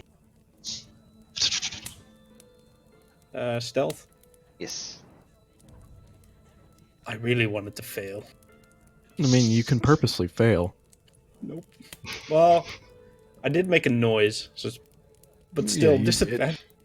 You made Like- yourself too good at hiding, so it God never damn can it! actually meet you. Like, you can purposely fail. Like, you don't have to make checks. Yeah, that's true. Yeah. Maybe. Yeah, I purposely think it's fail. good for narrative. Yeah. I was Yeah. only Scratch Yeah. that. doing it if it should. You can. You can so- always choose to roll with disadvantage for the hell of it. if you Well, like. even if I did, I would still be a 23. With your fucking +9. So if you would like to fail, then I will say yes. I will say I would just stand in place and gasp. okay. Like, oh shit. Well, So That- Velen, you do hear a slight. From Wait, which what? direction? From somewhere up in the rafters. I will look and slowly reach for my sword. It seems to have come from Balthazar and Siren's room. Damn, I gotta get my pants on again. The If I just implication. burst in with with both swords out, then it's gonna be a bit awkward. Imagine if they're naked. Yeah, I'm gonna sort of slowly get my trousers on, and then I'm gonna sort of move my way over to the entrance. I keep doing the Q thing again instead of the fucking alt thing. And I'm gonna look up in the rafters to see if I can see anything. You see a slight movement of what looks like a small, tiny little tendril almost. How high up is the rafters in relation to me? They're about 12 feet tall, 12 feet up. Can I reach it with my sword? you don't have a 12 feet sword. No, but I'm 6 foot, so Is your Probably sword not. 6 feet as well? I I mean, don't know, If that's you the thing, if it's you a great jump, perhaps. Oh, there goes Maybe- my tail. well, I'm gonna sort of obviously Siren and Balthazar probably noticed me skulking at this point. Yeah. I'm gonna sort of point upwards in a silent manner, and then immediately jump and take a swing for whatever this tendril is. Roll to attack. I imagine with disadvantage because fucking Yeah. I'm doing a jump attack. Disadvantage Against a tiny because he's technically in a half cover. 14. I think that's. Let me check how that cover works. Half cover is Half like cover an gives you AC plus bonus. It's not a 3. disadvantage. Right, Plus right, 2 okay. bonus. It's a My plus bad. 2, yeah. Full cut. So 3 that quarters. You would need a 17. Probably still misses though. 14. I mean, What's your AC with +2? 17. 17. yeah, you're fine. You narrowly misses this tiny little I'll tendril. probably feel the wind of that. Shook. Just hear it thunk into the fucking rafters. I'll try to fly away. Like, Are you being stealthy about it? hell no, I'm getting out of there. Okay. All right. Siren, Balthazar, Vellum, you all see this tiny little little bat-like wings kind of flutter through the doorway out into the main foyer. Can I try and get a better look at it? Make a perception check. Do Do you have I any mean- reactions to that? it's a foot tall with wings. Like, would we, having grown up in We Ragnarok, actually- recognize You on would sight that an probably imp? recognise it. Yes, I will say. You two can make a perception check with advantage. All It could right. just be a bat. A really large bat. With a body. Let's Bats have see. bodies. But Not that one. Balthazar's got problems. Oh, Does what? not care. I, He's I'm just still scribing this tablet. I'm just Yeah, like, that's yeah. nice of him. There it is. Siren, you recognise this. This is an imp. This is an imp. You have an imp in your room somewhere. Not In the good demonic, I scream, "Stop! Game boy. Come back!" And then I, Is the Wait, door no. closed? She'll touch. The door's closed. no, Ah, there's no shit. door. There's The oh, door I mean, is closed. The front door. Okay. Yeah, the front- Yeah, Yeah. the door to the actual suite itself is closed. You just hear We a, hear the commotion. you just hear a dull wooden thunk. It's like a moth trying to get through the window. It's like a moth down there. Siren like quickly runs out past Vellum. Yeah, Venom's And- gonna be run out as well hearing that. It's like,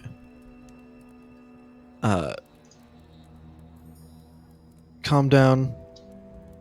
Can she see he is a male? Looks male, yes. Okay. Calm down, brother. There's no need to be panicking. What are you doing here? And this is all in demonic.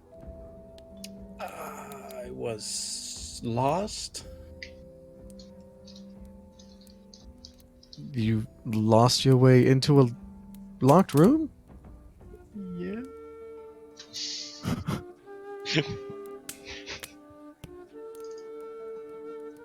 So, if you don't mind, I'll just be leaving. I mean, she's not doing it in demonic to hide it I from know, I just Vellum. said She's I'm doing having it to fun talk in- to this imp. Yeah, ignore Um, me. I'm having fun in the chat. How hard is it? How hard is it for an imp to try and open this door? I mean, you can make a strength check. And isn't there something about Tiny having automatic disadvantage on strength checks? I think so. Let me check real quick. I'll roll anyway. See what happens. I would have you. I mean, you're an imp, Yeah. you have shit strength. I have Uh, 6 strength. Oh my god, you have only 1 strength less than Neil. Hey, I'm really small, okay? Yeah, he Why has an are you excuse. here? Like, Siren by this point is going to have walked up, like, to the door where this imp is kind of fluttering around it, trying to open it. Why- Fucking hell. Why are you here? I'm kind of followed your friend, Oh, which one? the big-headed one. Sorry, thanks for a moment. No, The- Grunka. The small one, yes. The goblin? Uh-huh. Okay. What brings you to this city? Well, I kind of live here. Oh, do you? Where do you live? Can I go?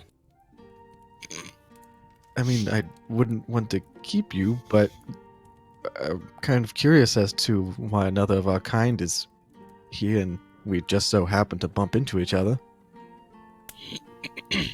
Well, I suppose. I kind of. He's just stammering a bit. It's okay. I know I'm attractive. She- Yeah, don't sure, say that's it. Yeah, that's definitely. that's not what it said. That was just me. Mhm. So I mean, you live around here. Have you been gone long from Ragnarok? I lived there for as long as I can remember. But Okay, listen. That thing you got in your room. Where did you Oh, the get half orc. it? He's tagging along. God damn it. Okay, straight face. Come on. No. Not the half fork. The tablet. Oh, Where did you get it? The full orc and the half orc happened to find it in some pawn shop or something. The owner was trying to get rid of it. Why? Do you know what it is? I have an inkling, and I'd rather you just get rid of it. Sao is now looking at the imp with a puzzled look, holding her rifle in hand, just looking at him. Well, you Who would have to would talk to sit- my brother about that. I doubt that he's quite willing to part with it. He seems very interested on it since its magic seems to be similar to his own.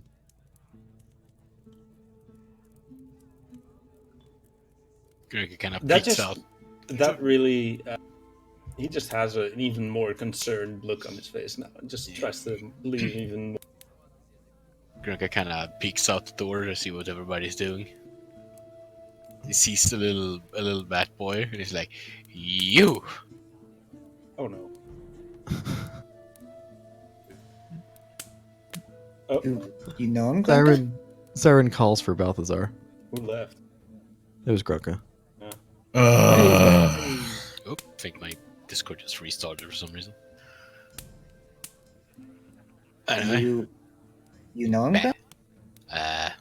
saw him before. Oh, God. where were you? He said he followed you.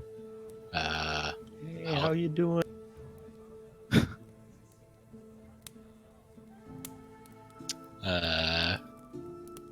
Gurka kind of taps the neck where Rain bit him, and he just kind of got the thing fixed. Oh. You went Wait, to you see a can do healer? that? Yeah, How did I think of that? I don't know. So you You're gonna followed have to show him me back. tomorrow. So you followed him back from a healer. He seemed interesting.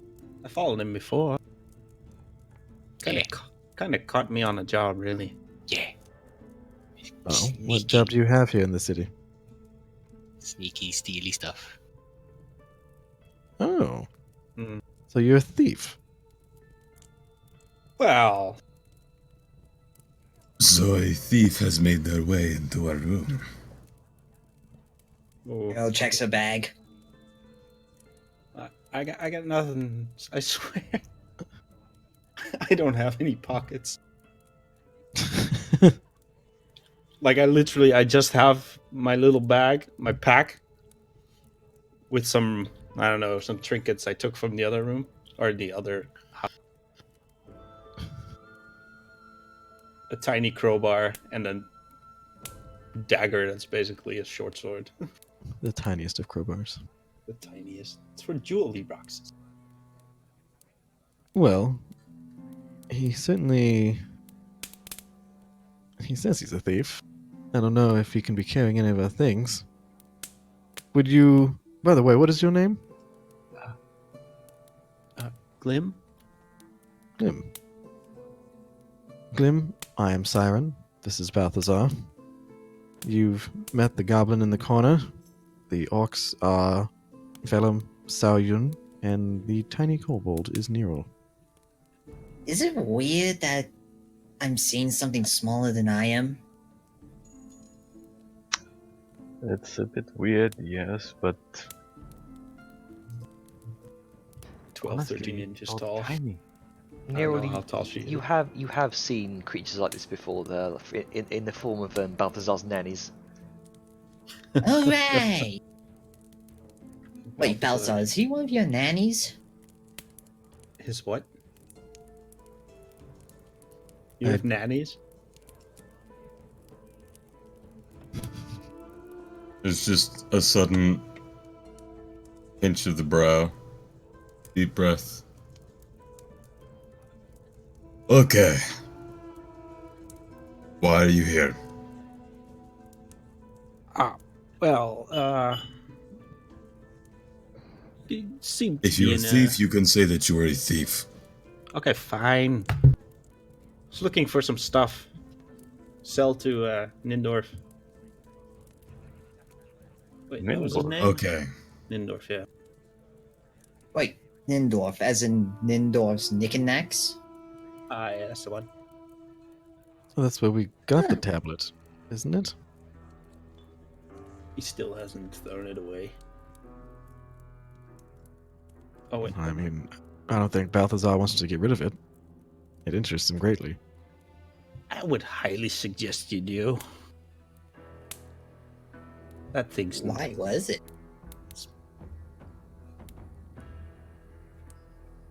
Why? Why would I throw these away? Because it nearly killed me? I mean, I had to lift it, yeah, it looks like it would squish you. How old are you?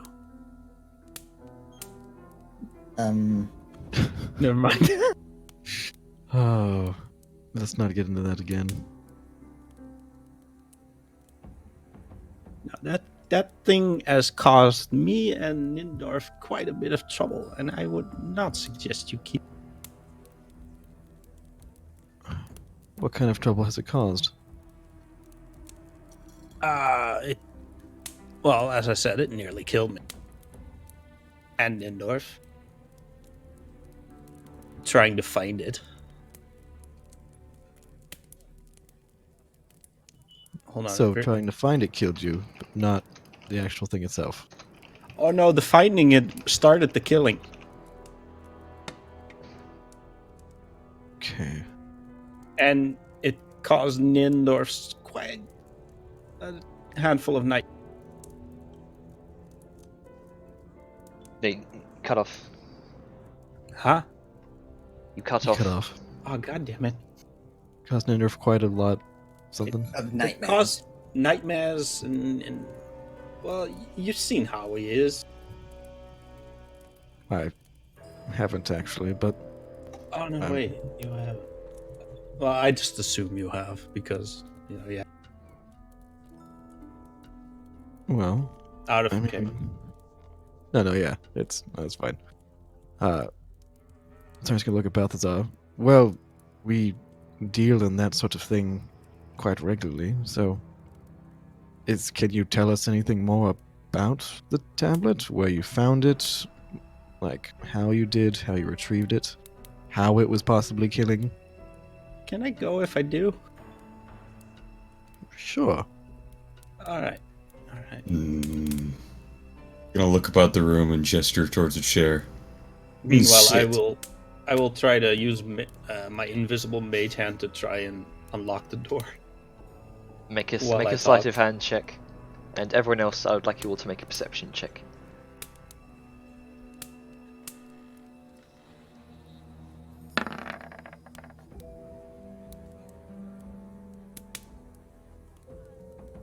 Nope. So you, No. as he prepares talking, you can see sort of flicker of arcane energy by the door handle. And this is where the door handle locks in place, if you will, as if an invisible force is holding it. I wouldn't Invisible do that hand if I were versus- you. Okay. You might be able to unlock the door, but trust me. You move, you gain about a pound of lead. That's a lot of lead. Okay, see. See, I was kind of part of this sort of expedition, like a couple of decades. Mm-hmm. We went under the Dune Hollow, like way down. And old Nindorf, he constantly talked about this deep arcane thing. About eldritch temples, all that stuff. And we kind of happened upon one of these things.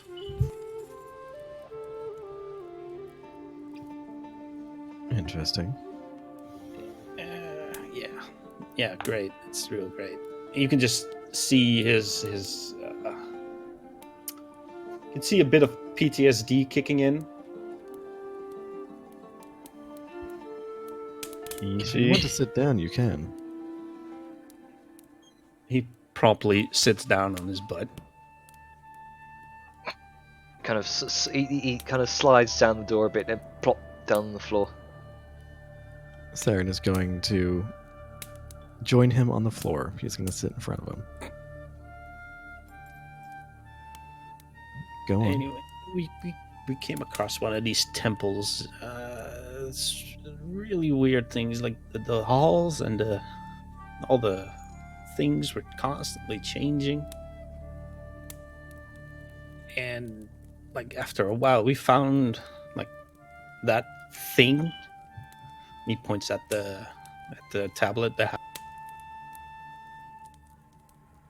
And after a while, we inspected it, and suddenly we were attacked by these weird, ugly creatures. I'm not sure what they were. But when we tried to escape, we lost everyone except me and Nindorf.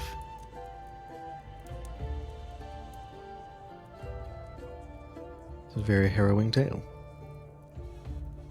It's pretty harrowing when they kind of, what do you call it? When they each, or when they're basically licking your mind. These creatures, they get in your head.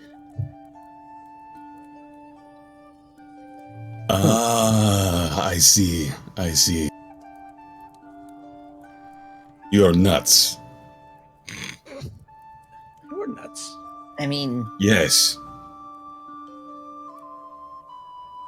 Now that we've we've established seen that. crazy stuff as well. You know, like the bone cracking. That's true. And we went through the ghost ways. Many people call us crazy for that. Highly skilled. You went through the ghost ways? Oh, yeah. Yes. I don't actually know about it, but I mean, we got attacked by a troll and a couple of elemental creatures. And don't forget the harpies. harpies. Yeah, Those two. we killed those. I haven't. Eh. That's good. okay. But Glim, Yeah. so you say that as soon as you picked up the tablet, things started attacking you, yes? Yeah, we were basically overrun by these weird malformed monsters. I don't know what the hell they were. I don't even know how we got out of there. It was... Did you was the tablet whole when you first started to leave, or did it break, or was this only this? well, it was one piece, yeah. But well, in our haphazard escape, it kind of, dropped it. So the other part is still in the ruins you found it in? Likely, What yeah. is this other half?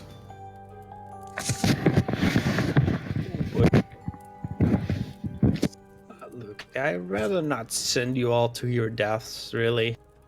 Oh, you Yeah, aren't that- sending that's anything what away happened from here. again. Taking up a lot of your time, so I'm... Hmm.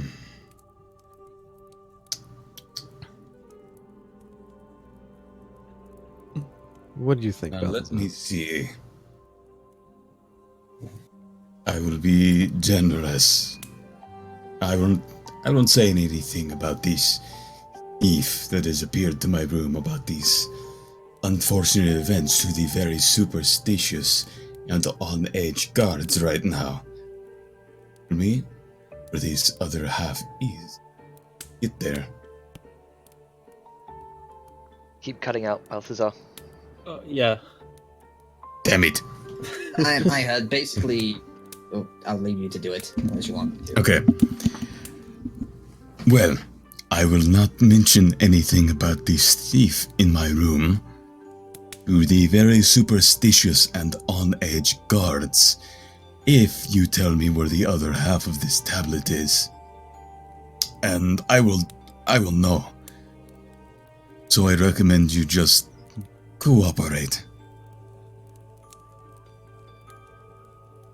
Well, shit. He'll hold up the half that he has. So, what is this other half? Glim will kind of try to look away from it. But, well, it's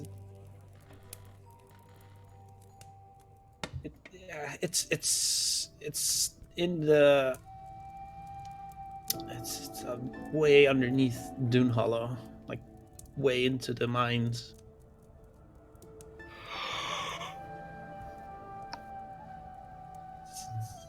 I don't know. That's it? No. No landmarks. No, you are coming out of a great chamber with strange iconography. Nothing. Well, the rooms and the tunnels, they were constantly changing. The fact that we get out of there.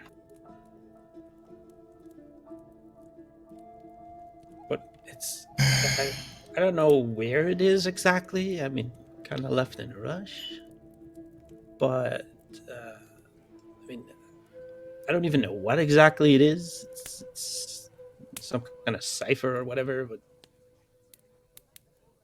it's just dangerous, and I would really recommend you get rid of it. You seem to be very confused right now. You are worried about the tablet, but allow me to assure you, I am dangerous. Oh yeah, I'm sure you are, big guy. But they were dangerous too. Look, I told you, it's in the mines, the Crystal-fed mines.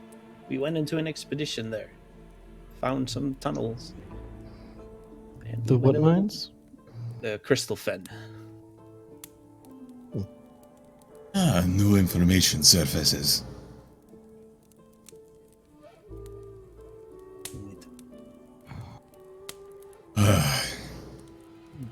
But, I mean, you've... I don't know if you've actually interacted with Nindorf much, but he wasn't exactly... Well, he was kind of nuts. He's a lot more nuts now.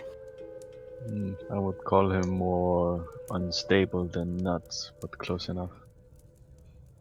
I did not see the crazed man at all, and I'm very glad I did not. However, that doesn't change my situation.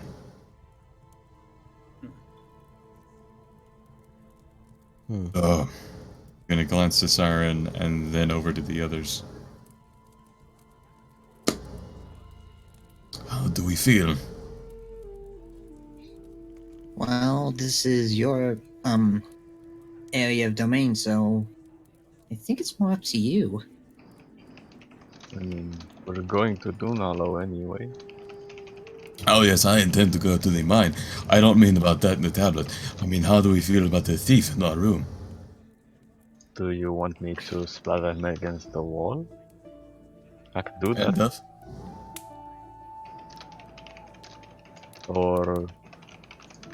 I have a better idea, actually. How about we take him with us? Since he apparently has seen this place and probably has some knowledge we could use of it.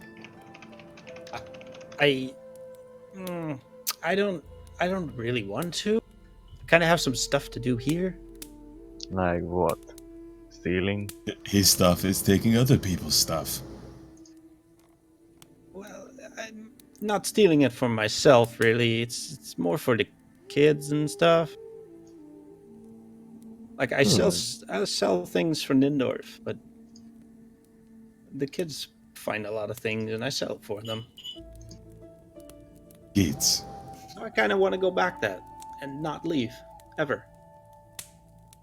A mystical, magical imp that spirits away trinkets in the night for kids.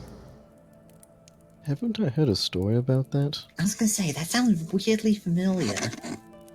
Didn't it end with the little fairy thing, whatever it was, dying a horrendous death? I thought it ended like that.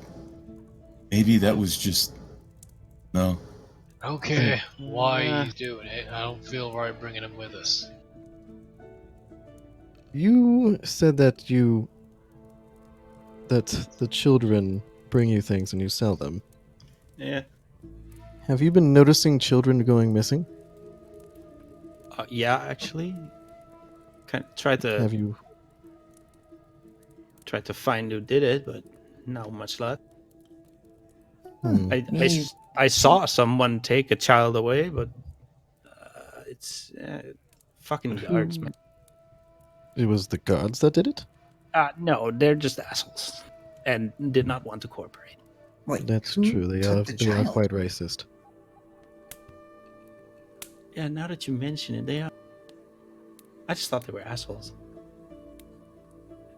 So you said that you saw, as Neil said, that someone took the child. Who was? Or I guess, what did they look like? Did you give chase? Yeah, I tried to chase him. He had wasn't very handsome at all. Like, really pale, monobrow. Like, a mole on his cheek, left cheek, crooked nose.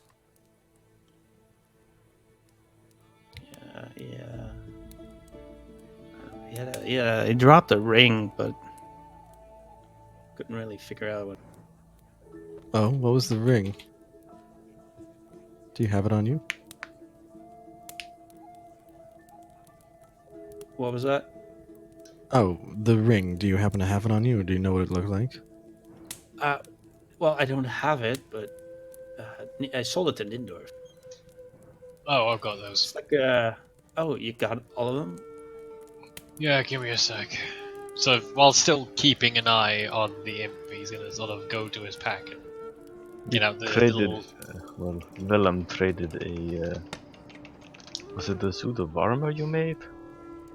Yeah, got a couple things out of it, but I was gonna show him the battle to see if they were any good for him or something, but yeah, he's gonna sort of. Who's the main person talking to this imp at the moment? Is it Siren or?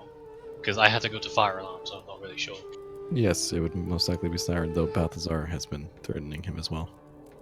Well, I'll give them. Oh, you know what? He'll give them to Siren instead of Balthazar. But yes, the little box with like the three rings in them. Okay, Siren will open the box, and I will look at show them. the rings. Yes. Which do I see? There's one that's got the Talonwood family sigil on, and one that's got the mark of the handyman, one that's faded. Which one do I recognize? You recognize the hand with the symbol of the key inside of it. That's the one. So that's the handyman one, right? Oh yes. Like this, and it holds up his hand where he's wearing the one that he got from the corpse from the tree. Do I know who the handyman is? You would not. Oh. I don't know, but I hear he can. Yeah, well, that's the one right there. Ah yes, the handyman signet. He's sort of a very big figure, handing underground illegal and dangerous activities.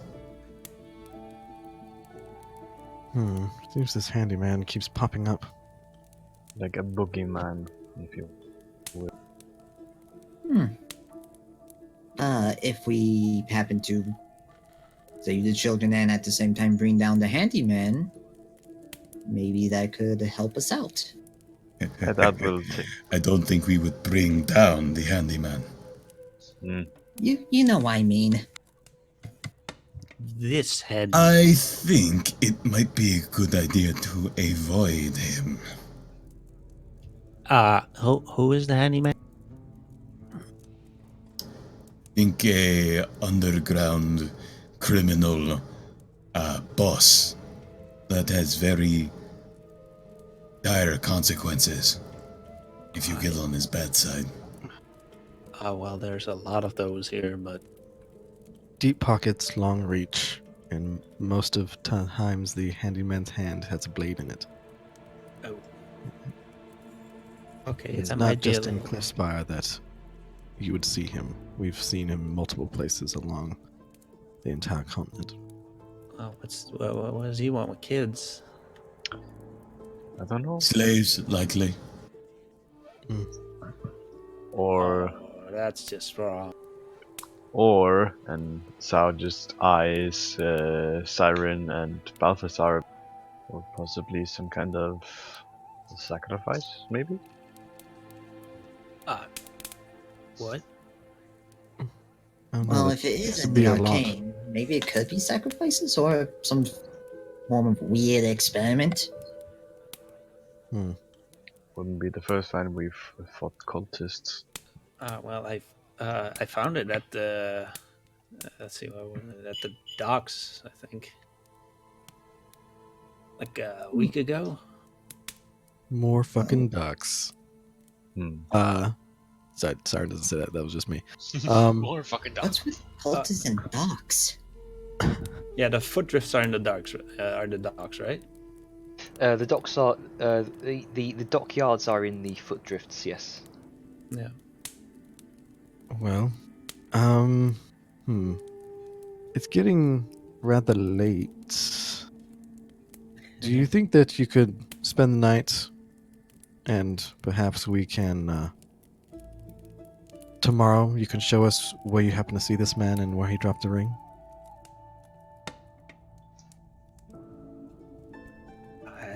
I feel like I don't have much of a choice, do I? I'm offering you one right now.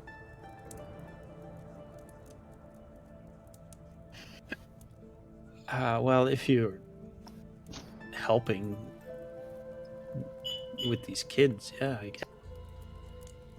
Good. Then you can sleep in our room. The other room is currently occupied by newlyweds. Well, I guess I don't see a big problem with that. Okay. I'll just be in the room. All right. I'm just walking away into the other room. It's quite a long distance to walk because you are so small. But... Yeah, I know. I'm a little too what do you call it? On edge, anxious, nervous. Flustered. Slight post PTSD moment. Yeah, I forgot how to fly. And make sure I'll wide berth around Balthazar and his tablet. Slink along the walls, you know. Hold Hey, fuck off, man! it up and wiggle. It's not funny. Maybe No, we no, should this just is a be guess. safe that tablet into a different room. What kind of different room do I'm we a- have? No. I'm gonna try and crack a No, this window is to my get some. curious gift. I'm gonna try and crack a window to get some fresh air. Okay, sure. And I'm going to ready thaumaturgy. probably failing. I mean, you could probably use thaumaturgy. It's pretty simple to do. Counterspell. I don't have Actually, no. thaumaturgy. Oh no! Imps don't have thaumaturgy. No, they don't. Nope. We do. Mm-hmm. superiority. I mean, Pretty it's sure- a lot better in that regard still. Yeah, I just have me, myself, and my little mage hand. Okay. So, I mean, with the mage hand, you can easily do it. Yeah. Wait. You're tiny, right? Uh-huh. Well, you can technically carry yourself with your mage hand. Oh, you think I haven't thought about that, did you? Do what? That was Are you going to be suffering? my grand entrance. But I fucked up. I mean, my first idea of noticing you would be to throw my web grenade at you and just have you, stick to the ceiling. Oh, that would have been great. But yeah, I'm sitting by the window, taking deep breath, By the window. and not trying to think of the horrors of my past. Hooray! Okay. So what's everyone else doing? Because he's kind of slinking off into his hammock. Siren is she's going to be sitting near Glim and just recognizing that he's going through like a really fucked up moment. She's just basically going to be talking about, like, asking about other things, like his time spent in Ragnarok. Like, what did he do there? Like, what city did he, like, what dominion did he grow up in? Like, did he enjoy it? Things like that. I've actually never been there. You've never been to Ragnarok? Nope. You said that you spent most of your life there. No, I spent most of my life here. Oh, I misheard. Oh, that's a pity that you haven't been to Ragnarok. Were you born here? I don't know about that, but I've been living here as long as I can remember. Huh. Interesting. Well, I guess Demonkind is made to survive and expand, so... Interesting. You said you've been here for most of your life. How old are you? Oh, bit shy of 40? 40 years? 30 and a half? I don't remember what that puts you age-wise. About 35-ish. Yeah, Imps mature at, I think it's... a faster rate. At their maturity at 8. Yeah. But, 8 or 7 now. Yeah, so yeah, you're like equivalent of your mid-30s, late 30s, or like mid-30s, early 40s. Give or take. Well, no, never mind. You're like in your mid to late 20s. Because you live to be about 160. Still one of the short ones. Mm-hmm. Welcome to the club. Dyson walks away. So, have you given any thought to possibly going back? Or, I guess, going to Ragnarok? Oh, I thought about it, but I don't know. Maybe if Nindorf kicks the bucket one day, but...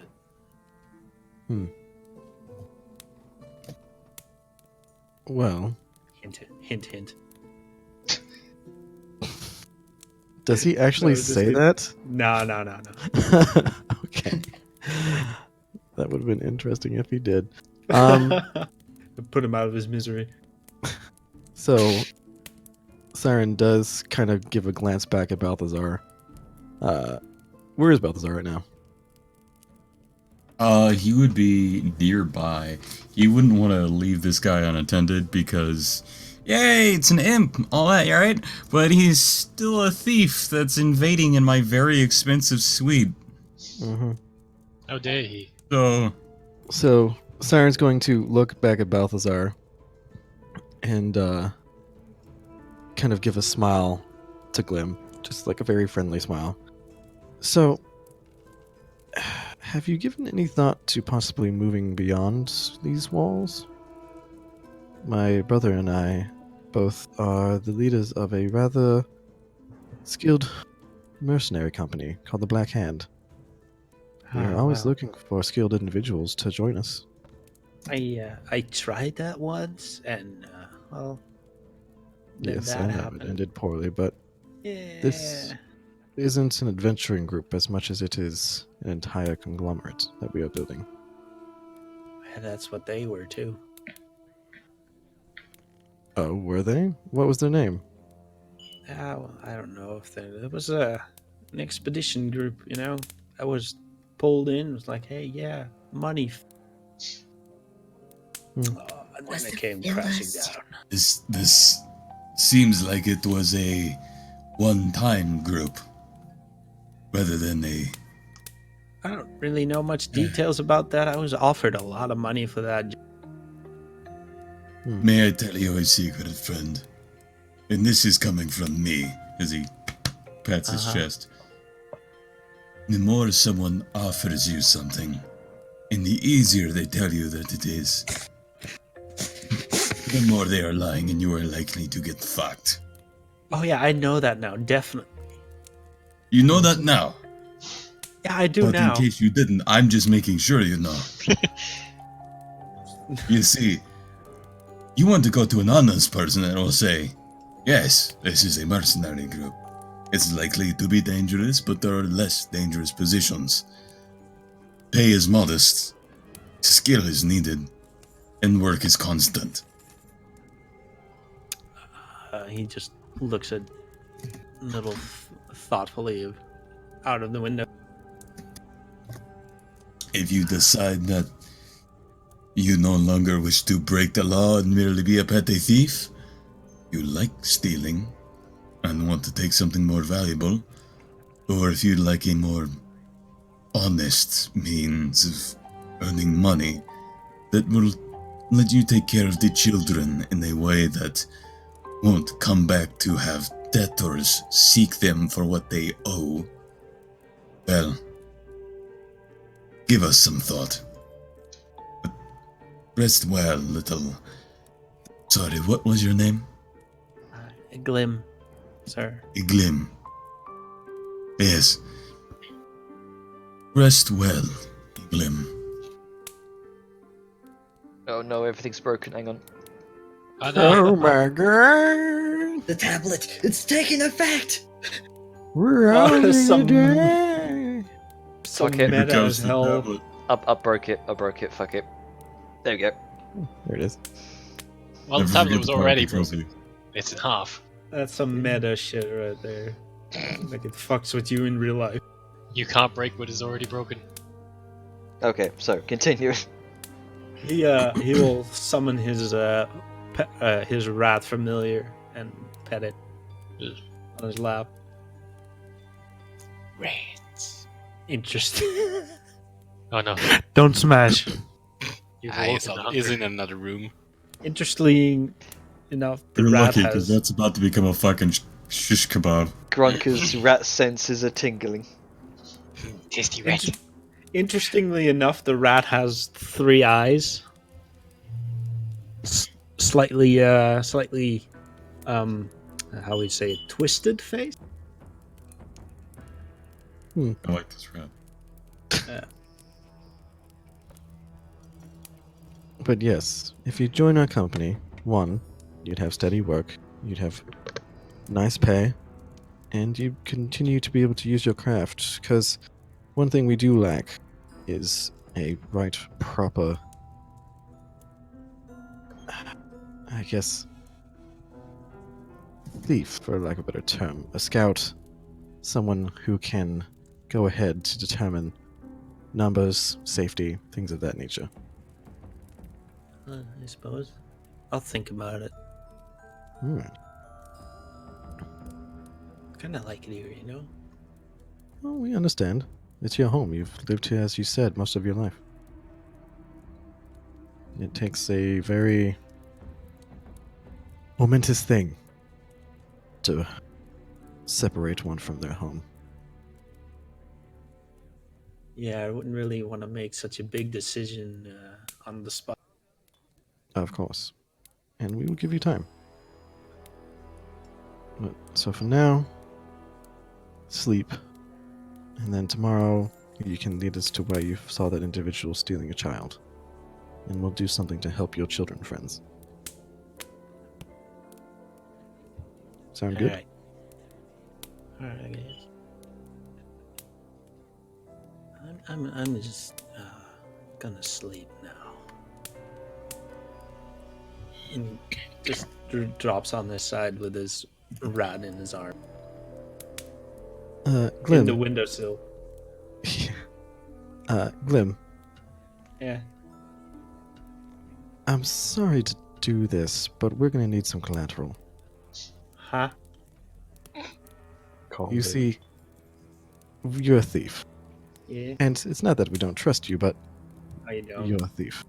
So, if possible, can we have, like, let's say, your bag? And so that we know that when we wake up, you'll be here.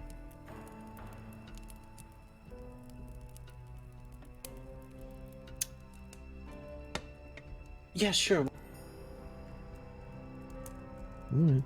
Alright. Take off my tiny bag. It's about the size of a small coin purse. There's like nothing in there, just some miniature tool. A Yeah, that's few fine. trinkets. Get A small stack of coins, gold coins. That's fine. It's really nothing at all. I gotta ask though, your Uh-huh. rat. Yeah. What size is it? Because currently you are the size of a small rat. Yeah, it's about my size. And I'm hugging it. So it's like So it's a rat body pillow? Yeah, basically. Nice. He's my buddy. And it has 3 eyes. With a fucked up face. You could technically summon a raven as familiar and fucking ride it, you know? Yeah, I mean, but we I can can already fly. fly. even faster. And I think, even though Raven's tiny, you have to have... The animal has to be larger, so it'd have to be a small creature. I don't think you can summon the small creatures with Find Familiar. Unless you're a warlock. Anyway. Yeah. No, sorry, Grunk. So, what time? I'm assuming it's really late at night because we've been It- fucking around for a while. Yeah, it's gone like 11 o'clock in the Okay. in the night. So yeah, it's bedtime. It's bedtime. Alright, Deep bedtime. so with that, Siren's gonna get ready for bed. And she is going to keep the bag under her pillow. Okay. I was gonna put his bag in his sleeping bag and then get it. Yeah, so Siren's keeping it under her pillow. She's, of course, like, rips down naked because that's just what she does. And she, like, gets under the covers. I wonder how valuable that bag is compared to everything else in this room. I mean, I you're mean- assuming that Siren's not going to have a way to track you, but it's fine. Yeah, but, you know. So you all find yourselves bedding down for the night, and sleep comes to you. And that's where we'll leave off for this session. Yeah. I'm dying. Nah, you're just having a PTSD attack. Eldritch abominations eating your mind. I mean, Eating that's your mind, awful dude. stuff. Bitch, please. Eldritch Abominations, pah! Also, And Jenny, also, that- because she can, Siren's going to use thaumaturgy to shut the window. Okay. Just to smack me inside. Yep. I'm sleeping on the windowsill. Yep, now you're sleeping on the floor. Oh, that's Do you mean. use the rat as a bed? I use it as a body pillow. or if he's really cold, like a tauntaun. I don't.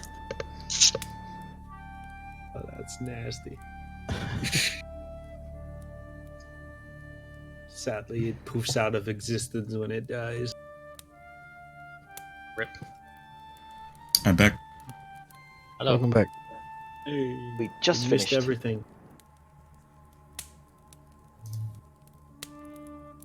Oh, you- All right. Right. That So- was, Skittles.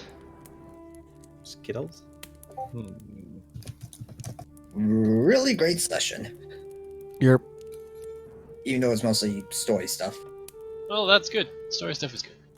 RP wise, we had some tense moments. We got a How do- fuck ton done though. You're- Like everyone got a load of shit done. Hmm? I've had an hour and I'm just exhausted. This is so mentally taxing for me right now. D&D usually is. D&D can definitely be that way, yeah. It's something that gets significantly easier as you get involved in it a little bit more. And Oh yeah, this You is know. purely because I'm like with you guys. It's like all new. oh yeah, I can well go you for have to, days with my L- own. my own.